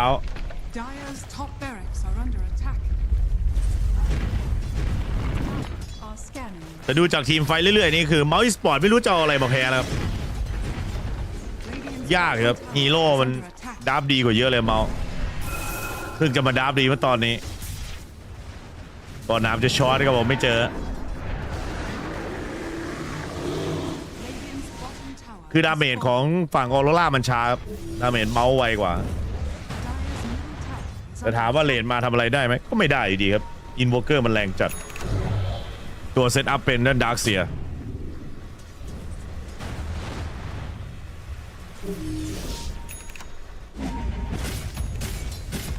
ยังไม่นอนจน8 โมงเช้าใช่เหรอ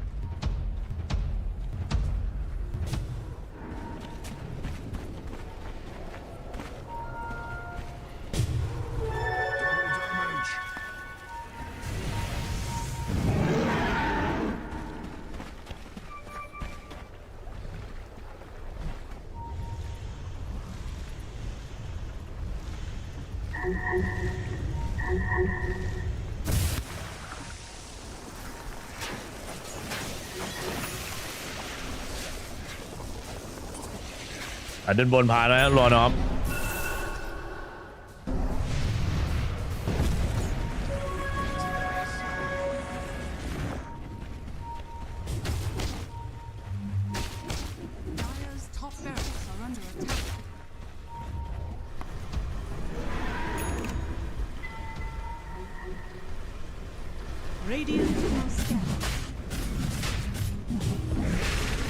อารีนาบาดมาสเปียร์ไปใส่ดาร์กเซียผมตบดาร์กเซียเจอนั่นฝั่งปักหน้าดีคลิปช่วยไว้ได้ครับลากโกเซลต่อตีนั่นฝั่งเซริไม่รอดหรือว่าเซริยังไหวครับผมดูเลือดสวนมา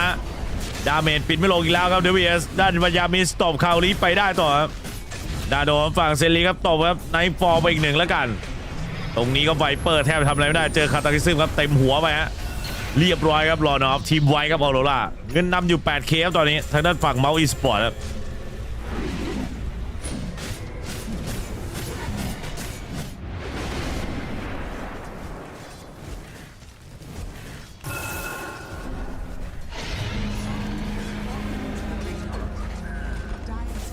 จีชอบอยู่ครับ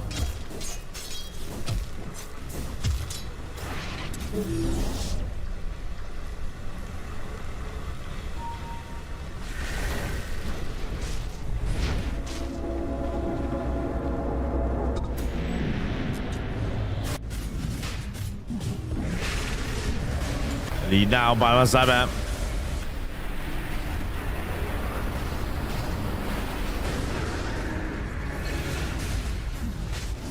เปิดมาทำอะไรไม่ได้จริงๆครับ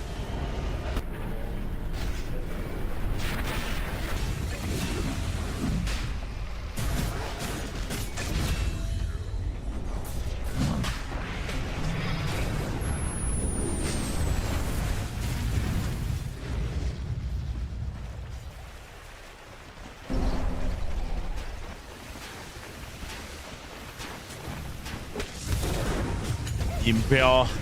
เมทีโอบทมาฝั่งตัวของไนท์ฟอลตบที่ยาเมชครับเรียบร้อย Dire are scanning. Illusion.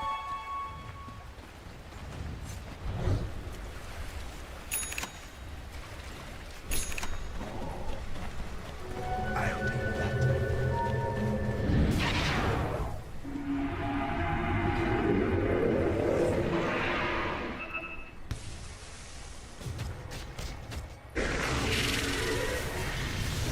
เบนลำอะเคลียร์ซัมมอนอย่างเดียวเลยอ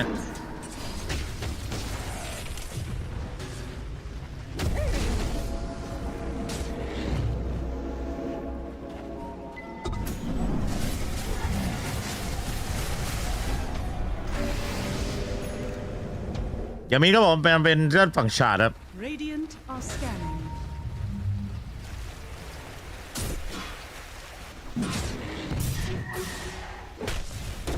ตันยกมาสไปคาร์เปสเงินไป 14K แล้วเนี่ยเดอะสเปียร์ทิ้งเจอไซโคนดิสครับแล้วก็มา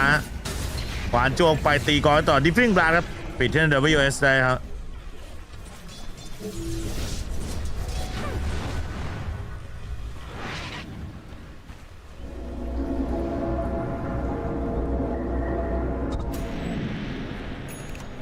ยึดหน้าโดของฝั่งไอ้ตัวเอาโพสครับแล้วก็บุกต่อครับเอาบาแลก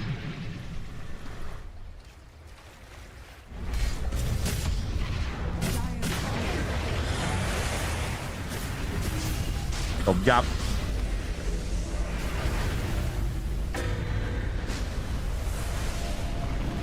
เติมเลือดเติมมานาให้นั่นฝั่งคริสตัลแล้วพุ่งเข้าต่อครับคริสตัลตีทาวเวอร์ครับรอปิดเกมแล้วไพ่บอลรอเปิดครับคาริซึมสไลด์ช่วยกันไปได้ครับไวเปอร์ว่าไอ้กลิมเมอร์เคลื่อนไปอยู่แล้วก็โดนได้ออกไปก่อน1ทีครับแต่โดนโคแซมโยกหลบทาร์โดครับโอ้โหสู้ชีวิตจริงมาหลบสกิลเดียวสเปียร์ไม่โดนอีกแล้วเดี๋ยวพี่อยู่นะครับแต่อารีนาครอบไปโดนนิกครับแล้วไอ้ผ่านช้อนนิกมาต่อเมทิโอสวนเข้าไปอารีนาพร้อมดิฟฟิ้งบลัดด้านฝั่งในตัวคริสตัลนี่ตีบ้านแรงจัดครับเปิดบีสบอลแล้วก็มีอาราคิตี้ครับบอลวิก้าร่วมมาจากแว็กคุ้มกับสเปียร์มาใส่ด้านตัวของฝั่งเนี่ยดักเสียคงไปดักเสียตายบอกบูมมันไม่รอดครับยามินจัดการคาลีได้ต่อครับแต่ฝั่งด้านออโรราดูเหมือนจะหมดก๊อกแล้วนะครับเติมเลือดให้รัวครับปักหน้าถังอีเคลื่อนที่ครับบาแลกหายไปถึงทางครับเอาต่อเมกะคีปเลยครับจะได้จบกันไป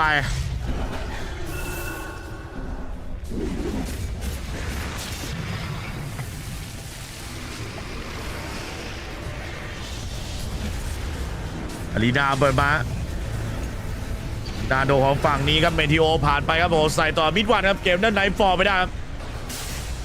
รอน้อมจัดการเซนลีเราเปิดมาครับเคิร์สคาวไปครับทำอะไรยามิชไม่ได้ต่อครับตีนันชาเวอร์ครับผมคริสตัลครับเมทิโอลงครับเอาทางด้านฝั่งบาแรกกระจุยกระจายเมกะเคลียร์เป็นของด้านเมาส์เรียบร้อยแล้วเคิร์สคาวแปะลงครับอิมเพลสองวันนี้คาร์ติซึมครับบึ้มเขาให้ครับคารีเขาถอยครับด้านนี้ก็ดิฟฟิ้งบลาครับปาด2ลงไปรอนอฟบอกไม่ไหวแล้วดาเมจไม่มีจริงๆครับ GG คอครับเป็นทางด้านตัวของฝั่งทีมสปอร์ตเสมอ 1-1 ต่อกันในเกม3ครับเป็นไปตามดับของคนดูเพราะว่าคะแนนการดับของด้านฝั่งทีมเมาส์มันเยอะกว่าจริงครับที่ผมคำนวณไว้นะเปอร์เซ็นต์ไม่เคยโกหกใครครับคนดูไปเกม3ครับกลายเป็นแบบคุมกลางเกมไม่ได้ครับดาเมจไม่มีโดยปริยายครับทางด้านทีมออโรราครับเมาส์นี่คือสบายครับมีอินโวเกอร์เลดเกมคอยช่วยเหลือพวกเมทิโอพวกคาตาลิซึมครับ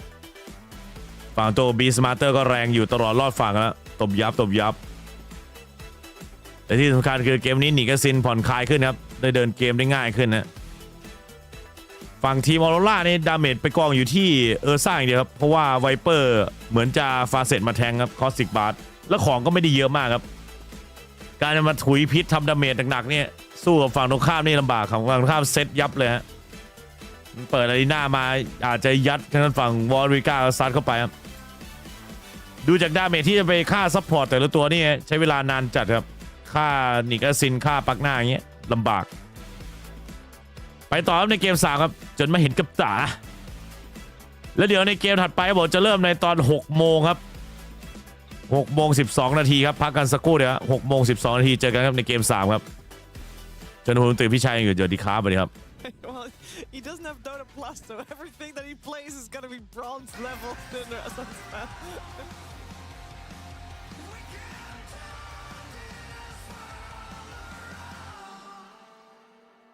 This will be the end of trees and as we know it. This will be the death of anger 'cause we won't show it. It isn't safe for me, give this a meaning. Do you wanna feel the rush when somebody's listening? Everybody's getting closer to the earth and someday I'll set you free, I promise. There's no time to lose, the world is closing in and we're still here. We are so what's the rush?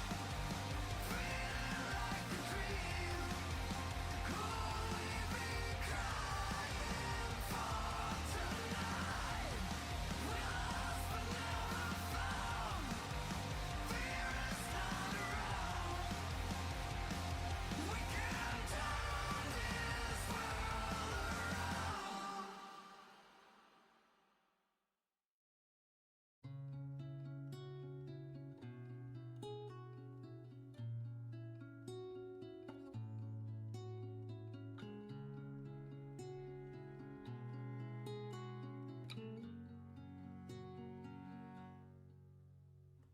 We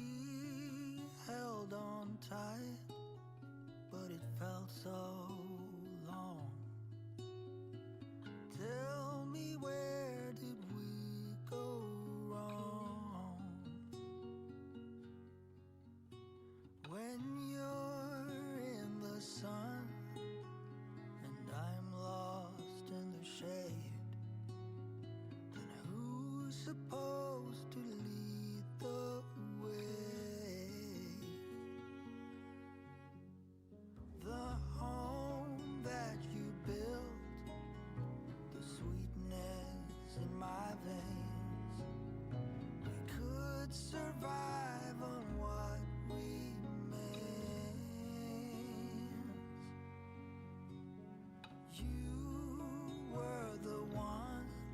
we had nothing to fear.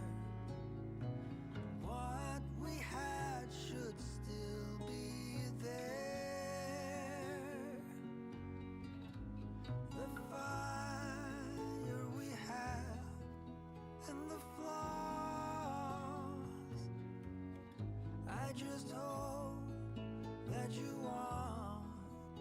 it all. It all.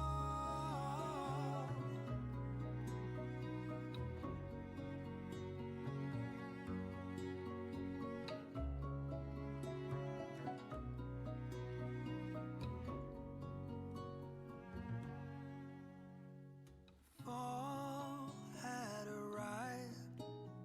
I never had any doubt. We just needed to let everything out. Each word a stone, we cast them all away. Yet in the silence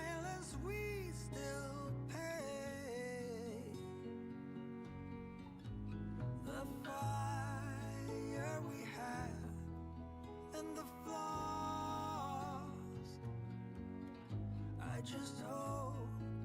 that you want it all. It all.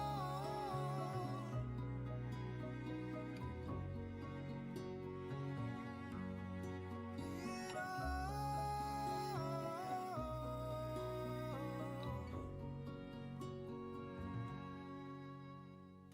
We held on tight, but it felt so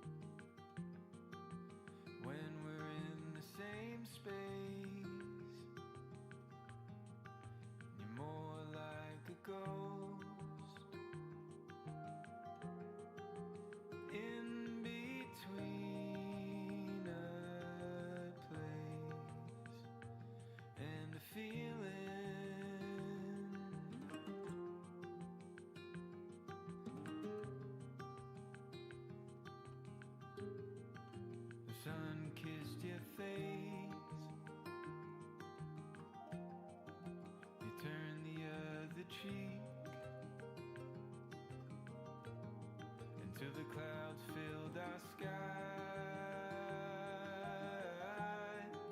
Am I the reason why you're always so quiet? You're always so quiet. The air's filling up the room. We can't move it around. Is there nothing I can do to hear you make a sound? Won't you tell me now?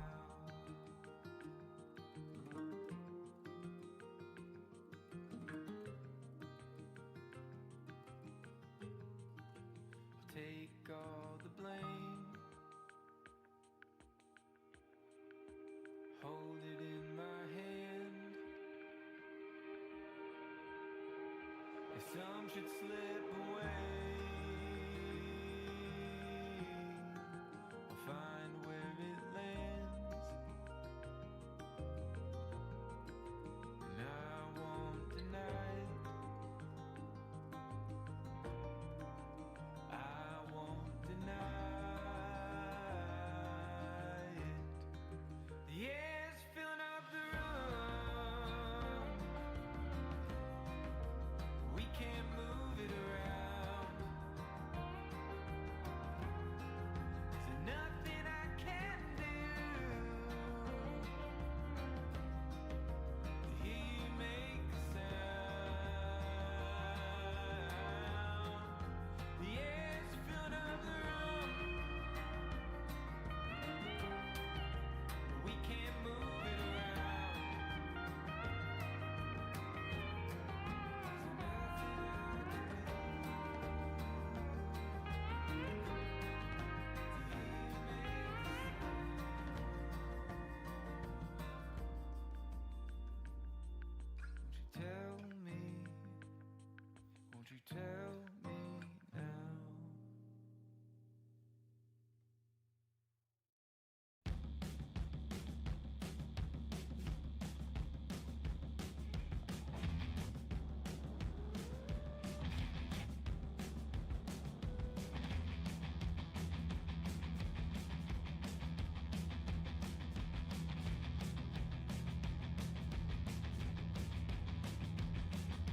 Help me see all the birds and all the bees and all the trees.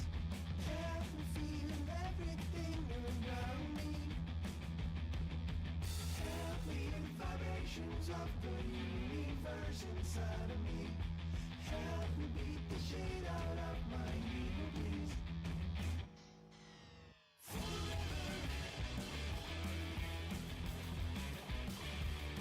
Together.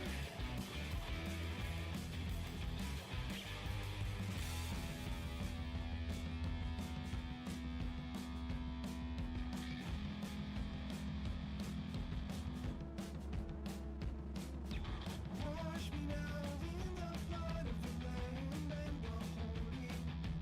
Let me go to hell and cleanse my fucked up mind. Let's embrace the sunrise and the sunset and the time between them. Let us stay forever young and never die. Forever. Together. La la la. There ain't no end of time. La la la. One universe online.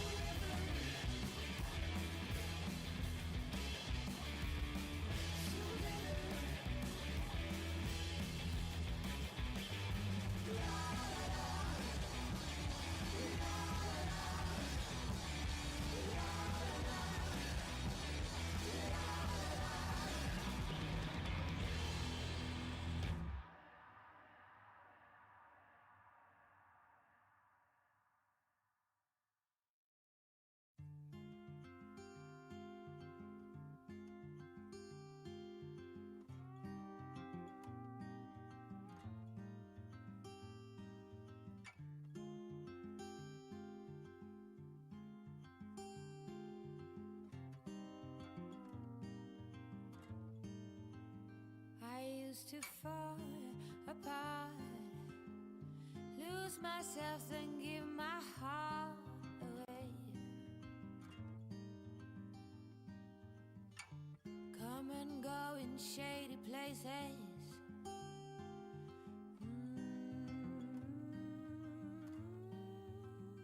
I used to sit and stare. Now the light runs through my lashes. It's taken 40 years, blood, sweat, and tears.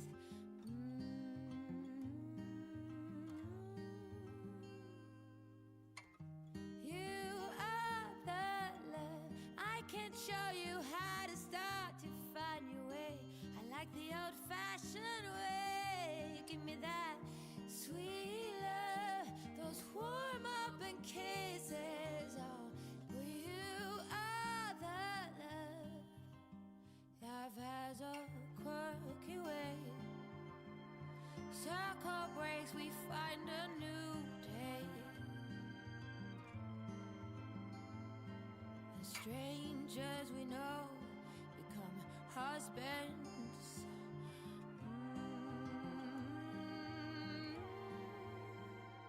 Every dance has its pace, interlace, intertwine. Now you can't save time.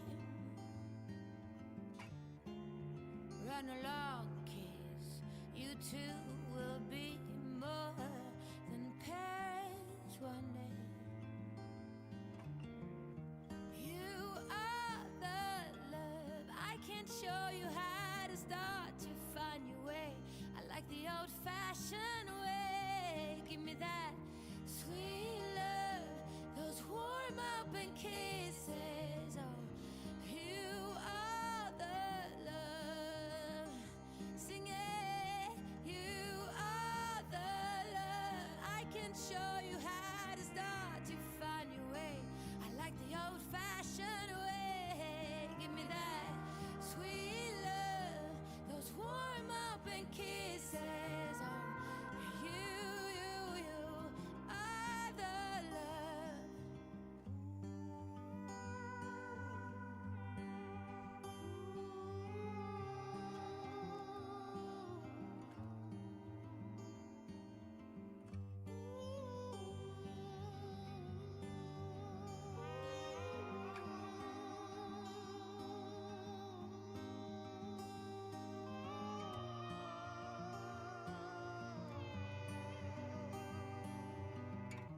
You are the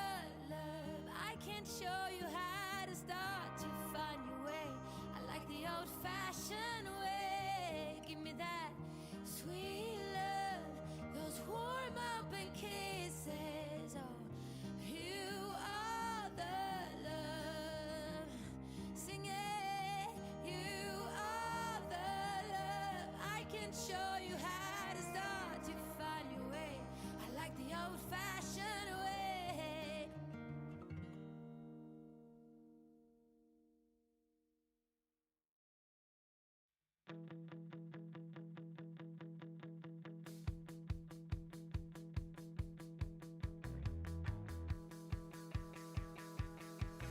On the outside, looking in, I really wasn't sure what I was getting. Between the high waves on the sea, waiting for something to get to me. I wasn't sure what I was hoping for, you see. But you act like gravity and you are pulling me. 'Cause you know what I want, babe. You know everything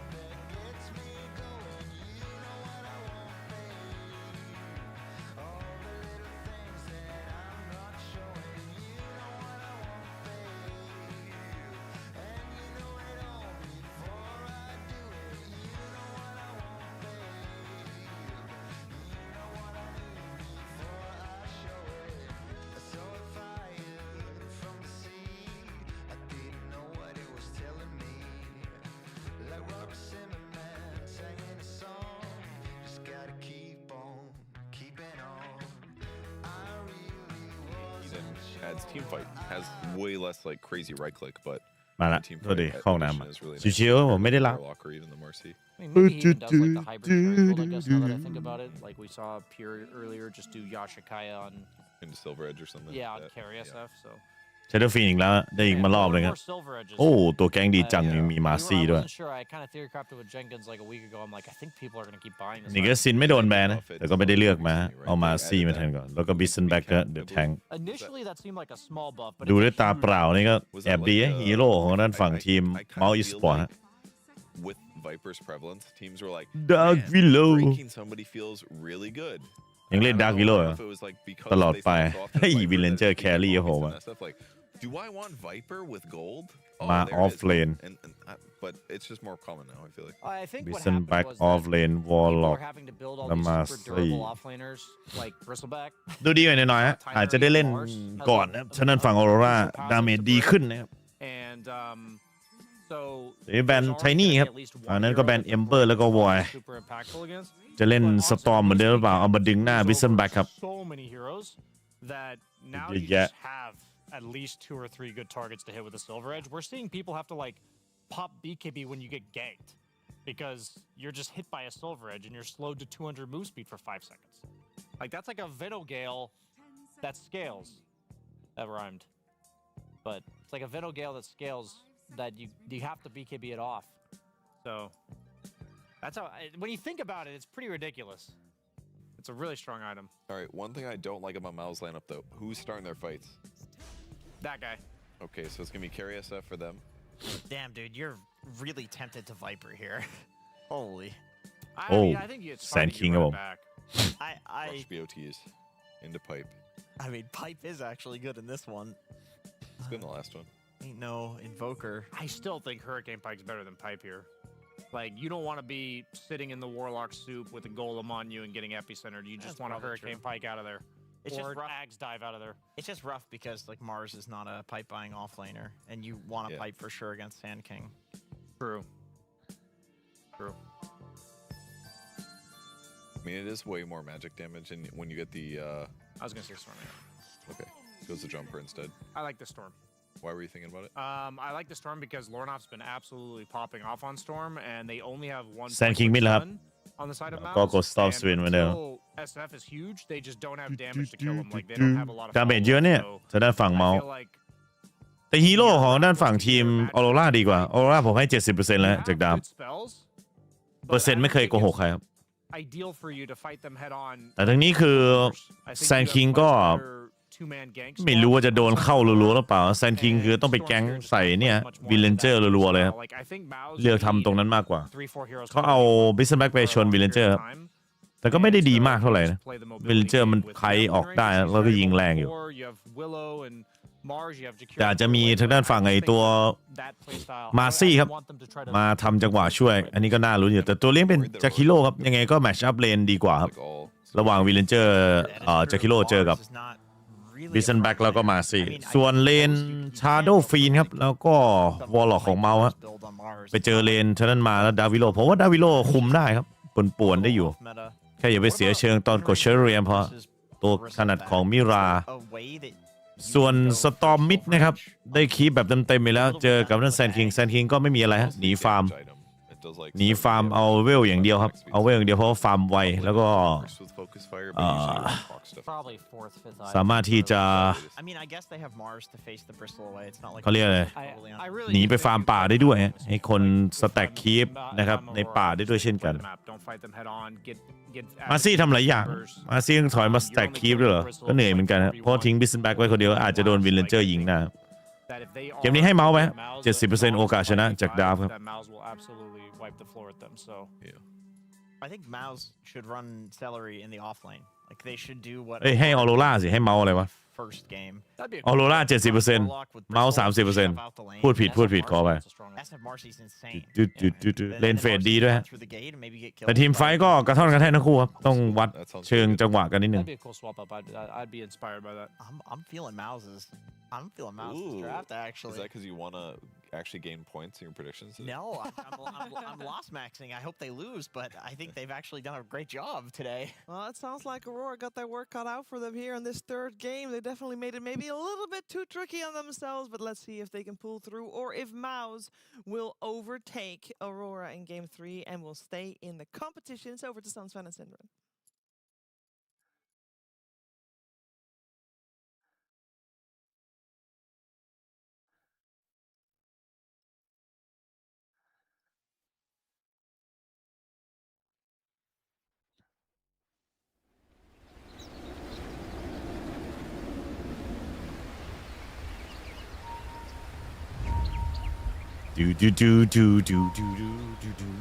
Do.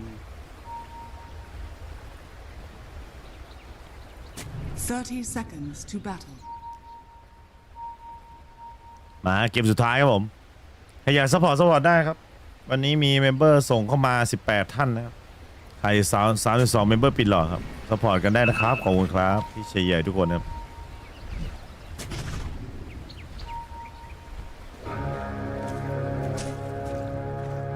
ช่วยผมด้วยช่วยผมได้นะครับ Battle begins.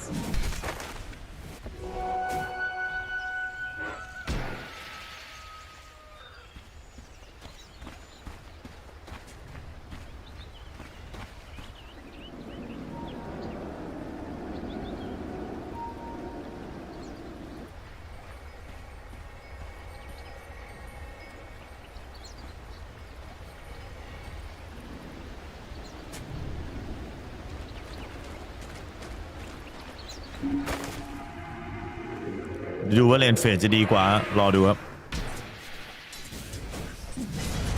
เรสกดไหมเรสกดไปต่อครับอาร์เทนเดวิสเรสกดกันไปออโรราเรสกดได้เฮียแม่เข้าคีย์เลยฟุตเวิร์กดีจัดครับทางด้านฝั่งคริสตัลยุ้ยเชิงเนี้ยจะเทรดเสมอได้หรอครับทางด้านฝั่งแซนคิงเทรดเสมอก็สบายครับชิวๆไปครับขอบคุณครับคุณแอมโซนครับผมขอบคุณมากครับแอมโซน13ขอบคุณมากครับสำหรับ10เมมเบอร์มาเป็น28เมมเบอร์ครับขอบคุณครับเอาละอีกเท่าไหร่อีก22เมมเบอร์ปิดหรอขอบคุณนะครับWครับคุณแอมโซนครับขอบคุณมากครับขอบคุณที่ยังอยู่กันยันเช้าผมนะฮะเข้ามาไปครับเกือบตายครับทางด้านฝั่งแซนคิงตามที่บอกครับแซนคิงต้องทนนะคนไม่ใช่หุ่นยนต์นะที่จะทนนะส่วนเลนล่างเนี่ยเป็นเลนความหวังครับของด้านฝั่งเมาส์น่าจะได้กดดันนั้นออโรราได้รัวๆถ้าเลนล่างตีแตกนี่ผมว่าถือว่าได้ลุ้นยาวๆ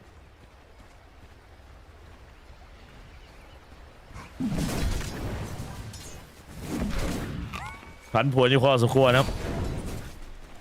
ถูกแอมโซนนะครับถ้ายังอยู่ก็พิมพ์ทักทายเข้ามาได้อีกรอบนะครับชิดแชทกันซะหน่อย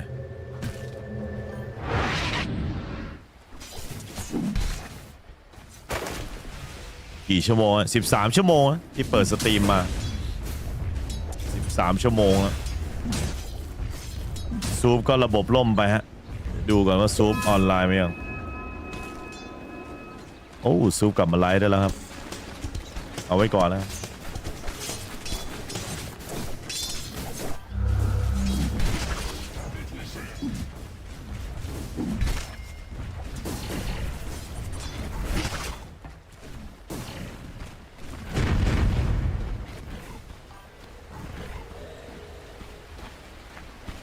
มันปรับเมนเทนเนนซ์ไปรอบหนึ่งนะซู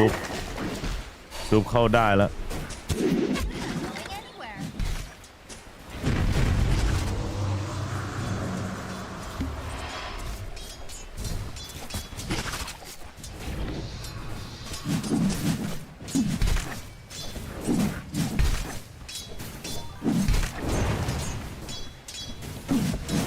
Dire structures are fortified.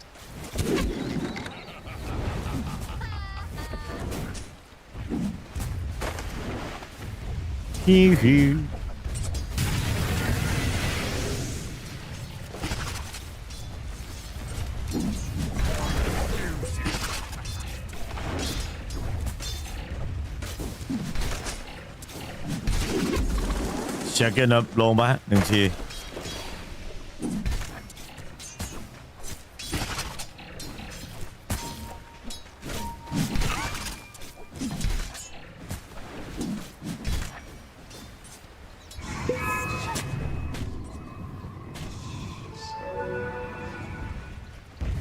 นี่ก็แซนสตอร์มแล้วไหม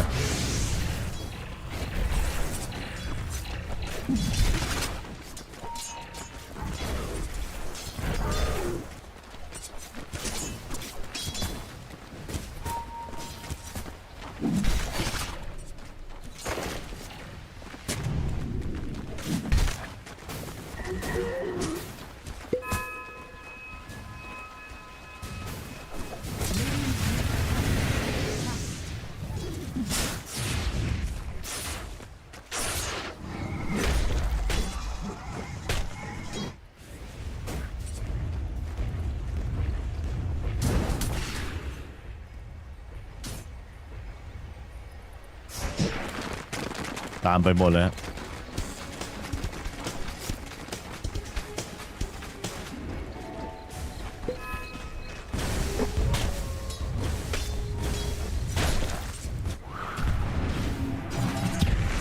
หยอดมาครับตบรีบูครับก็อดไปฝั่งด้านนี้ก็บนกันมาก่อนครับคริสตัลทิมลงมาครับจิ้มยาวลงตัวทีสเปียร์มาใส่เต็มที่นั่นฝั่งคริสตัลแต่ด้านนี้ฝั่ง WS ครับบอกจะรอดเปล่าฮะไม่รอดบอก WS ส่วนนั้นมิดวันจากการมิราบเรียบร้อยเดี๋ยว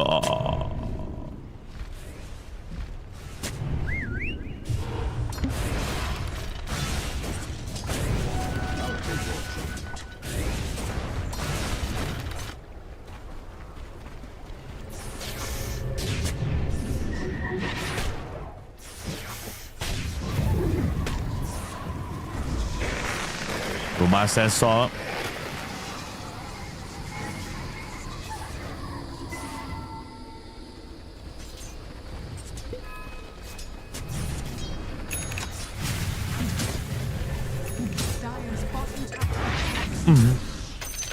ด้านหัวเขาเรียกว่าซัดคริสตัลแตกไปเรียบร้อย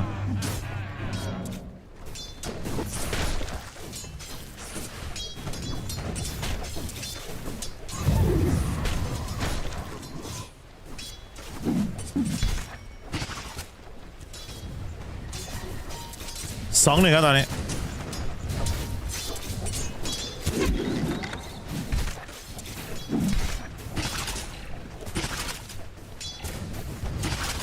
โย่ขอบคุณครับคุณณัฐนันท์ก็บอกครับเริ่มดูเกมแล้วตาลายหมดแล้วผมก็พยายามที่จะกั้นใจภาคต่อไปเรื่อยๆครับผมก็เบลอๆเหมือนกันคนนั้นนะครับ5 เมมเบอร์เข้ามาครับเป็น33 เมมเบอร์ในไลฟ์นี้ครับอีก17 เมมเบอร์ปิดหลอดบิ๊กจะไปอยู่ครับขอบคุณมากครับเมาขึ้นมาเป็น2-1ครับตอนนี้ก็พยายามจะบีบต้นเกมใส่ออร่าเหมือนเดิมครับทางที่บิสเซนแบ็กก็เหนื่อยๆกับท่านชาร์ดฟีนเดี๋ยวเงินเยอะครับแต่ว่าซัพพอร์ตของนั้นฝั่งเมาส์แอบรวยครับแล้วก็แซนคิงครับเริ่มบูสต์ตังค์แล้วเพราะว่าผ่านเลนได้ครับ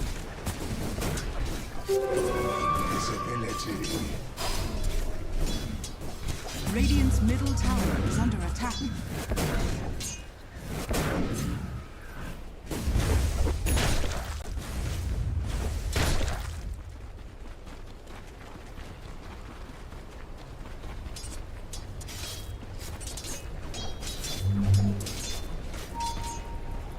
Radiant อีพิกสเตอร์ด้านนี้ก็ใส่เต็มไปเอาที่สตอร์ครับรอน้อมอย่างกิ้งออกได้ครับอยู่แช่ในแซนสตอร์อารีนาบัดมาแล้วก็หันมาสเปียร์ใส่ครับเอาหลังตีนปอครับทางนั้นฝั่งยามิชรอดเฉยครับผมมีไอ้นี่ครับชาร์ดเวิร์ดฮิลให้ครับ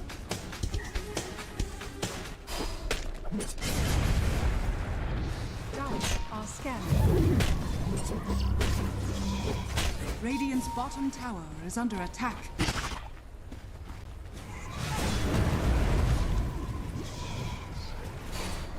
Radiant's middle tower is นี่ under ก็รอด attack. เฉยเลย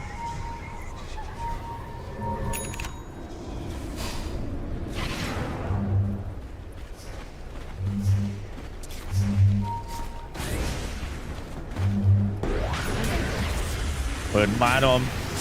ด้านนี้ก็ Shadow Race ขุดลง2ตัวตายคู่แล้วคราวนี้ครับ WS ทำงานหนักแล้วมิดวันนี้แล้วก็วาร์ปหนีกลับได้เปล่าหนีกลับได้ครับคูดาวสตันอยู่ฮะ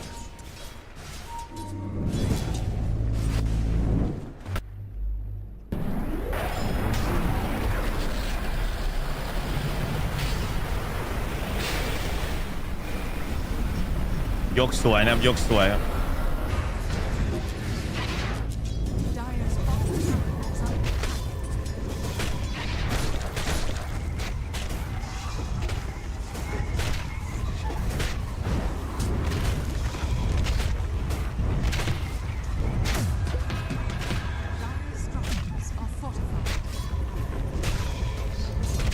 ตีทัพเวอร์ด้านล่างไหมครับนั่นมิดวันครับเดินเข้ามา WS อารีนาปัดไปสเปียร์เสียเปิดมาแล้วแซนสตอร์ป้อมก็ยังส่องอยู่ครับไม่ต้องมีดีเทคชั่นอะไรมากมายโอ้มีซัดดี้อยู่ข้างนอกครับปิดที่ด้านฝั่งแซงที่แบบโฟร์ไฟไถไปครับโอ้โหจะตายหมดนี่ออโรราครับ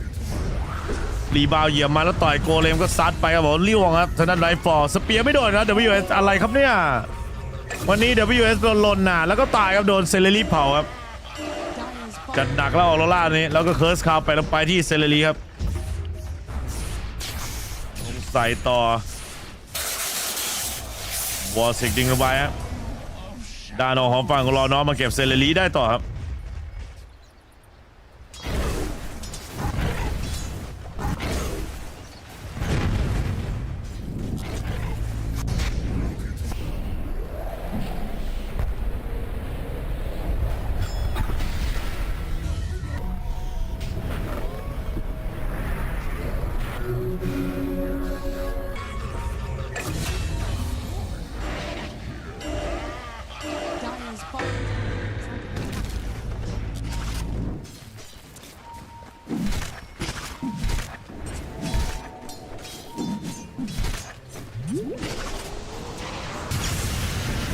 เป็นบูมมาครับ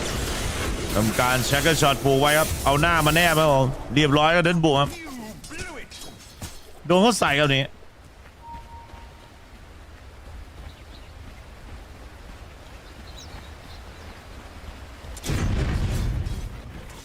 สกอร์มันเป็น 7-5 นี่ทางด้านของMOUZ Sportแล้วก็ฝั่งของออโรราครับเงินดีครับผม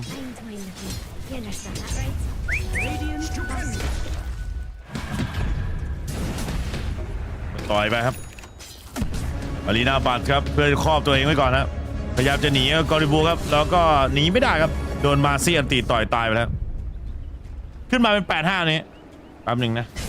ไปปิดไฟหน้าบ้าน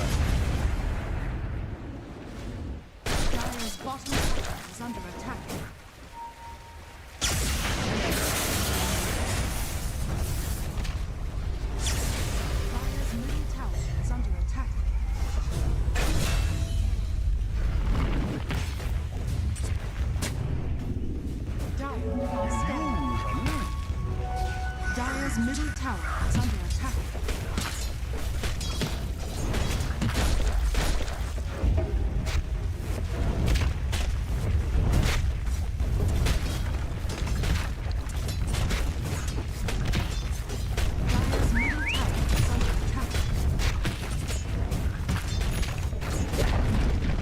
Dire's middle tower has fallen.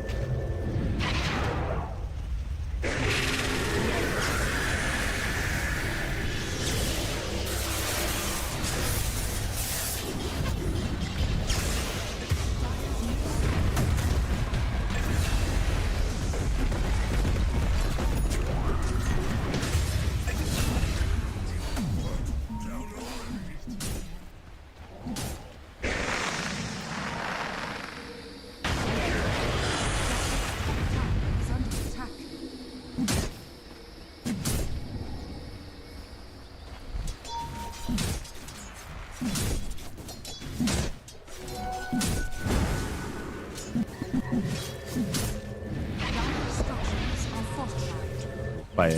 ห้องน้ำแป๊บเดียวรีเควสมันเจออารีนาอันลงต่อที่ VS ครับสเปียวมาใส่ครับที่หน้าโดนของฝั่งไอตัวคริสตัลครับ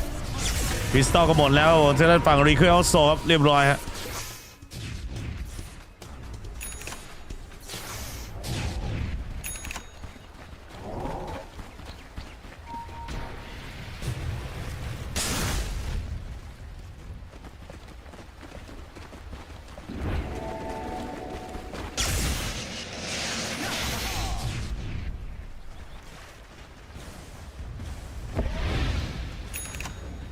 ส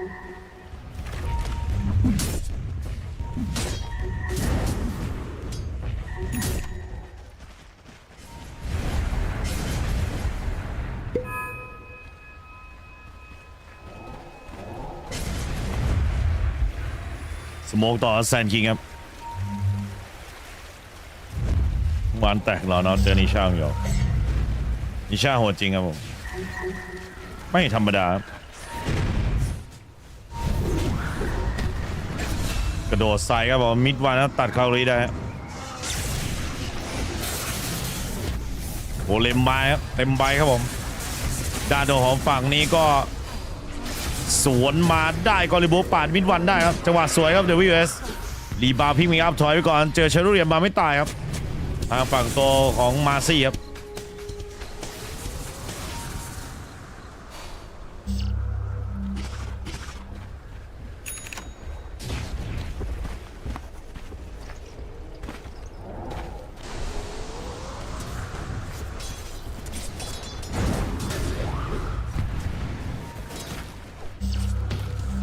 มาซี่นี่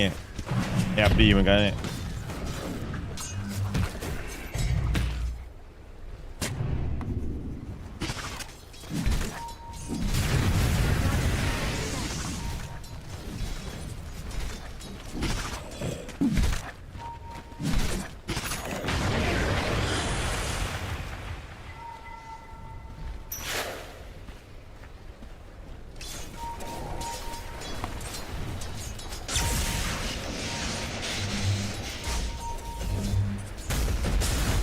เจออีพิสเตอร์เสียบใครวะ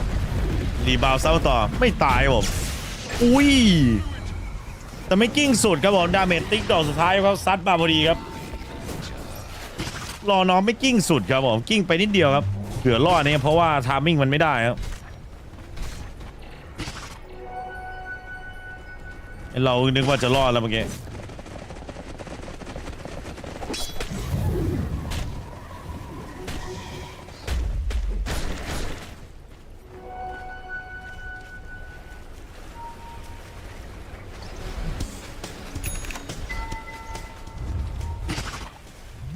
Radiant's top tower is under attack.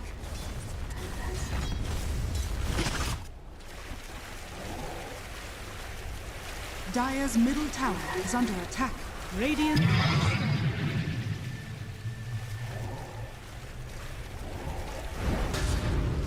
สโมกูมาเนี่ยแชกเกอร์มา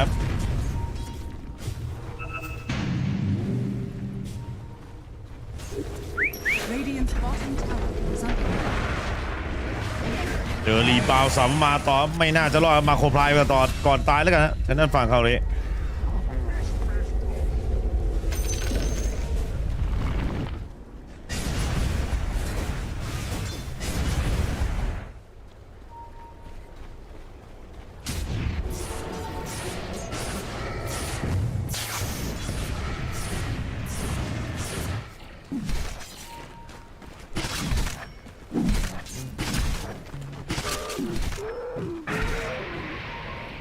บิสแบงเป็นคิมสันกาโดนสเปียร์ไปก่อนแล้วแบบเมสมาแต่นั่นฝั่งสตอมก็อยู่ใกล้ครับไม่น่าจะกิ้งมาหาเหมือนกันสตอมก็ชิวๆไปด้านฝั่งนี้อัมพลิฟายดาเมจเฝ้าไว้ก่อนนะเดี๋ยวมีคนก็มาเสียบอันนี้ก็โอเลมลงก่อนหรือเปล่าฮะจนไล่ป่าผ่านเข้าไปครับแต่ด้านฝั่งมิดวันจัดการมิราเรียบร้อยเข้าโรชานต่อแล้วดีๆนะเจอแซนคิงทามมิ่งโดนหมดนะออโรราจะไม่อยู่เป็นเพื่อนถึงด้านฝั่งไอตัวพาริวิชั่นหรือเปล่าเมาส์อีสปอร์ตจะปลดล็อกวินมาได้อีก1วินแล้วไปสู้ต่อชีวิตครับในอีก2วันที่เหลือของสำหรับสเตทครับเอจิโซมีมาชอบคริสตัลริส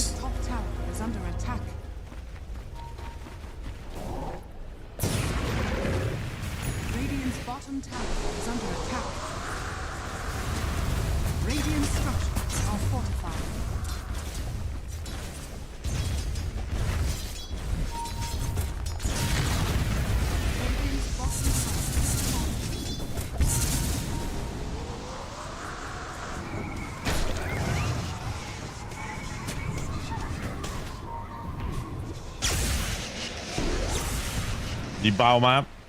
ฝั่งยามิสแล้วก็ตัวของเนี่ย Dire's top tower is under attack. มิดวันเนี่ยผมไล่ไปฮะ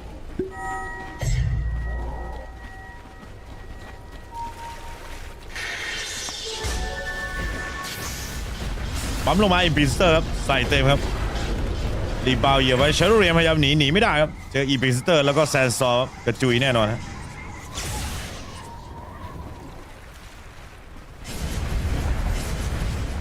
ดันเดินบอลมาคริสตัล Dire's top tower is under attack. Scanning.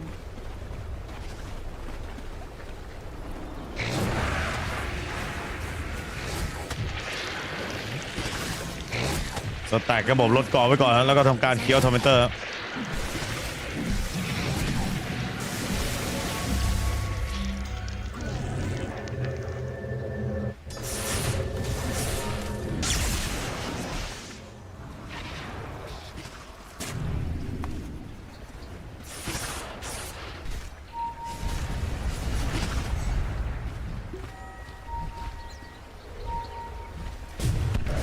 ลีนาบัดเปิดครับเป็นบานมาสเปียวมาซัดหรอกครับด้านโดของฝั่งนี้ก็วาร์ปหนีกลับไปได้เปล่าเจอรีบาวใส่ครับเรียบร้อยครับอ้าวออโรร่าจะเศร้านะครับเนี่ยดูทรงแล้วดูทรงไม่น่าไหววะไปเสียตายทีละตัวแบบนี้ครับผมเล่นไม่พร้อมกันนะลำบากเลยชีวิต Dire's middle tower is under attack. กันกลางครับรอนอฟแล้วฝั่งบูมครับ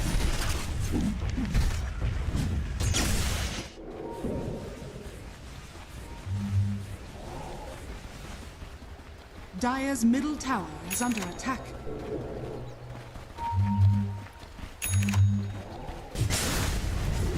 เสียเปิดบอลรถไซครับรีบาวซัมต่อยยาวครับด้านฝั่งมิราก็เรียบร้อยครับมิดวันจะบอกจัดการว่ามิราไหมครับสกอร์เป็น18-9วันนี้ Is under attack. Dire's middle tower is under attack.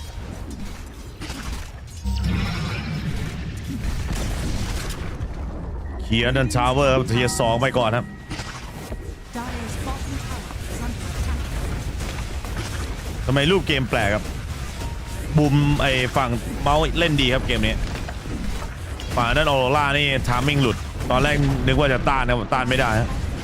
จังหวะไปโดนเก็บพี่กอล์ฟทีละตัวนี่ครับก็เลยโดนเทิร์นหมดฮะแล้วก็ฝั่งแซนคิงก็จะมีแต่พาวเวอร์ครับ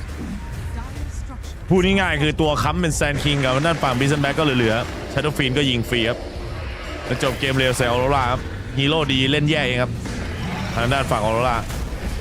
เมาส์เปิดมาอีพิสเตอร์เปิดครับไม่ปล่อยช่องว่างครับแล้วก็เทเลไลท์สวยครับมิลาแต่ยังไงก็ดีแล้วฮะพาวเวอร์ก็จะแตกบอกจะเข้าฮะจะเข้าจะลุยจะต่อยไงหรือว่าจะปล่อยครับวิลเลนเจอร์นี่ยิ่งหนักเลยฮะทำอะไรไม่ค่อยได้วิลเลนเจอร์นี่แท็กคิวเดียวตัวนี่เมื่อไหร่จะตายไม่รู้เหมือนกันฮะออกคอนสายฟ้าใหญ่มาจะเป็นเฮอริเคนไพร์ก่อนไนท์ฟอลหรือจะเล่นแนวอดทนก็ได้ครับจะได้โดนฝั่งไนท์ฟอลดูฮะอันตีเลเวล2เนี่ยใช้ไปคูลดาวน์45วิโอ้โหงานเครียดเหมือนกันนะถ้าไม่ได้จ่ายเต็มเวลาวอลล็อกรวยนะวอลล็อกจอยไฟตลอดครับแล้วก็ไล่สกิล3ฟาร์มคีปได้รัวๆเพราะว่าแมปคอนโทรลครับทางด้านฝั่งเมาส์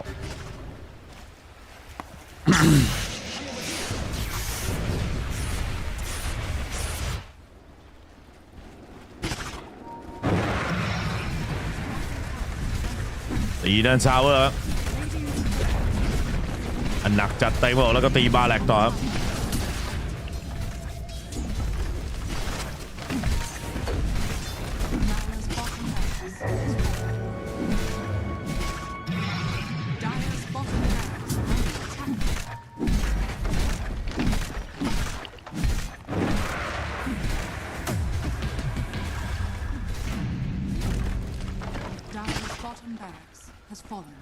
บาแหลกเซฟไป1ทางอย่างว่องครับ23นาทีออร่านี่จัดหนักแล้วเหรอเนี่ยจัดหนักหรือจัดเบาขอที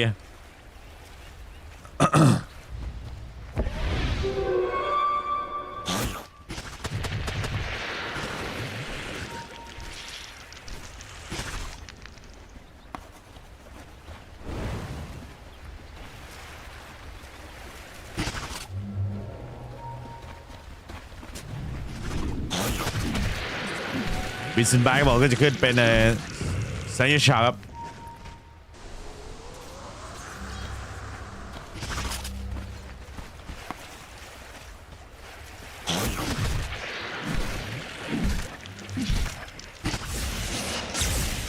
บอลลิงไล่แปะ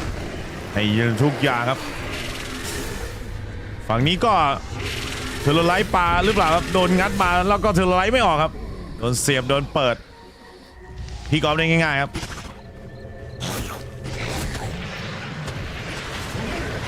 ไอ้ผ่านมาตรงนี้ครับ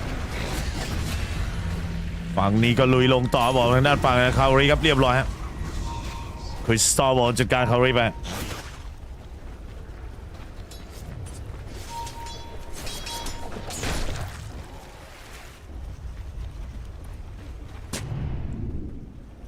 เคลียร์โดนคิวบอกในนั้นเป็นซิวเอทครับเอาไว้ปิดพาสซีฟมาได้ครับหรือไม่ก็บินวอล์กหาตำแหน่งครับผมไล่เชิญมา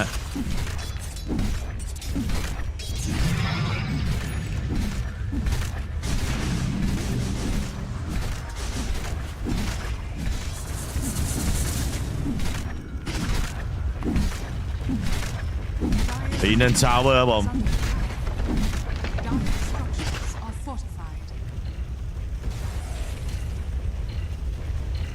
ตรงกลางก็จะวันนี้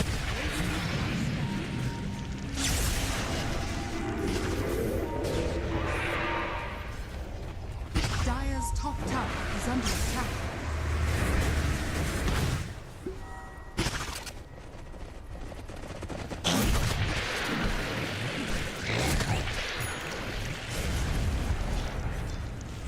ทางด้านฝั่งมาซี่บีเคบีครับมาคิบีแบบเข้าไปต่อยใครก็ได้ล้มแทงได้สบายเงินขาดขนาดนี้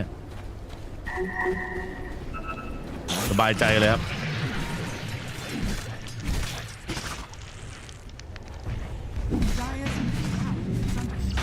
ดีเนินชาวเวอร์มาแล้วใส่ตรงต่อตัวนี้ครับทางด้านนี้ก็เช็คเกอร์ช็อตครับ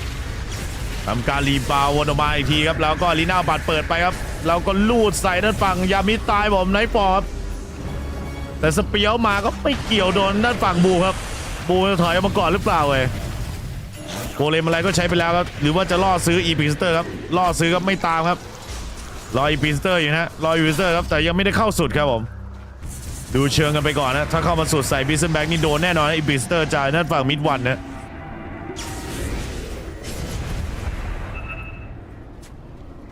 โตโต้เงี้ยตื่นเช้ายังไม่นอนครับ13 ชั่วโมงเจอ14 ชั่วโมงโตไปเที่ยวญี่ปุ่นยาวๆพักผ่อนครับพักร้อนพักเบรก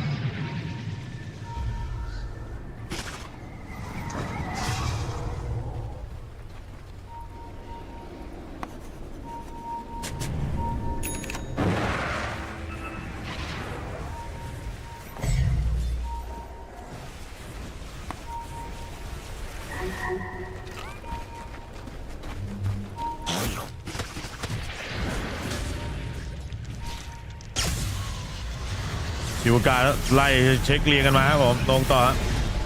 โอเลมซัดมาสวนมาแบบนี้ครับช่วยขัดไว้ได้ดีครับแล้วฝั่งท่านคริสตัลแตกสังหารบอกเจอรอน้อมสอยเข้าไปครับ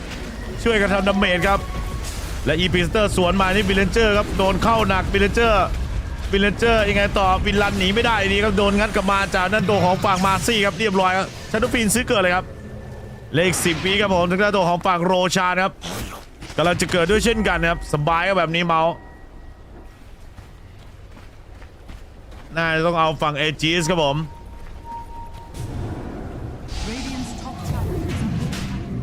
น่าต้องฝั่งเอจีสครับผมให้ด้านฝั่งชัตเตอร์ฟินที่ซื้อเกิดมาซะก่อนนะ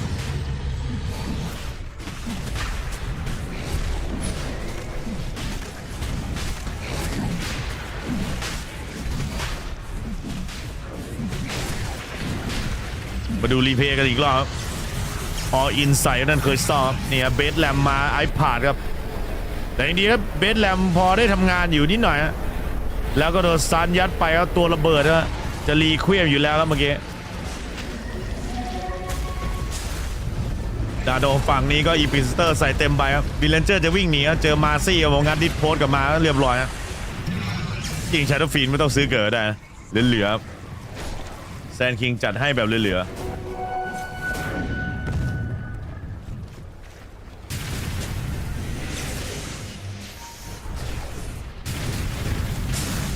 สียบมาไม่โดนครับสงานครับมินวันรีบาวไม่โดนเนี่ย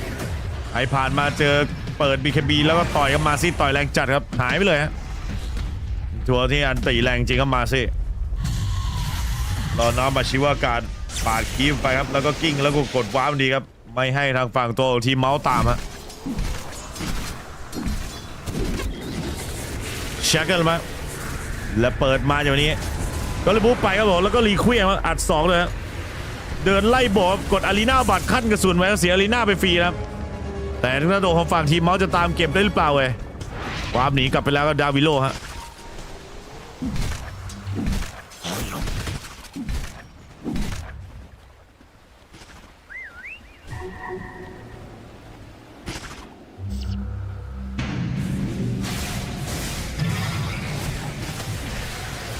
อัดทอมเมนเตอร์นะครับทำให้เงินคายไปเป็น12Kแล้วตอนนี้เมาส์อีสปอร์ตครับ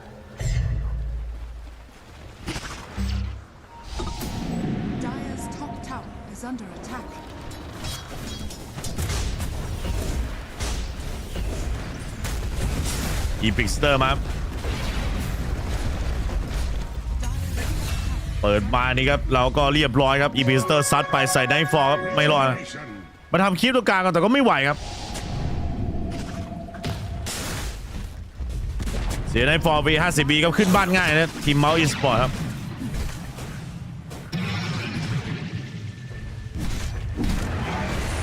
เปิดมานี่ครับผมตีนั่นชาวเวอร์ครับ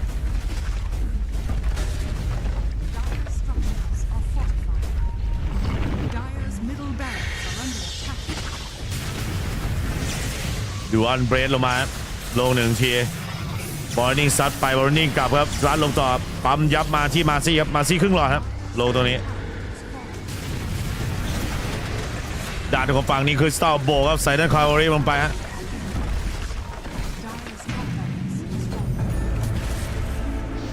บอลบูครับปาดเคียวสเปียวมาใส่ด้านบูลงต่อซื้อเกิดมาจากกิโลส่วนนั้นรอน็อปตายรอน็อปซื้อเกิดได้ครับ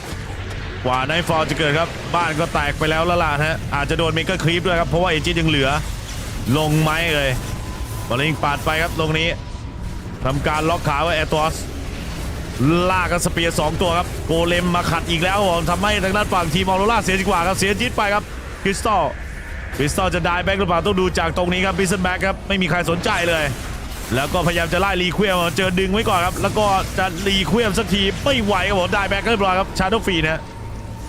ถือว่าเสียหายหลายแสนอยู่นิดหน่อยเท่านั้นครับเมาส์อีสปอร์ตก็ยังนำอยู่ฮะเพราะทางด้านฝั่งออโรราก็บายมาถึง4ตัวครับเฟิร์สคาวลงไปบิสแบ็กนี่ฟรีจัดระบบไม่มีใครเอาลงครับไม่มีใครสนใจ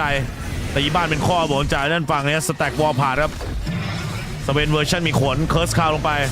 ด้านนี้จะช่วยซ้อนหมูรถไซเสียบไปก่อนครับมิดวัน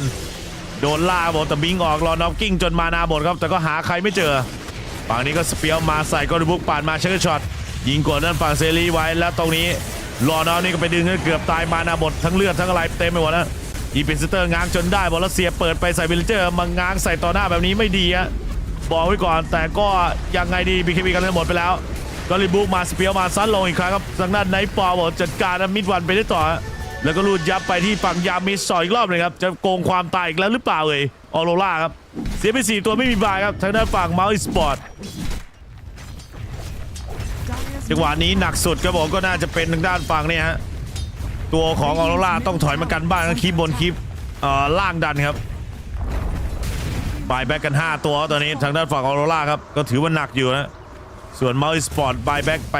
แค่ตัวเดียวครับวอลล็อกก่อนหน้าเป็นชาร์โดฟีนอีก20 วิเกิดครับไม่น่าจะทวงบาแลกคืนได้ครับเต็มที่ได้แค่ทาวเวอร์เทียร์2ครับ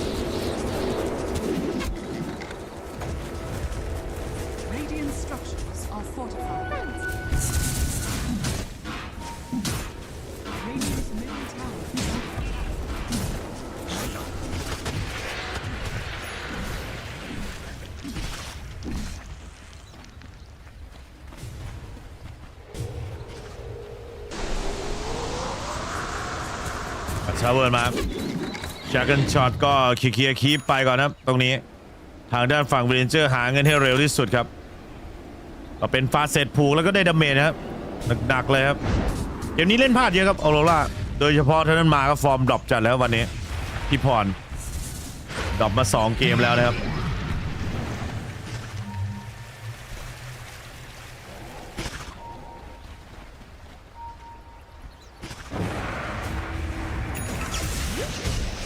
ชิวการครับก็มาเปิดครับ BKB เปิดคู่ครับยามิชแล้วก็ฝั่งโตของคริสตัลอัด BKB ได้สวยนะครับ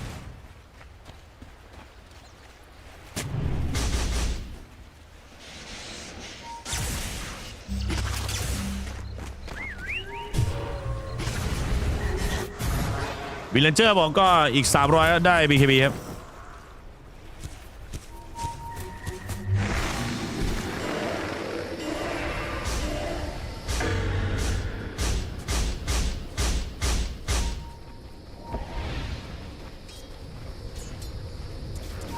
Dire are scanning.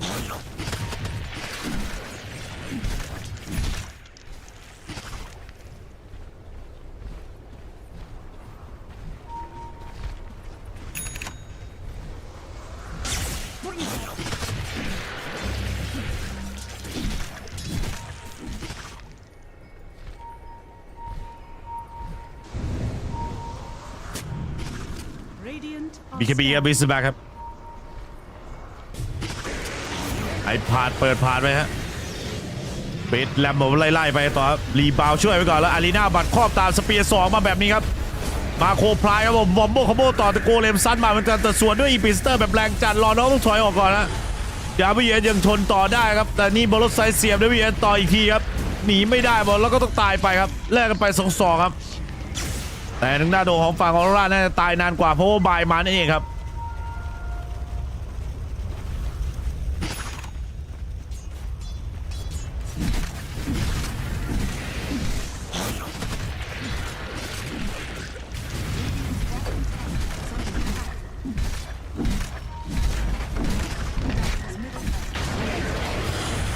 ตีด้านฝั่งครับบาแรกก็ไหมฮะ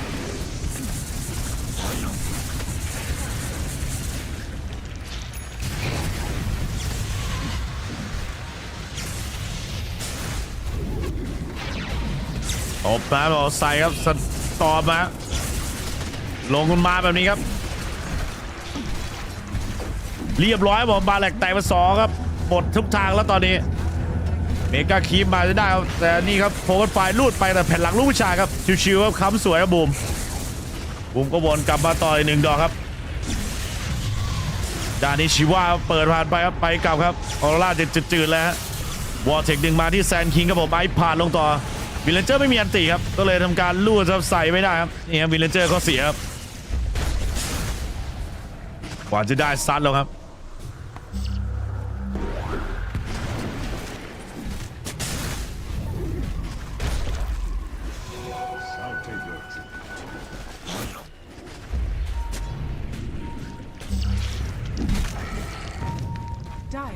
Scanning.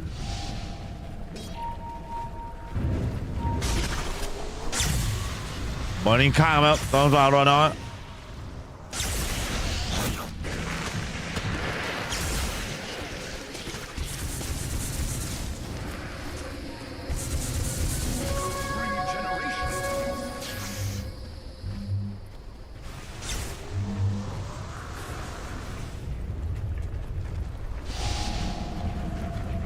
สโมมานี้เตรียมปิดกล่องครับใส่ด้านฝั่งออโรราครับเมาส์โดนอีกแล้วครับเดี๋ยว VS ครับเสีย BKB ไปฟรีครับไม่มี BKB เล่นในอารีนาแล้วบอลลิงเปิดมาใส่บิสแบ็กไม่ใช่ตัวเลือกที่ดีเท่าไหร่ครับวิ่งเข้าหาชาร์ดฟีนดีกว่าแล้วสเปียร์2มาคู่ครับแล้วก็บดชาร์ดฟีนตายไม่มีบายครับไล่ตามต่อที่ยามิสแต่เมกาคีมเข้าบ้านครับต้องรีบนะ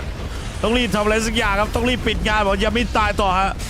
ฝั่งด้านนี้บิสเตอร์ซัดก็มาครับทางด้านฝั่งตัวของจักริโร่ก็นอนยาวได้แบ็กไปอีก1ครับดาเมจก็ลิงกันต่อบ้านจะแตกครับพี่จ๋าบ้านจะแตกครับพี่จ๋าบ้านจะแตกครับต้องถอยครับกลับไปกันนะทาวเวอร์ที4จะไปแล้ว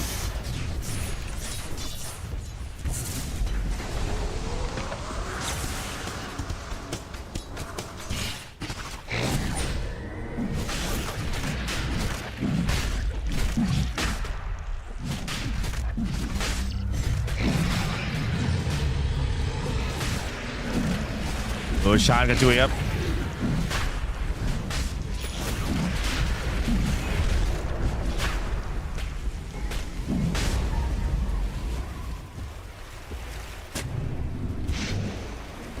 Radiant are scanning.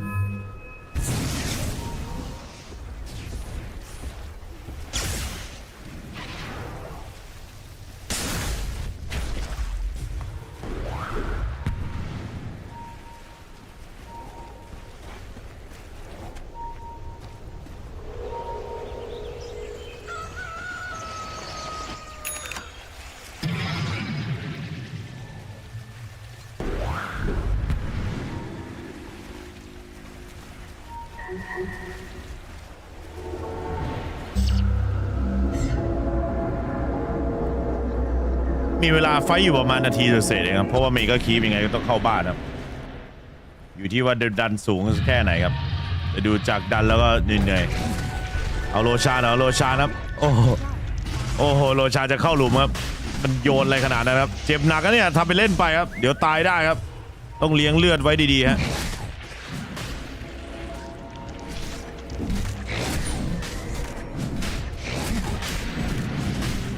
ตีโลชาร์บอกยังไงต้องออินครับคีบเข้า3ทางครับมีเวลาแค่ไม่กี่วิครับ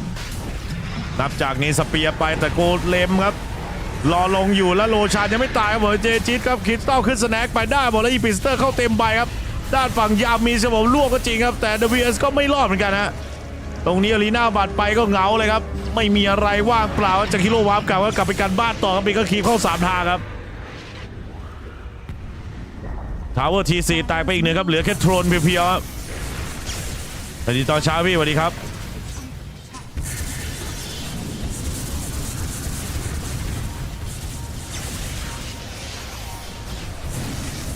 ที่เกิดล่อไม่เข้าจริงครับเขียนไม่หมดครับทางด้านตัวของรถถังครับบอลนิ่งปาดมาครับซัดไปครับแชกเกิลลง1ทีครับกดไฟใส่ครับฝั่งบูมันจะวนรอดหรือเปล่าครับแต่ตรงนี้ก็ง่วนกับการเคลียร์เมกานี่ก็เหนื่อยแล้วมานาจะหมดครับรอนะครับปวดจะจัดระบบรอทางด้านฝั่งมาจะเกิดมาไม่มีอารีนาหรอเนี่ยเอ้าเขาลีละลายครับซื้อเกิดทันทีครับด้านฝั่งรอนะครับตายซื้อเกิดทันทีครับแล้วก็เคลือบบ้านแล้วครับทางด้านฝั่งตัวของพิซซ่าแบ็กไม่สนใจครับตีบ้านอย่างเดียวแล้วกันครับรอปิดเกมครับรอเอ็นเกมหรือเปล่าครับฝั่งแซนคิงตายบอกไม่มีบายครับมาซี่ก็ตายครับไม่มีบายเหมือนกันแต่ทางด้านฝั่งพิซซ่าแบ็กยังฟรีอยู่กับตัวของทางฝั่งนี่ฮะชาโดว์ฟีนครับผมเรียบร้อยไปแล้วจบเกมครับเป็นหน้าตัวของฝั่งเมาส์สปอร์ตชนะครับปลดล็อกแต้มแรกลงมาจนได้ครับส่วนออโรราผมพ่ายยาวครับเกมนี้ฮีโร่ดีแต่เล่นไม่ดีเองครับผมแตกไปหมดครับเรียบร้อยเองครับแพ้ภัยตัวเองครับออโรราพอพ่ายลิควิดมาครับผมเหมือนพระเจ้าหลังเลือดปั๊บเลือดไหลยาวเลยฮะแต่เกมนี้เมาส์เล่นดีครับยอมรับเลยครับแซงคิงมิดวันครับ make the playส่วนมาซี่ยามิสก็ใช้ได้ผมฮะแพ็กเกมกันดีเดินเกมกันดีมากครับ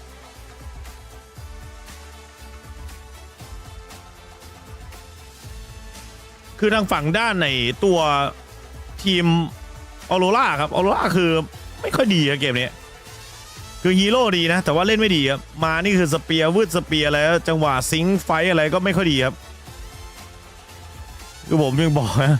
ไม่ฮีโร่ออโรราก็ดีแต่พี่แกแบบเล่นแบบเหมือนแบบไม่ซิงค์กันเหมือนกับแบบประมาทด้วยแหละฮะ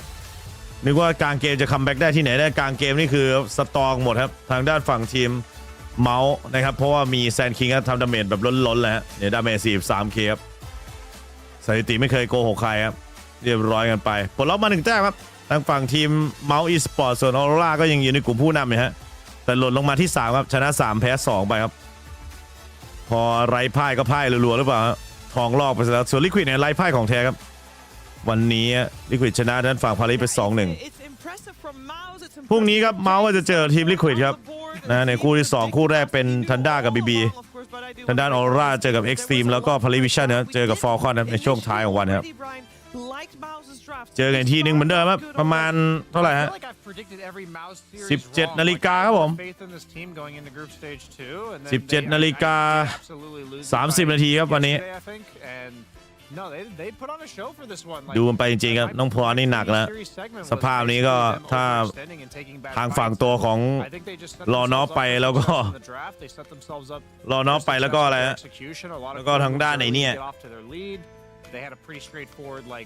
ฝั่งมิโคโตกับมาเนี่ยอาจจะเหนื่อยได้ถ้าเล่นกันแบบอย่างนี้ดาบคมแล้วนะยอมรับว่าดาบคมแล้วแต่เล่นไม่ดีครับหลุดลอกไปแล้วตอนนี้ส่วนเมาส์ได้สวอปต่อครับยังไม่ได้ตกรอบนะแต่ถ้าเมื่อใดก็ตามแต่ที่เอ็กซ์ตรีมหรือว่าออโรราครับได้แต้มหนึ่งในวันพรุ่งนี้ก็คือทางด้านฝั่งเมาส์ออโต้ตกรอบไปแล้วครับส่วนด้านฟาลคอนก็สู้ชีวิตต่อเจอปาริสซึ่งปาริสการันตีตกรอบครับเพราะว่าแพ้ไป5 แมตช์ครับผม ฟอลคอนก็ชนะไป2แมตช์แพ้ไป3ครับ Genuinely a really good game. It was fun to นี่ก็ watch. ฟอลคอน Aurora ไหม try to hold on there. พ่ายกับทันด้า They แบบ were บุย on ดุย their ไป creeps for a while there. They had some moments where they were winning fights that was surprising. So I don't know. It's such a great way to end the day, I think. This team looks ห really นุก good. หนานไปครับคนดูเดี๋ยวผมนั่งเล่นเกมใน Like they ทางด้านฝั่งซูปต่อครับผมต้องเก็บชั่วโมงครับอีกสักหน่อยนะครับซูปตอนนี้กลับมาออนไลน์แล้วนะครับ unkillable. And I don't know if he's like ผมอยากเซตอัพซูปไลฟ์ก่อนนะครับ they're คน just ดู also really good at playing around Bristol, but you can tell that they also all know. You know, it's like that mid siege where they tried to wrap around on Aurora, but like MOUZ was just not having it. Like, he was literally always slightly edging towards where the Aurora heroes had to come from. We already knew it. Production already knew it as well. The last puzzle that we had to solve was the one that consisted of 3 different MOUZ logos. Their heart. Would you like a heart? The MOUZ logo Was that is a heart. intentional, You have actually? my Like heart. the MOUZ logos? You have my I heart. don't think it was intentional. They do look like MOUZ. That is incredible. Yeah, I'm gonna talk to Boom. Can I have my heart back? I'm not gonna talk to Boom. We're gonna talk Celery. Hey, Celery, ขอ how อนุ you ญาต doing? เช็คเซตอัพก่อนนะครับ Hello. Yeah, bit tired. But it's just a little bit late. It's all good. What was that? What was that series? Because you guys have obviously struggled a little bit, and then you go up against one of the tougher teams in the group, and you're like, hold my beer. You know, the way you say it anyway. แป๊บนึงนะ Yeah, I mean, we had a ไปมาดูชาวโดต้าผมว่าสมควรกับการนอนแล้วครับส่วนซูปก็นี่ครับมาจุ่มไว้เดี๋ยวผมแปะลิงก์ไว้ to win some games that we could. แพ้จิตใจยาวอาการออกใช่อาการร้อนออกครับพอนั่นแหละโมเมนตัมไว้ทีมเสียอะไรเสียก็เรียบร้อยครับไปครับเจอกันนะชาวทวิสครับผมขออนุญาตปิดสตรีมก่อนนะส่วนท่านฝั่ง YouTube ก็นะครับเข้าไปจุ่มรอในซูปแล้วเดี๋ยวรีเฟรชแป๊บเดียวเดี๋ยวก็ขึ้นนะครับ I don't watch any games, so I'm just. เจอกันนะครับชาว YouTube Just playing. So what was it? What I would mean, you you chalk it don't up to? prepare differently. I think we're วัน doing. นี้ก็แอบหลับไปแมตช์หนึ่งฮะแมตช์ของฟอลคอนกับทันด้าแมตช์แรกครับหลับไปนิดนึงครึ่งเกม We're not getting ขออ stopped. ภัยด้วยแล้วกันลากยาวมาหลายวัน Games are in. ไว้เจอกันฝันดีครับทุกคนฝันดีครับ We make a lot of little ส่วนใครจะ mistakes อยู่ whenever ซูป we ช่วยกันต่อก็ Just happens. เข้าไปออนครับลิงก์ที่แปะไว้เดี๋ยว Do these mistakes. สักประมาณนาทีหนึ่ง2 นาทีรีเฟรชครับเดี๋ยวไลฟ์ผมก็ขึ้นมาครับเจอกันครับ Are you trying to work on that to improve on that? Because that sounds like a very difficult thing